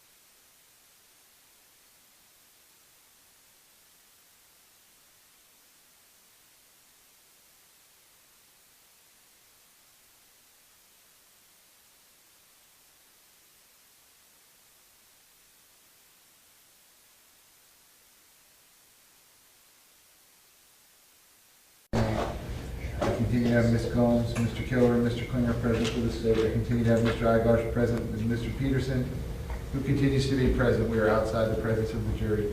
State, are you ready to resume your presentation? Yes, Judge. Defense, ready to proceed? Yes, Your Honor. Okay. Please bring the jury to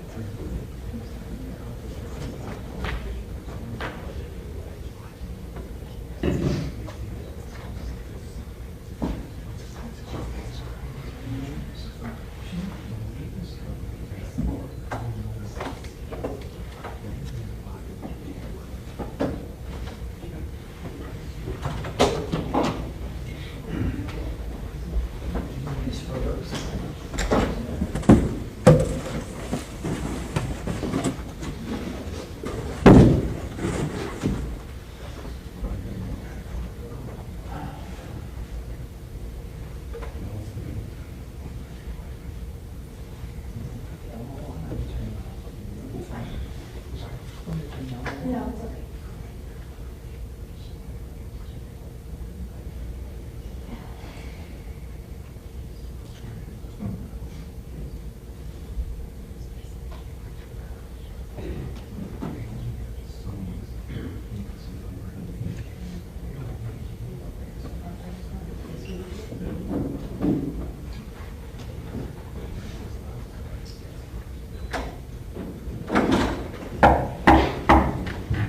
Jurors entering.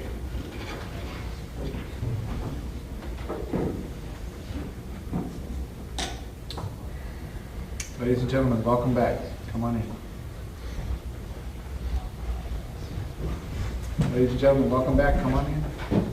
Once you're back at those things, each you may be seated. All parties may be seated.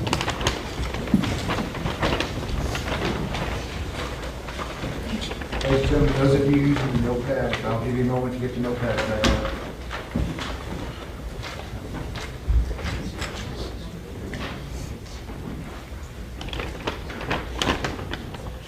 Okay, ladies and gentlemen, welcome back. When we took our quick restroom break, we were in the middle of the state's presentation. We're going to resume at that point. State, when you are ready, you may call your next witness. Judge, Sergeant Vanderings.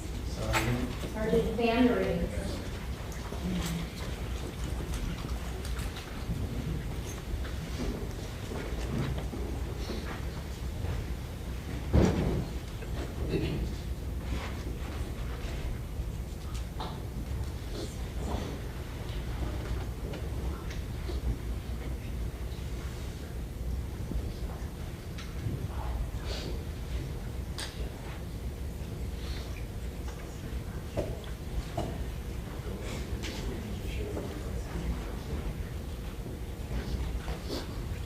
Sir, if I could have you come all the way up here to the witness stand, please. Once you reach it, but before you have a seat, you can just stop and look at me, please. Raise your right hand. You swear to tell the truth, whole truth, nothing but the truth. Please be seated.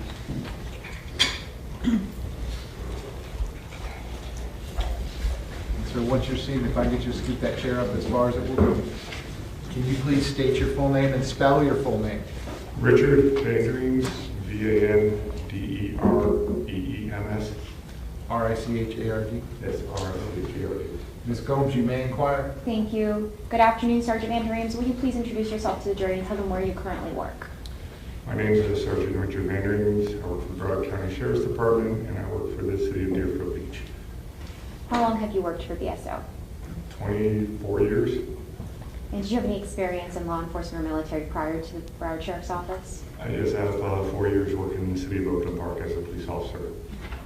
Now, can you give the jury just a summary of the different units you've been assigned to as a police officer with BSO? Mostly I've always been on road patrol.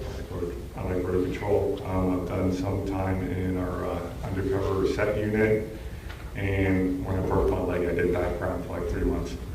But most of the time I've been on the road. How long have you been a sergeant for? 3.5 years. In 2018, What zone were you assigned to? I was assigned to the west side of Deerfield, 1013 zone, which is like right around, it's near a power line between Hillsborough and 10th Street. And on February 14th of 2018, were you working that day? Yes. Can you describe for the members of the jury what was going on at around noon before anything happened? Just like, running calls, patrolling. Working the road? Working the road. And how did you become aware that something was occurring at Stoneman Douglas? Dispatch did a blow over the air that there was a possible shooting at Douglas. At that time, I got on my computer and I pulled up to see what was going on. And when I read the notes, it seemed like it was a definite shooting. They said one person was on the ground. So I put on my lights and sirens and I started running code 3. Quick route right down power line, straight up Sawgrass. And I'm very familiar with the school, so I knew the back way in to get in quick. What is code 3? Lights and sirens. When you arrived, where did you go to first? I got off the Coleridge Drive. I came up the back road. I parked on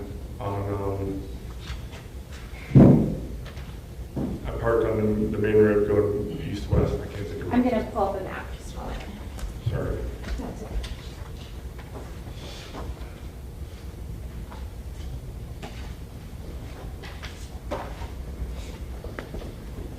Right, I'm showing you what it's already in evidence as State 1. Just give me one moment to zoom in and out. Halberg Road. Okay. Your Honor, may I have the editing feature turned on? Yeah. Just erase this. Sergeant, I'm going to turn on the editing feature, so if you touch the screen, it should mark it. Would you please mark on the screen where you parked your vehicle when you first arrived? I parked my vehicle right around this area right here. Oh, wait. Right on there. I parked it so I wasn't blocking for any other vehicles to come in for emergency services, so I kind of parked off to the side. They tell you to do that for training. Did you know that you were going to the 1200 building? Yes. What did you do once you got out of your vehicle? I ran going southbound through the parking lot. I came up through this direction right here. There was a officer standing on the corner of the building with a rifle pointing at the machine, pointing at the building. And then since this part was covered, I ran to this side and I entered on this side of the building. So did you choose the east side of the building because that's where you were needed? I chose the east side. The guy with the rifle was on that side and he was pointing towards that direction, so I figured that's where the shooting was or that's where the suspect was. So that's why I ran into that direction and I came into that side. And when they were saying, with the reference to the shooting and so forth, that they were saying that building 12, which is right there, so. When you get to the front doors of the 1200 building on the east side, describe for the jury what's happening. What's going on in your mind? What are you doing?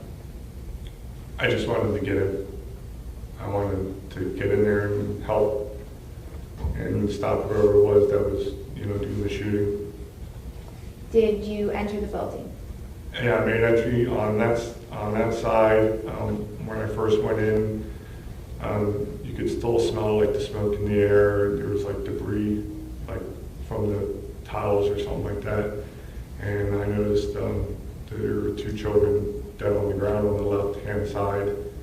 I went up to them, kind of looked to see who they were and so forth. And then from there, I went into a room on the left because there were officers that were already started down the hallway. And I went in, I believe, with another officer into the first room because I wasn't sure if we were pulling people out, pulling victims out, whatever. Once I went in there and came out, I noticed they were lined up and they were working their way down. And they were going door to door. So me and another officer kind of went to the front and took point and basically want to, push everyone, to get them to go faster. And that way they could be pulling victims out as we covered the hallway and pushed our way to the west side of the building. I ask you what a couple things mean. What does it mean to take point? And then I'll ask you about push. So what does take point? Take point, basically, we're going to the front. We're going to the front of the line. I've seen people doing other things. I've seen people grabbing kids. I've seen, people covering the rooms. I needed a job. I needed to do something. And I figured the best thing for me to do was to get up front. I had an alarm rifle, so I went up front with another guy, and we basically were starting to push down the hallway. Now push, what does it mean to push, and why is it so important to push at an appropriate pace?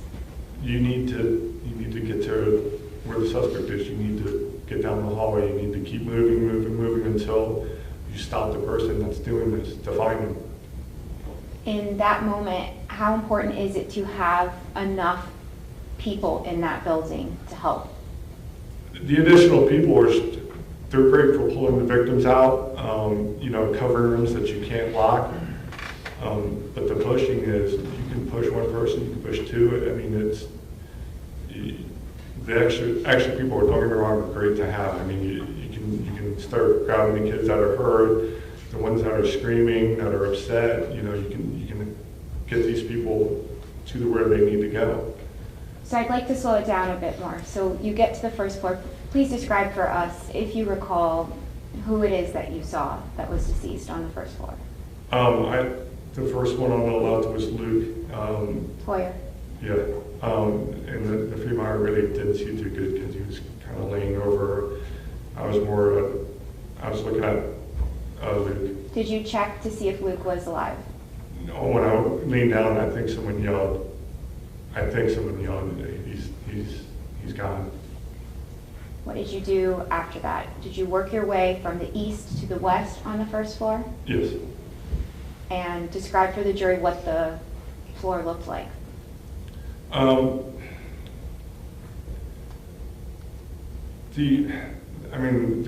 were kids screaming.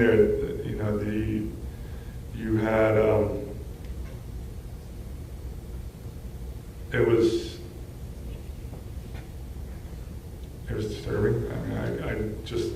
It's something that's really hard to describe. When you see kids dead on the ground, it's hard. Like I said, my main purpose was to focus on, finding who did this and pushing, getting down the hallway. Did you use the west stairwell in order to go up to the second floor? Yes. Okay. And when you got to the second floor, what happens on that second floor? I got to the second floor and there were officers standing at the doorway and they said, we got this, we're searching. And then I ended up getting called up to the third floor because I was asking if there was anyone else upstairs or has anyone gone up. And about the same time, I went upstairs and I think there were 2 officers at the time. It ended up being 3 of us. And we looked out, one of them looked out the way, I looked in the hallway, and there was a child all the way on the end on the opposite side. And he kept trying to raise his hand up. And he was laying on the ground, he was on the opposite side, and we were like, we gotta get him, let's go. And then the 3 of us, or the 4 of us, we pushed all the way down, we grabbed him, and we drug him, and we pulled him all the way back to our side, to the stairwell, and about that time, a SWAT medic came up and started working on him. Is that Anthony Borges? Yes. Do you recall describe his condition?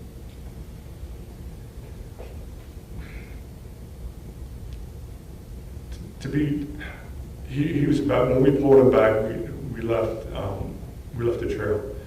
You could see where we picked him up from, or where we grabbed him from, and where we pulled him all the way back. He was bleeding a lot. He looked like he was in a bad spot. In that moment, what was the most important thing for Anthony Borges? What did he need most? Sir, he needed someone to work on him to get someone to work on him. The SWAT medic probably saved his life. once you pull Anthony Borges, get him to the SWAT medic, what do you do next? We start back the hallway again, because now more people are coming up, and we have, this one, the third floor was really bad. I mean, there was 2 girls laying to the right that were, had passed away. There was one on the left. Do you recall Or their there was a names? male on the left. Do you recall their names? Cara in the Meadows was on the right. Oliver was like in this little cotton cave area. Then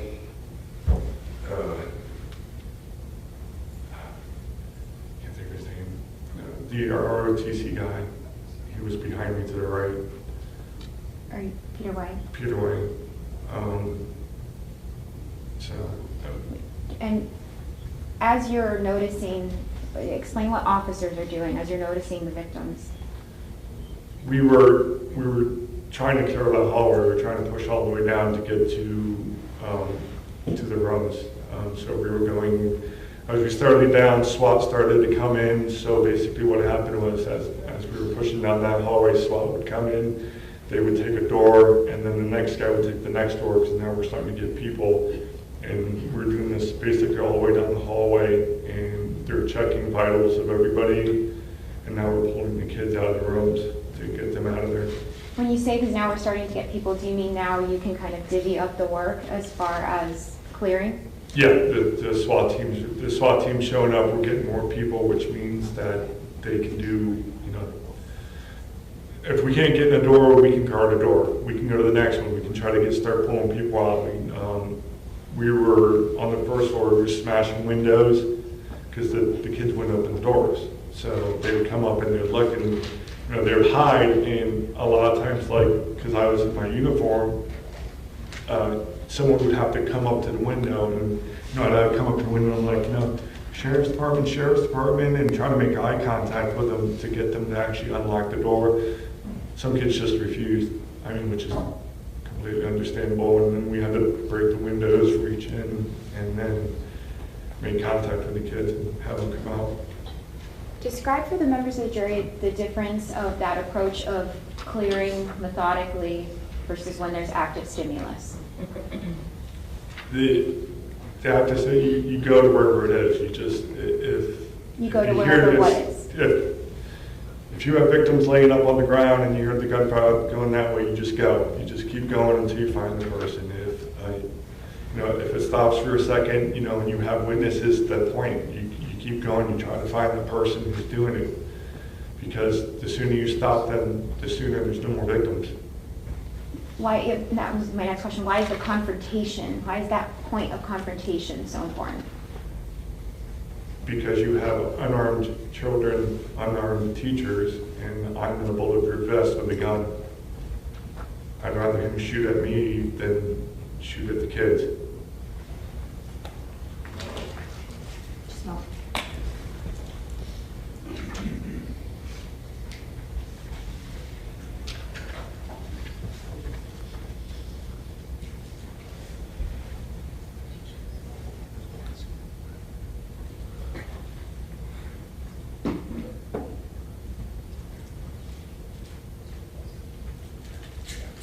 Your Honor, may I have permission to turn off the overhead screen? We need to turn them off? Yes, please. Okay, please.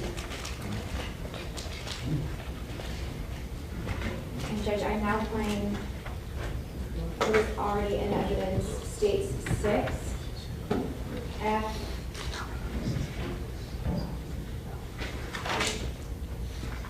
Oh, okay, turn off 1.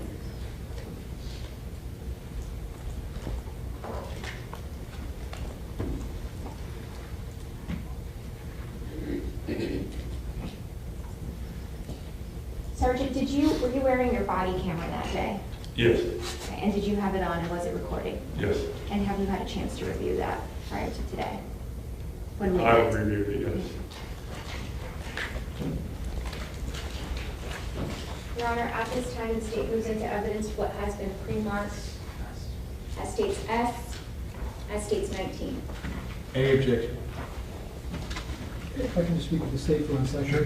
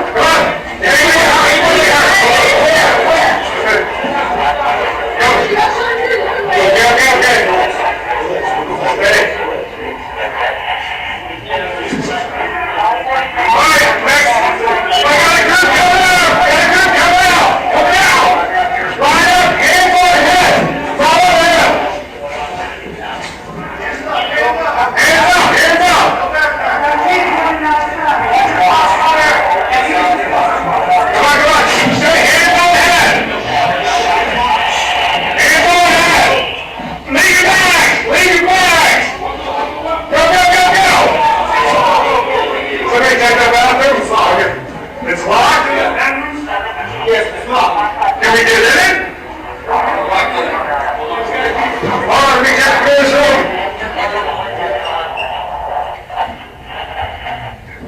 All right. We need to break that door. You gotta go.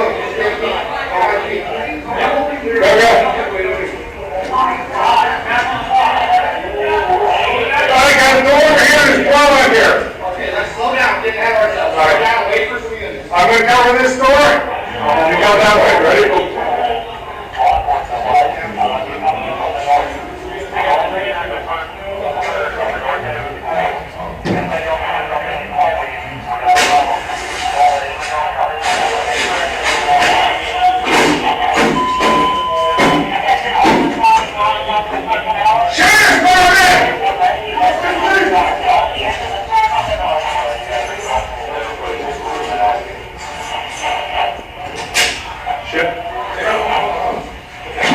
Good.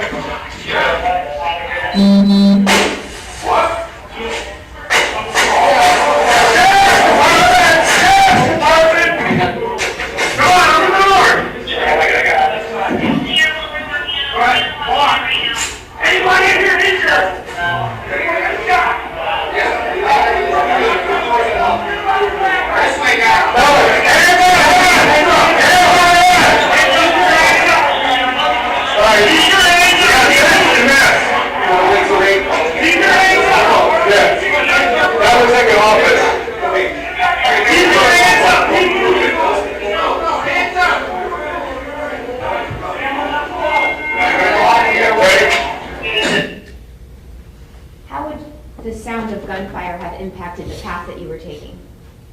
Oh, we would have gone to wherever it was.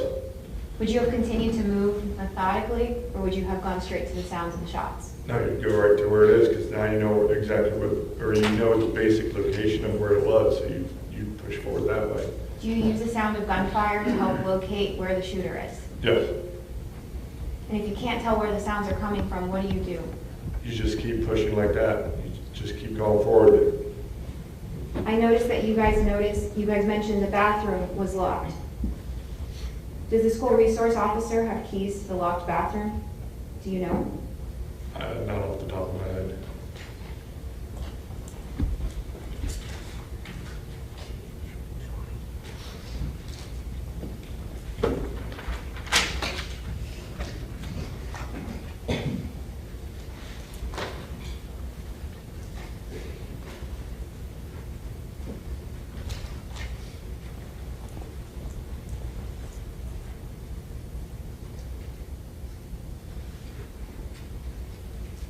You're all right, first witness? You may. Sergeant, I'm showing you what is remarked as states T. Do you recall watching body worn camera where you were able to identify yourself on someone else's body worn camera? Yes. Okay, and did that image and that video fairly and accurately depict what you were doing as is seen on video? Yes. February 14th of 2018. Yes. At this time, the state moves into evidence what's been pre-marked as states T as states 20. Any additional objection? No additional objection. Over the defense objection, which is otherwise preserved, state's T for identification will now be in evidence that is state's Exhibit 20.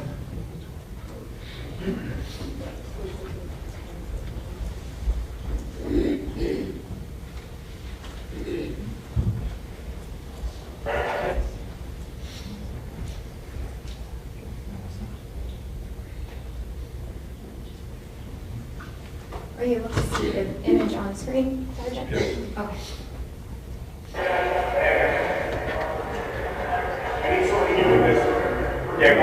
Hey, stand on the wall! Stop! Come up here!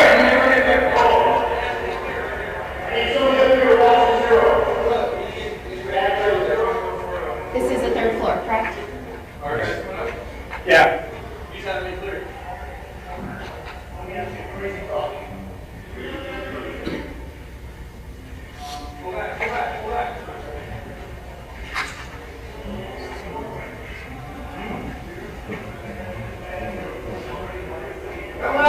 Hey! Sit!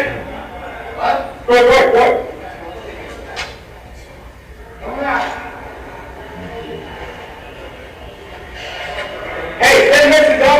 messed up, have them start coming up to the third.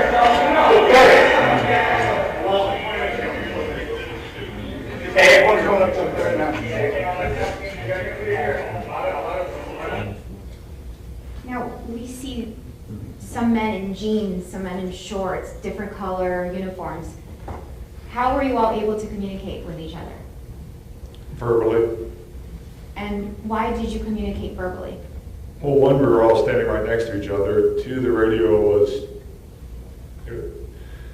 there's no need to get on the radio. First of all, everyone, and I'd say everyone was on the radio. Everyone was talking on the radio. We had radio issues, communicating in and out. And realistically, we didn't really need to communicate in and out. We had the people there to do what we had to do. We pulled the one victim out, the medics working on him. You could hear us, whoever body cam that was, you could hear him giving directions to everybody around him. If your radio's not working, do you keep working? Yeah, it's just a radio.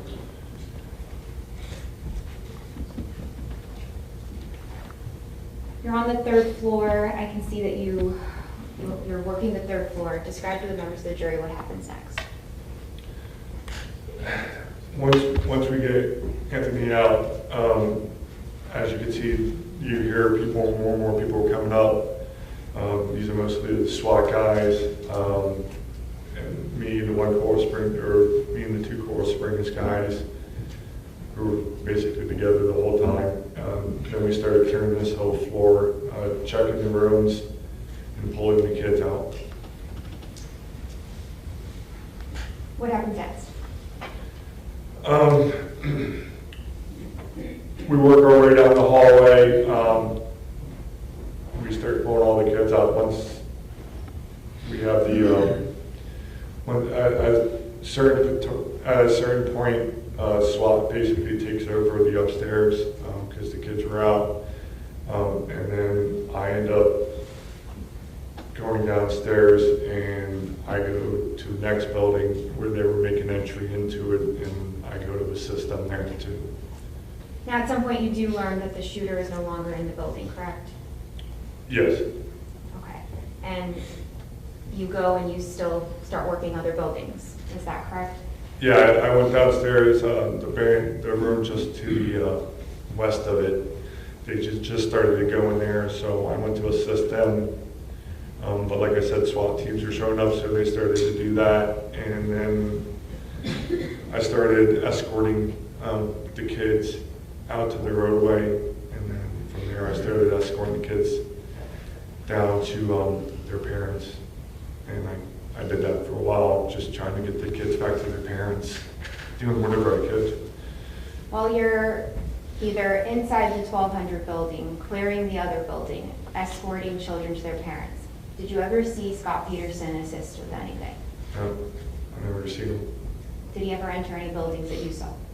I never seen him the whole time I was there.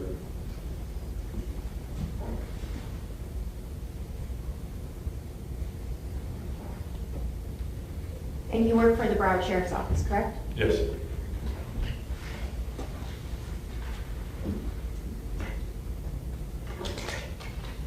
Just a moment, Ray.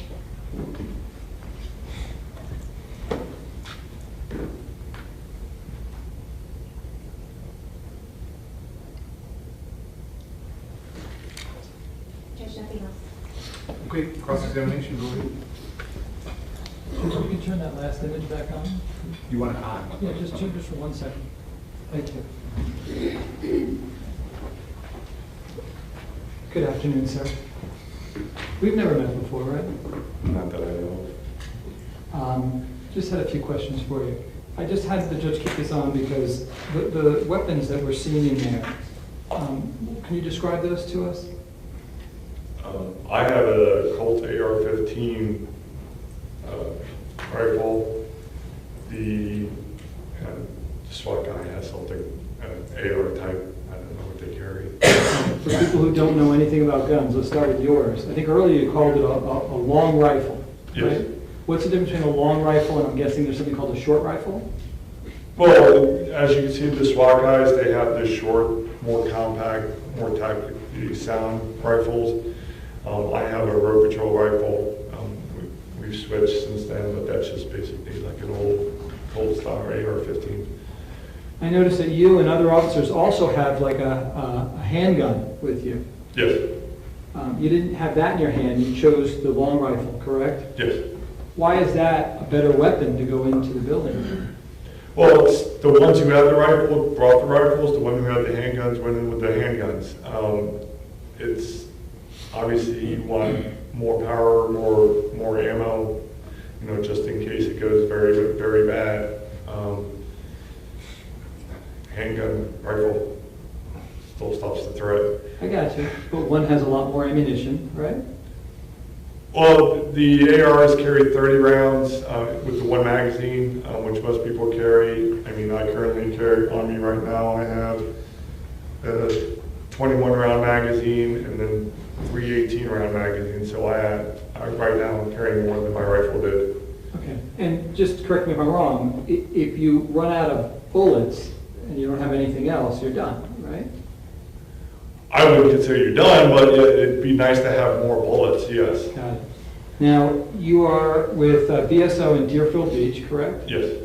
And prior to arriving to the 1200 building, you never had a chance to speak with my client, correct? No. You had no idea what his real-time intelligence was, correct? No. You didn't know what he was going through, correct? No. You didn't know what he was facing at the time, correct? No.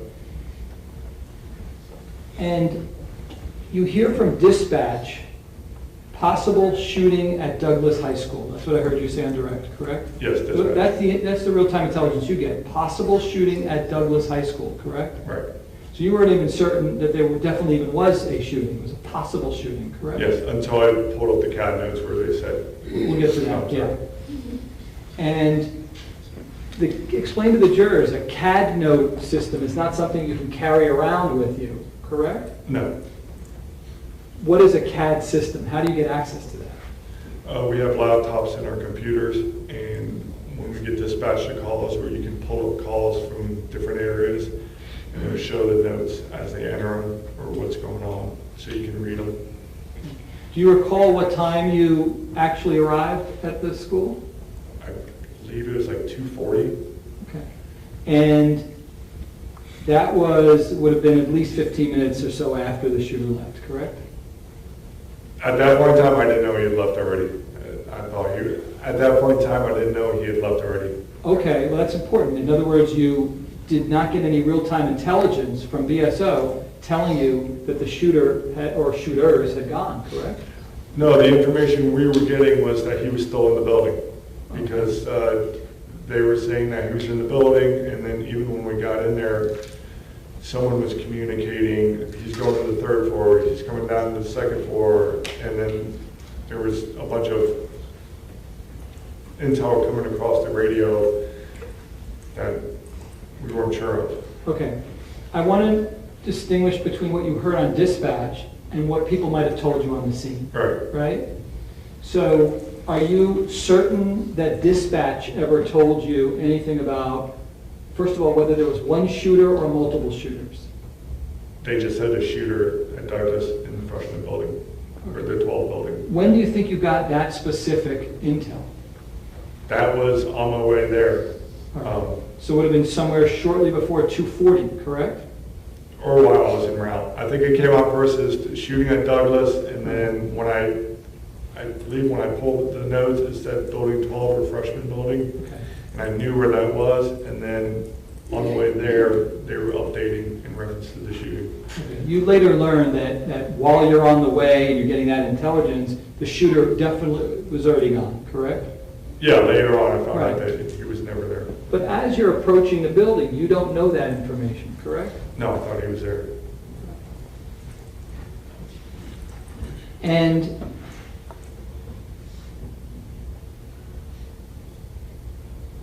you say that when you pulled in, you saw someone with a long rifle who had taken a position of cover, correct? Yes. They weren't moving, correct? No. And you talked about radio issues. Can you describe for the jurors what your experience was with your radio? You would get a tone. What? A tone. You'd hit the button and it would just go beep, so you couldn't communicate over it. not, as you say, a big issue if somebody's standing right next to you, because then you can talk to them, right? Right. But when someone who's further away needs to communicate with you, that makes it virtually impossible, right? Well, unless you're doing hand signals or whatever the case may be, you're pointing, because the guy with the rifle did one of these, pointing as in go east. Right. Assuming, first of all, you have no visual with the person you're trying to communicate with, you know. Obviously, yes. Okay.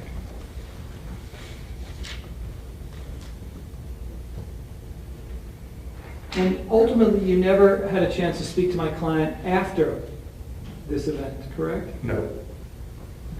I thank you for your service. Take care. Based on that, any redirect? Yes. Go ahead.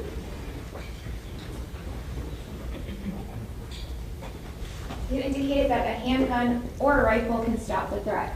Is a 9mm handgun a handgun that can stop the threat? Yes. How many rounds are in a 9mm handgun with 2 magazines? It all depends on which gun is being carried. Do officers regularly carry more than 1 magazine? Normally they carry 4, 1 in the, well, let me rephrase that. You carry 1 in the gun, and then you carry 2. Some deputies carry 1 in the magazine, and then we have a 3 magazine holder. So you have a total of 4 on you. Some only carry it with 3. Are bulletproof vests available to any law enforcement officer that chooses to wear one? Yes.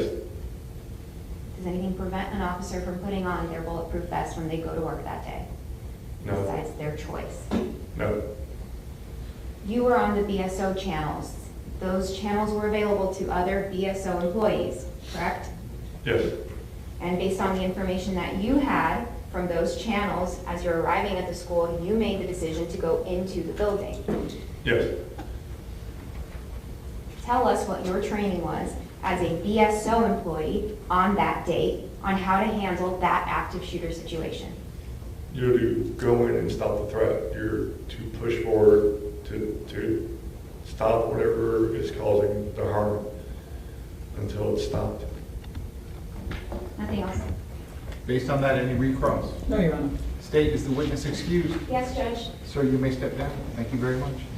While he is doing that, State, you may call your next witness. Yes, Your Honor. This time the state will call Officer Tim Burton. Officer Tim Burton.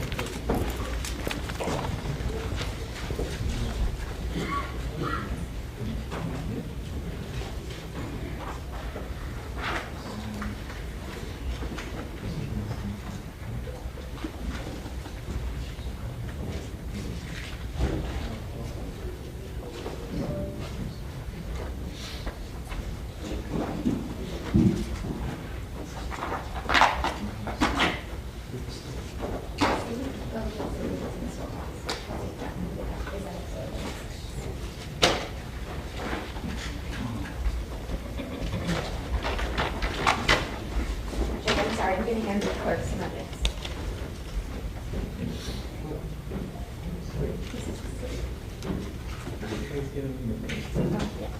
Oh, okay. Sorry. You know how I am with evidence. That's State. Court Deputy Hodges is having a little problem locating your witness. Oh. I'll go get it. Oh.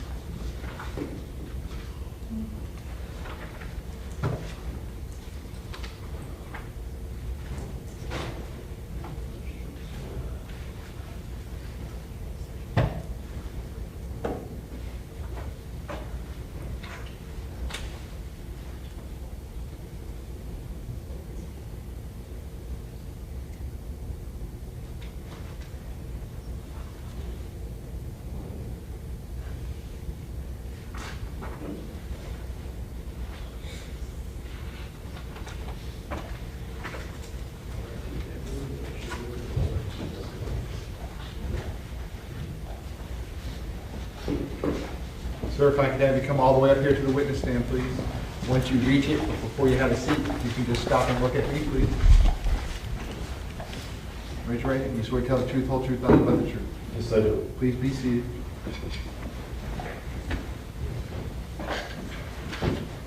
And once you are seated, if I can get you to scoot that chair up as far as it will go, can you please state your full name and spell your full name? Timothy Burton, Timothy Burton. Mr. Kilroy, you may inquire. Is it Officer Burton? Yes, sir. And where do you currently work?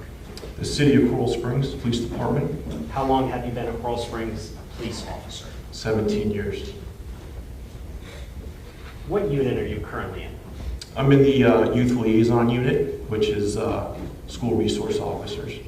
And previous to being an SRO, what unit were you in? In 2006 to 2011, I was on Midnight Road Patrol.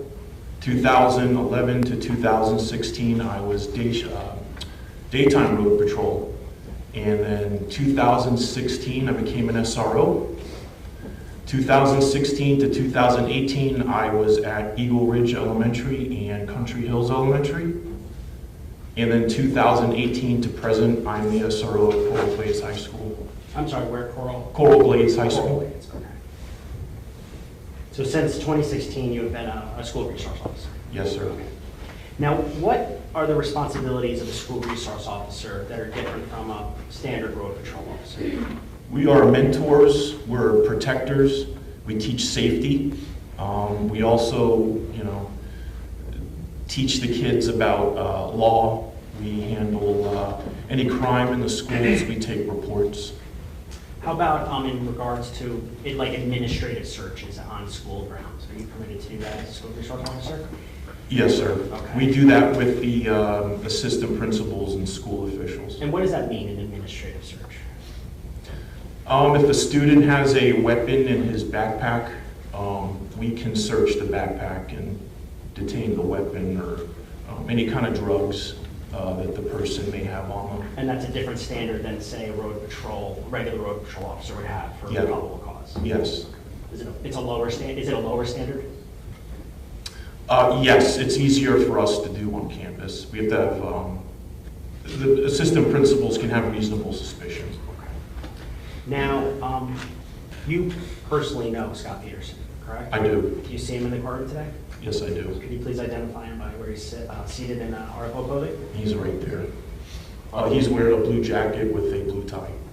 Your Honor, may the record reflect positive identification. Yep, the record shall so reflect. You may proceed. Now, previous to February 14, 2018, had you had conversations with Mr. Peterson, just in general? Before that? Yes. Yes. Do you know his voice? Yes, I do. Okay.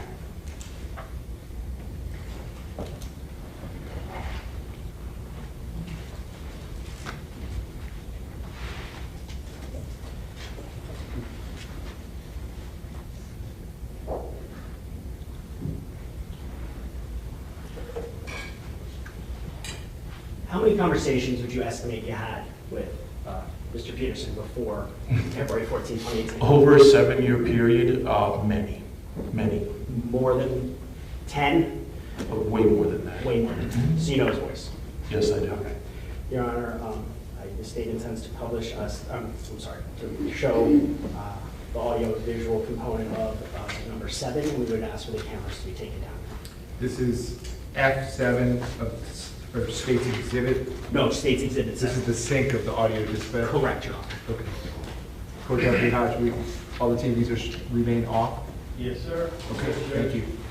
All right, go ahead, State, you may proceed.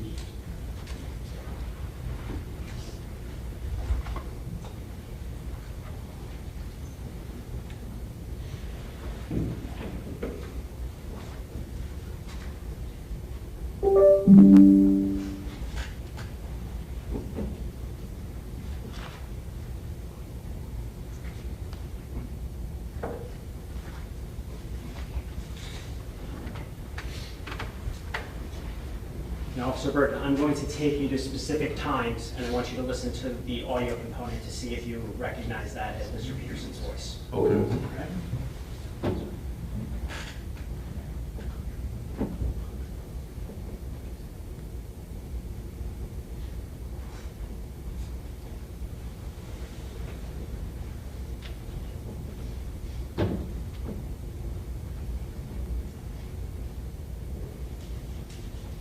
17 Juliet 3. 17 Bravo 3. 17 Bravo 4. Juliet 3. We have possible, security contractors. I think we got shots fired. Also, shots fired. 1200 buildings. Do you recognize that voice?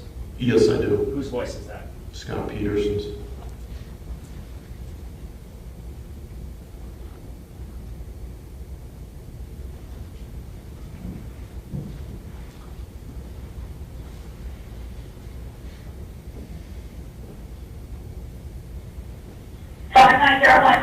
We're talking about the 1200 building. It's going to be the building off of Holberg Road.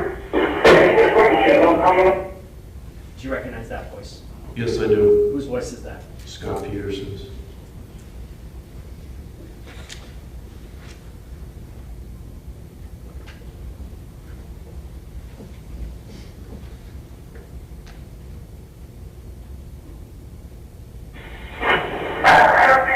We're looking at the 1200 building. It's going to be the 300 building. It's going to be right off of Holberg Road on the senior lot. Do you recognize that voice? I do. Whose voice is that? Scot Peterson's.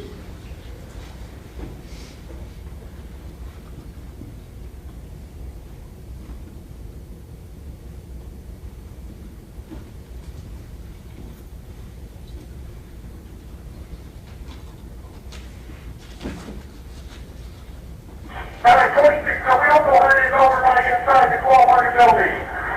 We're locking down the school right now. Make sure there's no pedestrian traffic anywhere on Holberg Road.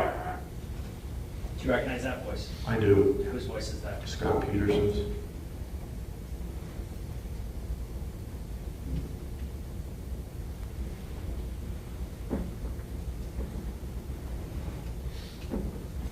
We're going to Kyle. I hear shots fired. Shots fired. All units on the shots fired, stay on main. We're going to Kyle. We're going to Bravo. You're going to more students running west towards the football field. We're going to Kyle. I hear shots fired. Do you recognize that voice? Yes, I do. Whose voice is that? Scot Peterson's.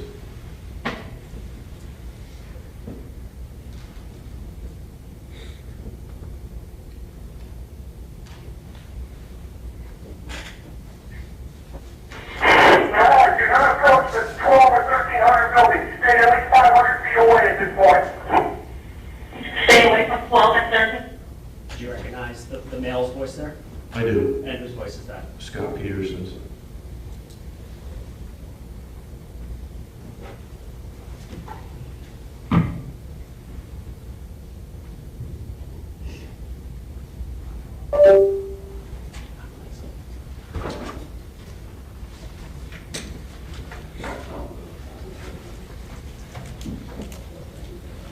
Okay, now going back to February 14th of 2018, were you on duty that day? I was. And what is your typical duties during the day, let's say on that day? I was the school resource officer at Eagle Ridge Elementary School that day. How far is Eagle Ridge Elementary School from Marjory, Stoneman, Douglas approximately?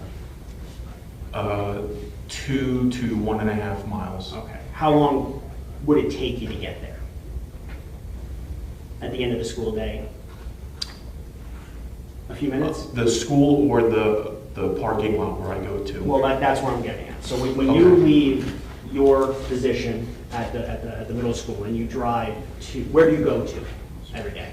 So every day I go to North Community Park, which is where the Douglas kids use the parking lot for MSD. Okay, so my understanding is there's kind of like a senior parking lot on the north side, and then if there's any additional students that bring cars, they park it kind of off campus. Correct, and I provide security there. Okay. And that's every day you do that? Every day. And is that what you were doing on February 14th of 2018? I was heading there. Okay. And you were heading there, did you end up going there? No. Why not? Because I heard Sergeant Bill Reed over my radio ask dispatch if there was an active shooter at Douglas High School. And with that information, what did you do? Listened. And then the dispatcher came back with, yes, we're getting multiple phone calls And as soon as she said that, I turned on my lights and sirens. Okay, and once from the time you turned on your lights and sirens, how long did it take you to get to MSD? I was pulling up to the intersection of Westview and Coral Springs Drive. Country Hills was in their school zone, so I was trying to make a left turn, so a couple of cars had to get out of my way. It slowed down my response a little bit. Made the left onto Coral Springs Drive, went underneath the Sawgrass Expressway Bridge. Did not know where the shots were coming from on the schoolyard. So I said, you know what, the fastest way on campus is going to be the south bus loop. Okay, and I'm actually going to show you a map, Your Honor, if I can, and this can be put on the cameras. Your Honor. We can put the TVs back on? Yes. Okay. And Your Honor, if you can enable the annotator.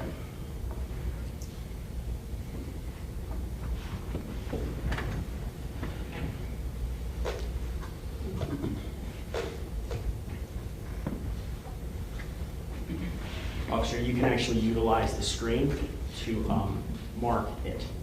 Okay. Do you recognize what we're looking at here? Oh, and for the record, I apologize.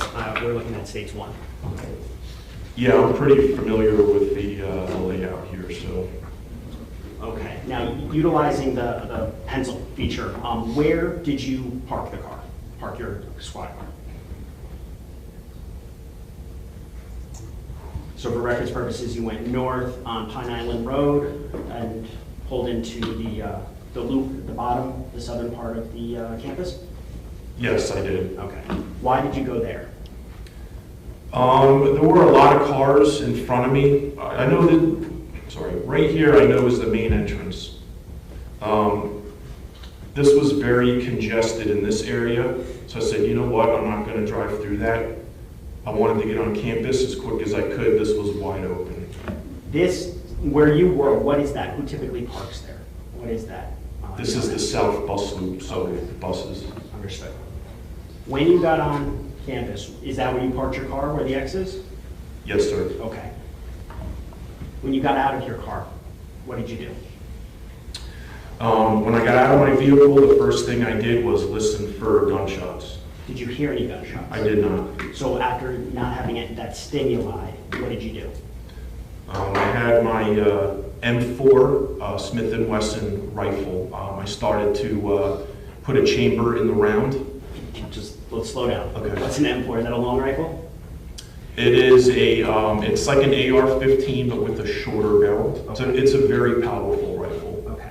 Did you have a scope on it? I did, with a red dot. What does that mean, red dot? Does that mean like it magnifies, or is that just like it'll You show can make it magnify. There's a button you can turn on the scope, and the red dot will get bigger or smaller. Okay. And with that weapon, you chambered? I chambered a round. Does that mean you loaded it, Yeah, basically? so basically I'm holding the barrel of the gun like this, and it's called a charging handle. You rack it back, and a bullet goes in the chamber. Okay. So now that you're armed with that rifle, what did you do? I had 2 more magazines that I put in my cargo pants, my police uniform. So altogether, I had a 30-round magazine in the M4 rifle, and the 2 extra magazines that I had 20 rounds, so I had 70 rounds total. I also had my handgun, which with 3 magazines at like 15 apiece, I had another 45 bullets. So altogether, I had 115 rounds of ammunition. And what kind of handgun did you have on you that day? It was a Smith & Wesson. I'm sorry, a 6 Sauer. And what caliber bullets? Back then, I think it was 357. Okay. Not sure. We Okay, switched. That's fine. Yeah. That's fine. You get out of the car. You're armed. Where do you go? While I'm loading up my rifle, I'm looking. Like I said, I know Douglas pretty good. I know that this is the cafeteria. I know that this is the front office. And the first thing I did, I wanted, so since I wasn't hearing gunshots, the next thing I wanted was information. So I looked in this general area right here, there's a hallway, to see if anybody was running out, and if there was, I was going to ask them for information, but there was nobody there. Did you see, was it a ghost town right around there? Did you see anybody at first? I did not see anyone. Ultimately, did you see someone? Yes, shortly after I began to run north. You can track. Okay, so after not seeing anybody west, I'm like, okay, let's go front office. So I started to run north on this sidewalk. And did you ultimately see someone? I did. A gentleman driving a golf cart was driving towards me. Did you know who it was? I did not. Did you get in that golf cart? I did. Why did you get in the golf cart? Because as you can see, well, the gentleman offered me a ride. As you can see, it is a very long distance from where he picked me up. So he offered me a ride and I took it. You said long distance. Did you know where you were going when you got on the scene, when you initially parked your car? Yeah, so when the gentleman approached me, I asked him what's going on here. And he said there's a shooting. It's a white male with a burgundy ROTC uniform shirt, dark pants. The shooting happened in the 1,200 or 3-story building, in or around the building in the northeast parking lot. Okay. Were you familiar with the 1,200 building or the 3-story? I was not familiar with the 1,200 building, but I knew exactly where the 3-story building was. That information that was given to you, was that given to you by Mr. Peterson? It was not. Was that given to you by an officer or a civilian? It was given to me by a campus monitor. Campus monitor, okay. You're in the golf cart with the campus monitor. Can you track or trace the route that you went? Yes. So as we're going north, I'm starting to mentally prepare to get into a possible gunfight. How do you do that? How did you do that? Let me answer that. Mentally prepare? Yes. Just by your training starts to take over. You know, you're ready to go. Did you want to be engaged in a potential gunfight? I remember when I got out of the golf cart, I remember saying to myself, I immediately wanted to take this individual on. Okay. So you're in that golf cart, you're driving northbound. Yep, so we jump off of the sidewalk.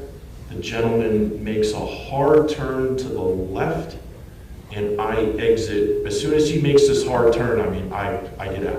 Where did you ultimately position yourself? So after I got out of the golf cart, I start running west. I'm focusing my attention this way, and also to the building. Okay. I'm going to clear the screen. Okay. Just from here.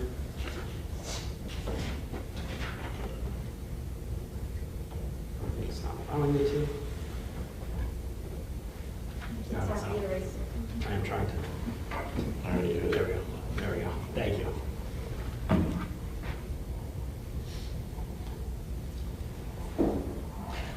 Officer Burton, I'm going to show you what's already in evidence as states, in evidence as states 6 composite F13. Your Honor, we can show this. This can remain on. You may proceed.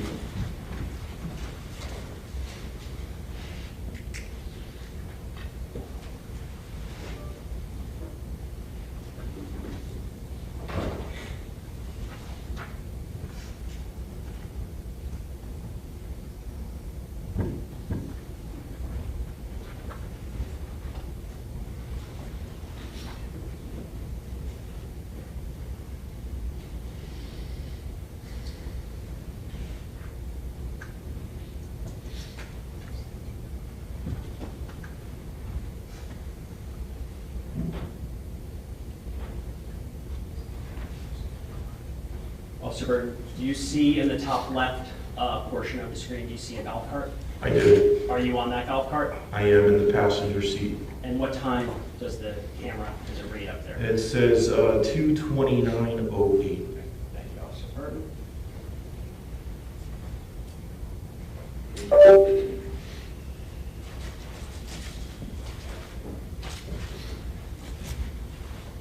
Now, going back to States 1, Your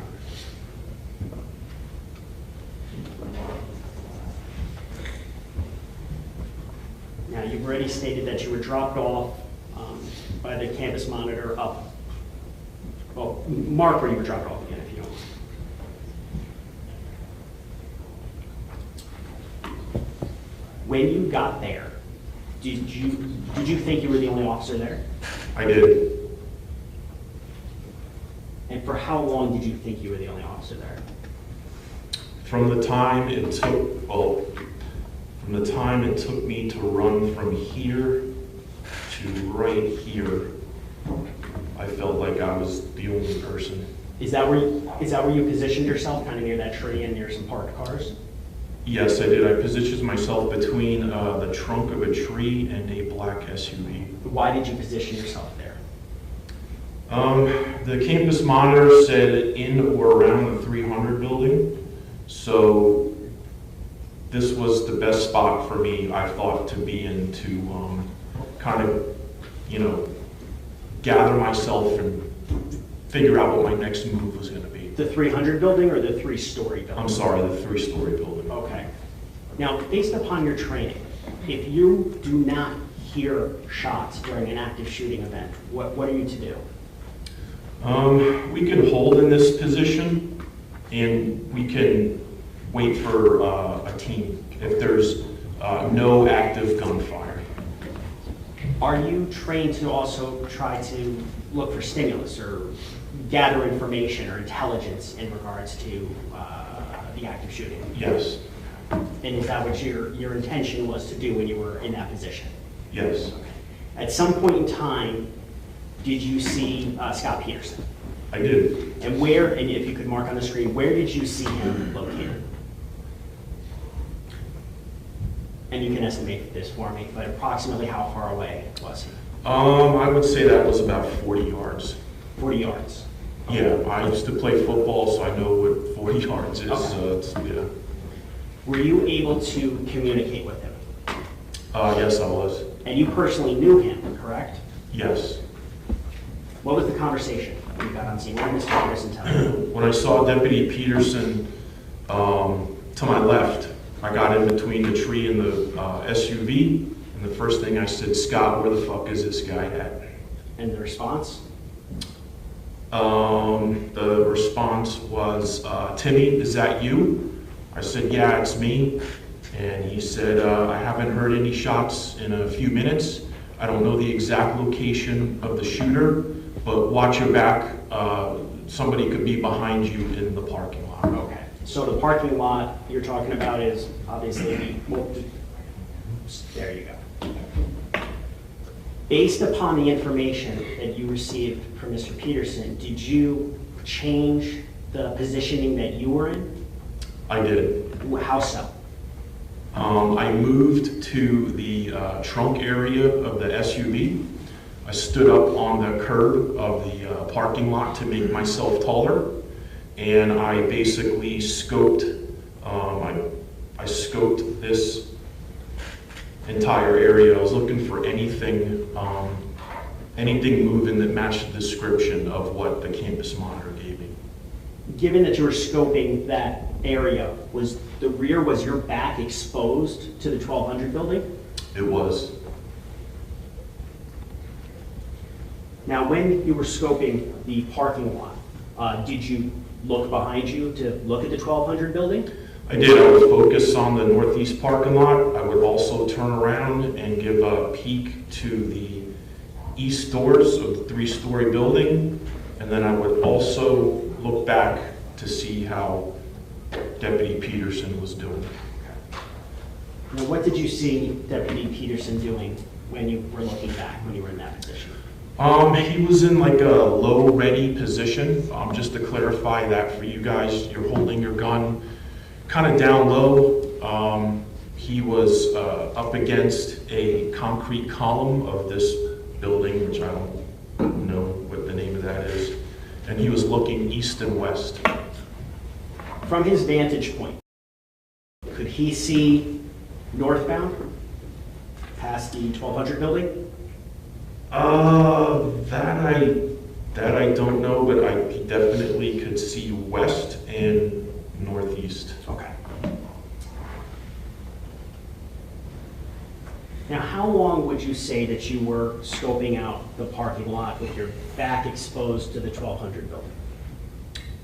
For several minutes, I best recollection. Now, at any point in time, did Mr. Peterson tell you that that approximately 70 rounds went off in the 1200 building? He did not tell me that.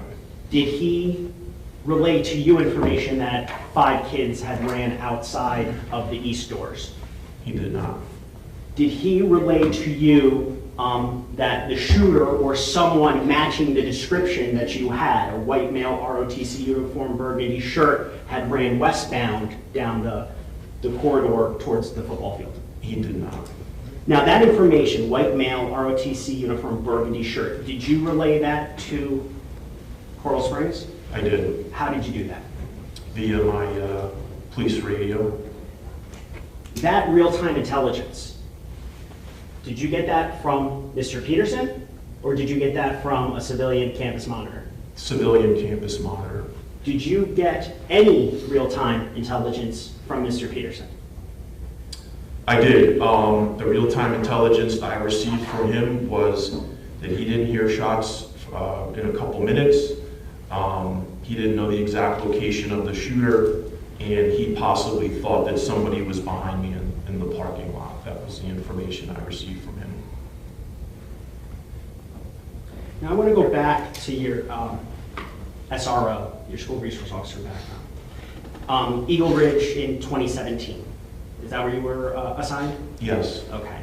And in 2017, was a training conducted at that school? Yes. And what was the training in regards to? It was active shooter training. And who was that training for? Was it for fellow officers? No, it was for teachers and staff of Eagle Ridge Elementary, and law enforcement did the presentation. Was Mr. Peterson one of the presenters? He was. Now, what did you teach the teachers or the staff that day? We taught them a code red situation, active shooter, what they are to do. And what did you specifically tell them in regards to that? Code red active shooter, what they're to do? The first thing they're to do is to put a partition in front of their glass. The second thing they're supposed to do is barricade the doors the best they can, and then get their classroom to the safe corner. And what is a safe corner, if you could explain that to the jury? The safe corner is kind of the angle of the classroom that would protect the students most if gunfire were to come into the classroom. Were there any sort of examples utilized during this training? For instance, blanks? Yes. So what we would do is we would do like a mock, a trial with teachers in the classroom. And the teachers had no idea, but we were going to fire live ammunition, blanks, of course, so they could become accustomed to what gunfire would sound like outside their classroom. Now, how many presenters, how many officers were there teaching that day? I don't recall, but there were about usually 2 a classroom, and then the training instructors. So I couldn't give you how many were there. Was each officer there assigned a particular number of teachers or staff to teach? Yes. Approximately how many teachers or staff? Maybe like 30 a class. Okay. And were you in the same classroom teaching as Mr. Peterson? I was not. But it was the same curriculum taught to the teachers and staff? It was. At that presentation, did you and fellow presenters explain what officers, SRO's jobs were during a code red? Yeah, that's usually a main concern of the teachers. They always ask, well, what are you doing while all this is going on? And we tell them we are looking for the shooter and engaging. Now, back to MSD on February 14th of 2018. Did you hear any shots at all while you were there that day? I did not.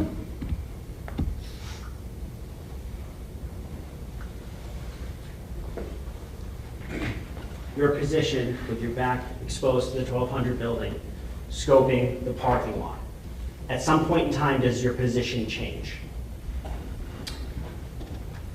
Yes, it does. When? What caused it to change?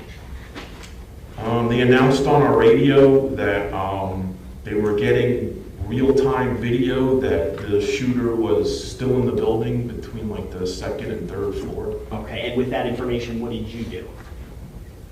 We thought we were going to receive gunfire, maybe from the windows of the building. So we had to get back behind the trunk of the SUV. And tactically, whenever a gunman is up above you and you're below them, that's not a good spot to be in.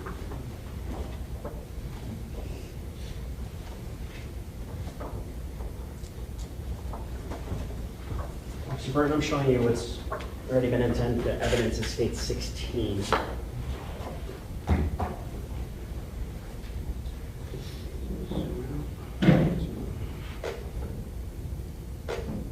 My erase still isn't working, so if you could just do it. Okay.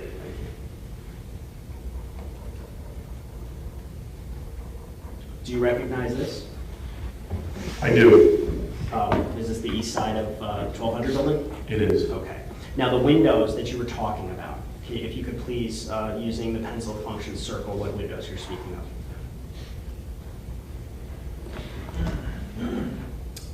It's these and then these over here. I'm sorry. Now with that information, did you change your position from facing kind of east-northeast to turning around and then facing west? Yes, I did. Were you still near the tree and the SUV?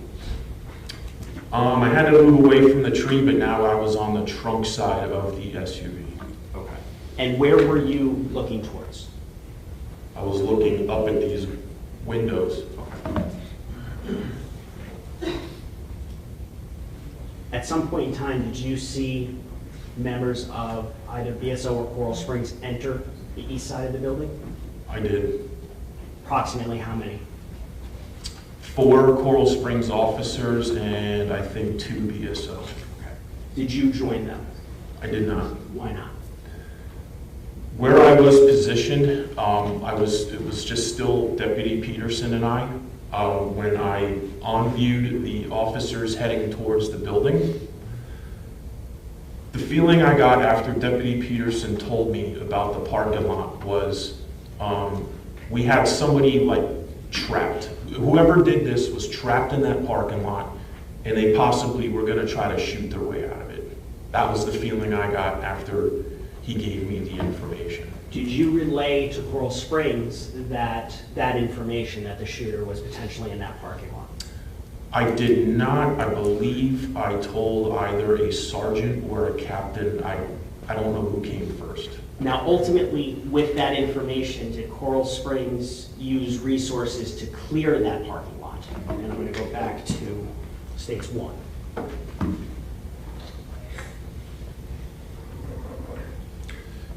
Yes, we did. How many officers would you estimate cleared that parking lot in the northeast corner? To my best recollection, maybe 5 to 8. And how many minutes approximately did it take for them to clear that parking lot? It probably took them, I really don't know, but my best guess would be about maybe 10 minutes. Now, was the parking lot full, kind of like just like this picture, it was full of cars. Were the officers going in and out of the cars? Yes. Checking underneath the cars? Mm-hmm. Yes. Yes. So it was expounding a lot of resources to check this parking lot.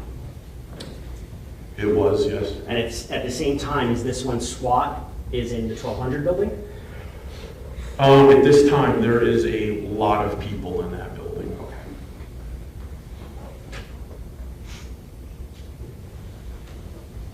Now, at some point in time, did this turn into rescue mode? It did. Approximately when did that happen? I don't need a time, but in the course of events. Maybe during or the end of the video delay that was being broadcasted over the radio. To my view of the east doors, some deceased students were starting to come out. Okay. So you never made your way inside the building, but when deceased students were brought out, did you? I ran over to help. Okay. And what exactly did you do in that regard? Sorry. There was a golf cart full of blood driven by Officer Wilkins. A deputy said, he looked at my name tag, he goes, "Burton, I need help. The kids can't see this." So he had a... What did you take that to mean, this? The massacre, the trauma, yeah. Okay. The gore. What did you do next?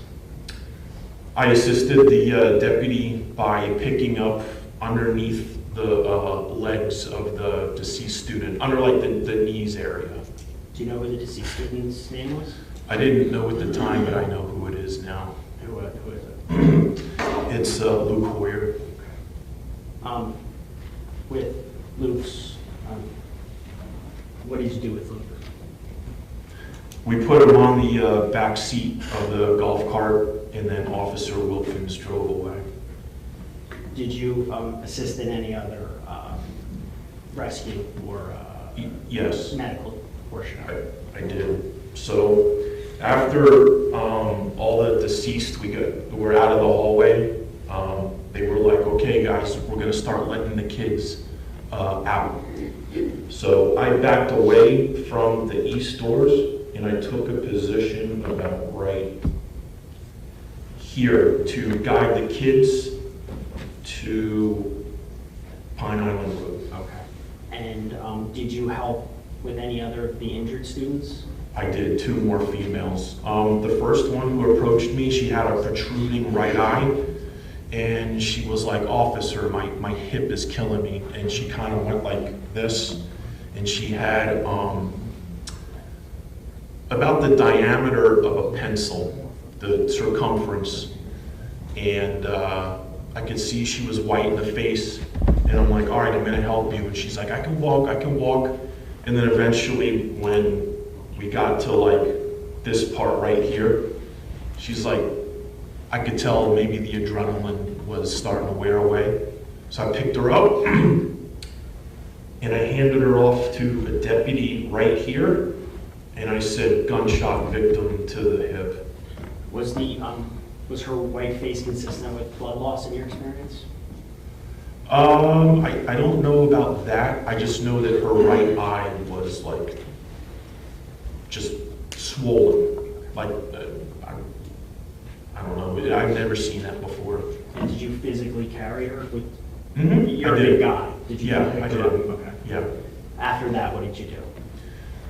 I ran back to my spot. I couldn't tell you how many minutes went by, but right about here, oh my gosh, right here, I observed Detective McLean trying to carry a female who was crying. Okay.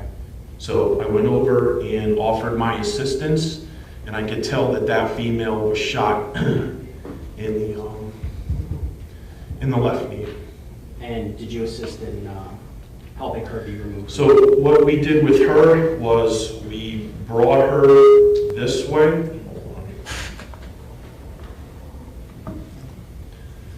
We brought her this way through this gate, and as we were doing that, the CSPD SWAT truck said, "Guys, give her to us." Now, after that, what did you do after you helped assist with her? We loaded her up on the truck, and then me and Officer McLean walked back to this position here. Now, during this time period where you were assisting with the students who were injured and with Luke, was Mr. Peterson helping?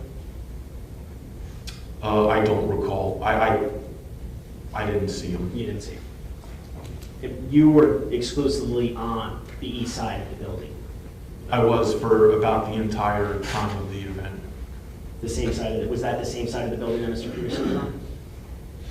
Yes, close in proximity.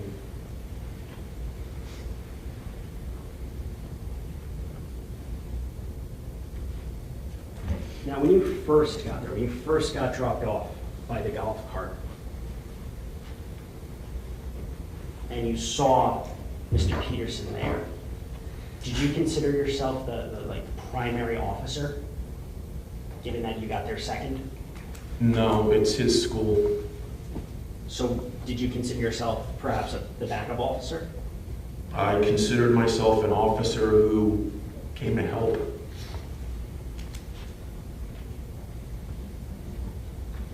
Now, during the time that you were there, before you started rendering aid, did you see Mr. Peterson leave that position that he was in that you first saw him in? I'm sorry, repeat the question. From the time that you got there, Yes. until it turned into rescue mode. Okay, Did you see Mr. Peterson leave that area that he was in? I did not. And how long would you estimate you were there before it turned into rescue mode? You can ballpark this one. 20 to 30 minutes.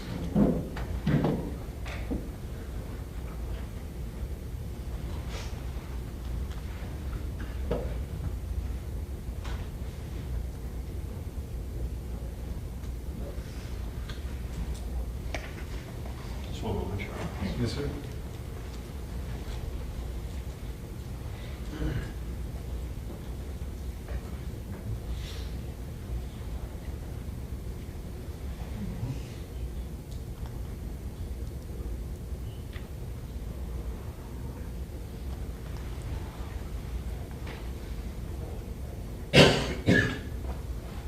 Your Honor, I have nothing further for Officer Bird at this time. Okay, cross-examination, go ahead. Judge, we have a brief sidebar? Yes, sure.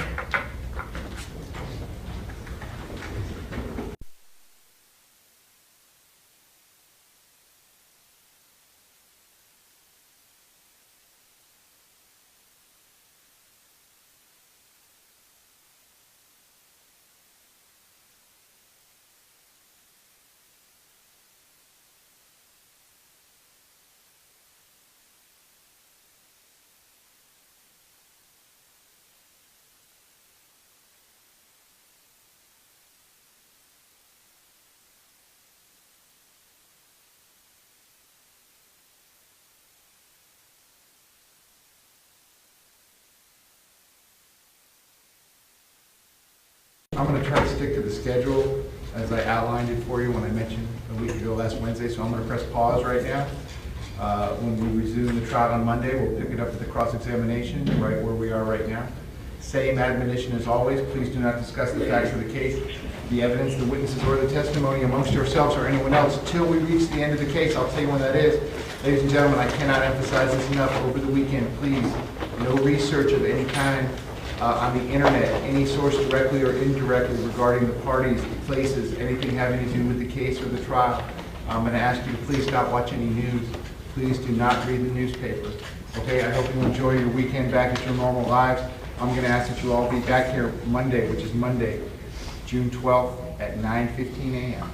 9:15 a.m. in New Jersey. On Monday, June the 12th. If you will leave the notepads in your envelopes in your chairs, they'll be waiting for you when you return. I hope you have a nice weekend. I'll see you Monday morning.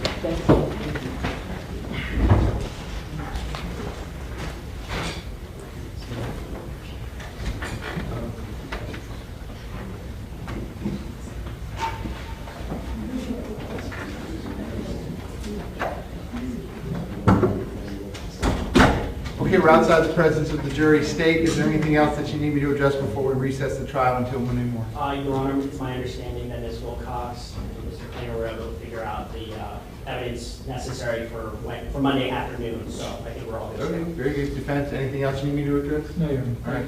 Sir, I'm going to see you Monday at 9:30. You can talk to anyone you want about anything you want except this case, just like you're on the witness stand. I'll see you Monday morning at 9:30. Thank you. Thank you. Okay, so then the trial's otherwise going to be in recess until Monday, which is Monday, June 12th at 9:30 a.m. Division FX will be in recess until Monday, June 12th at 8:45 a.m. I hope you all have a good rest of your evening. All right, Mr. Court Reporter, that is it.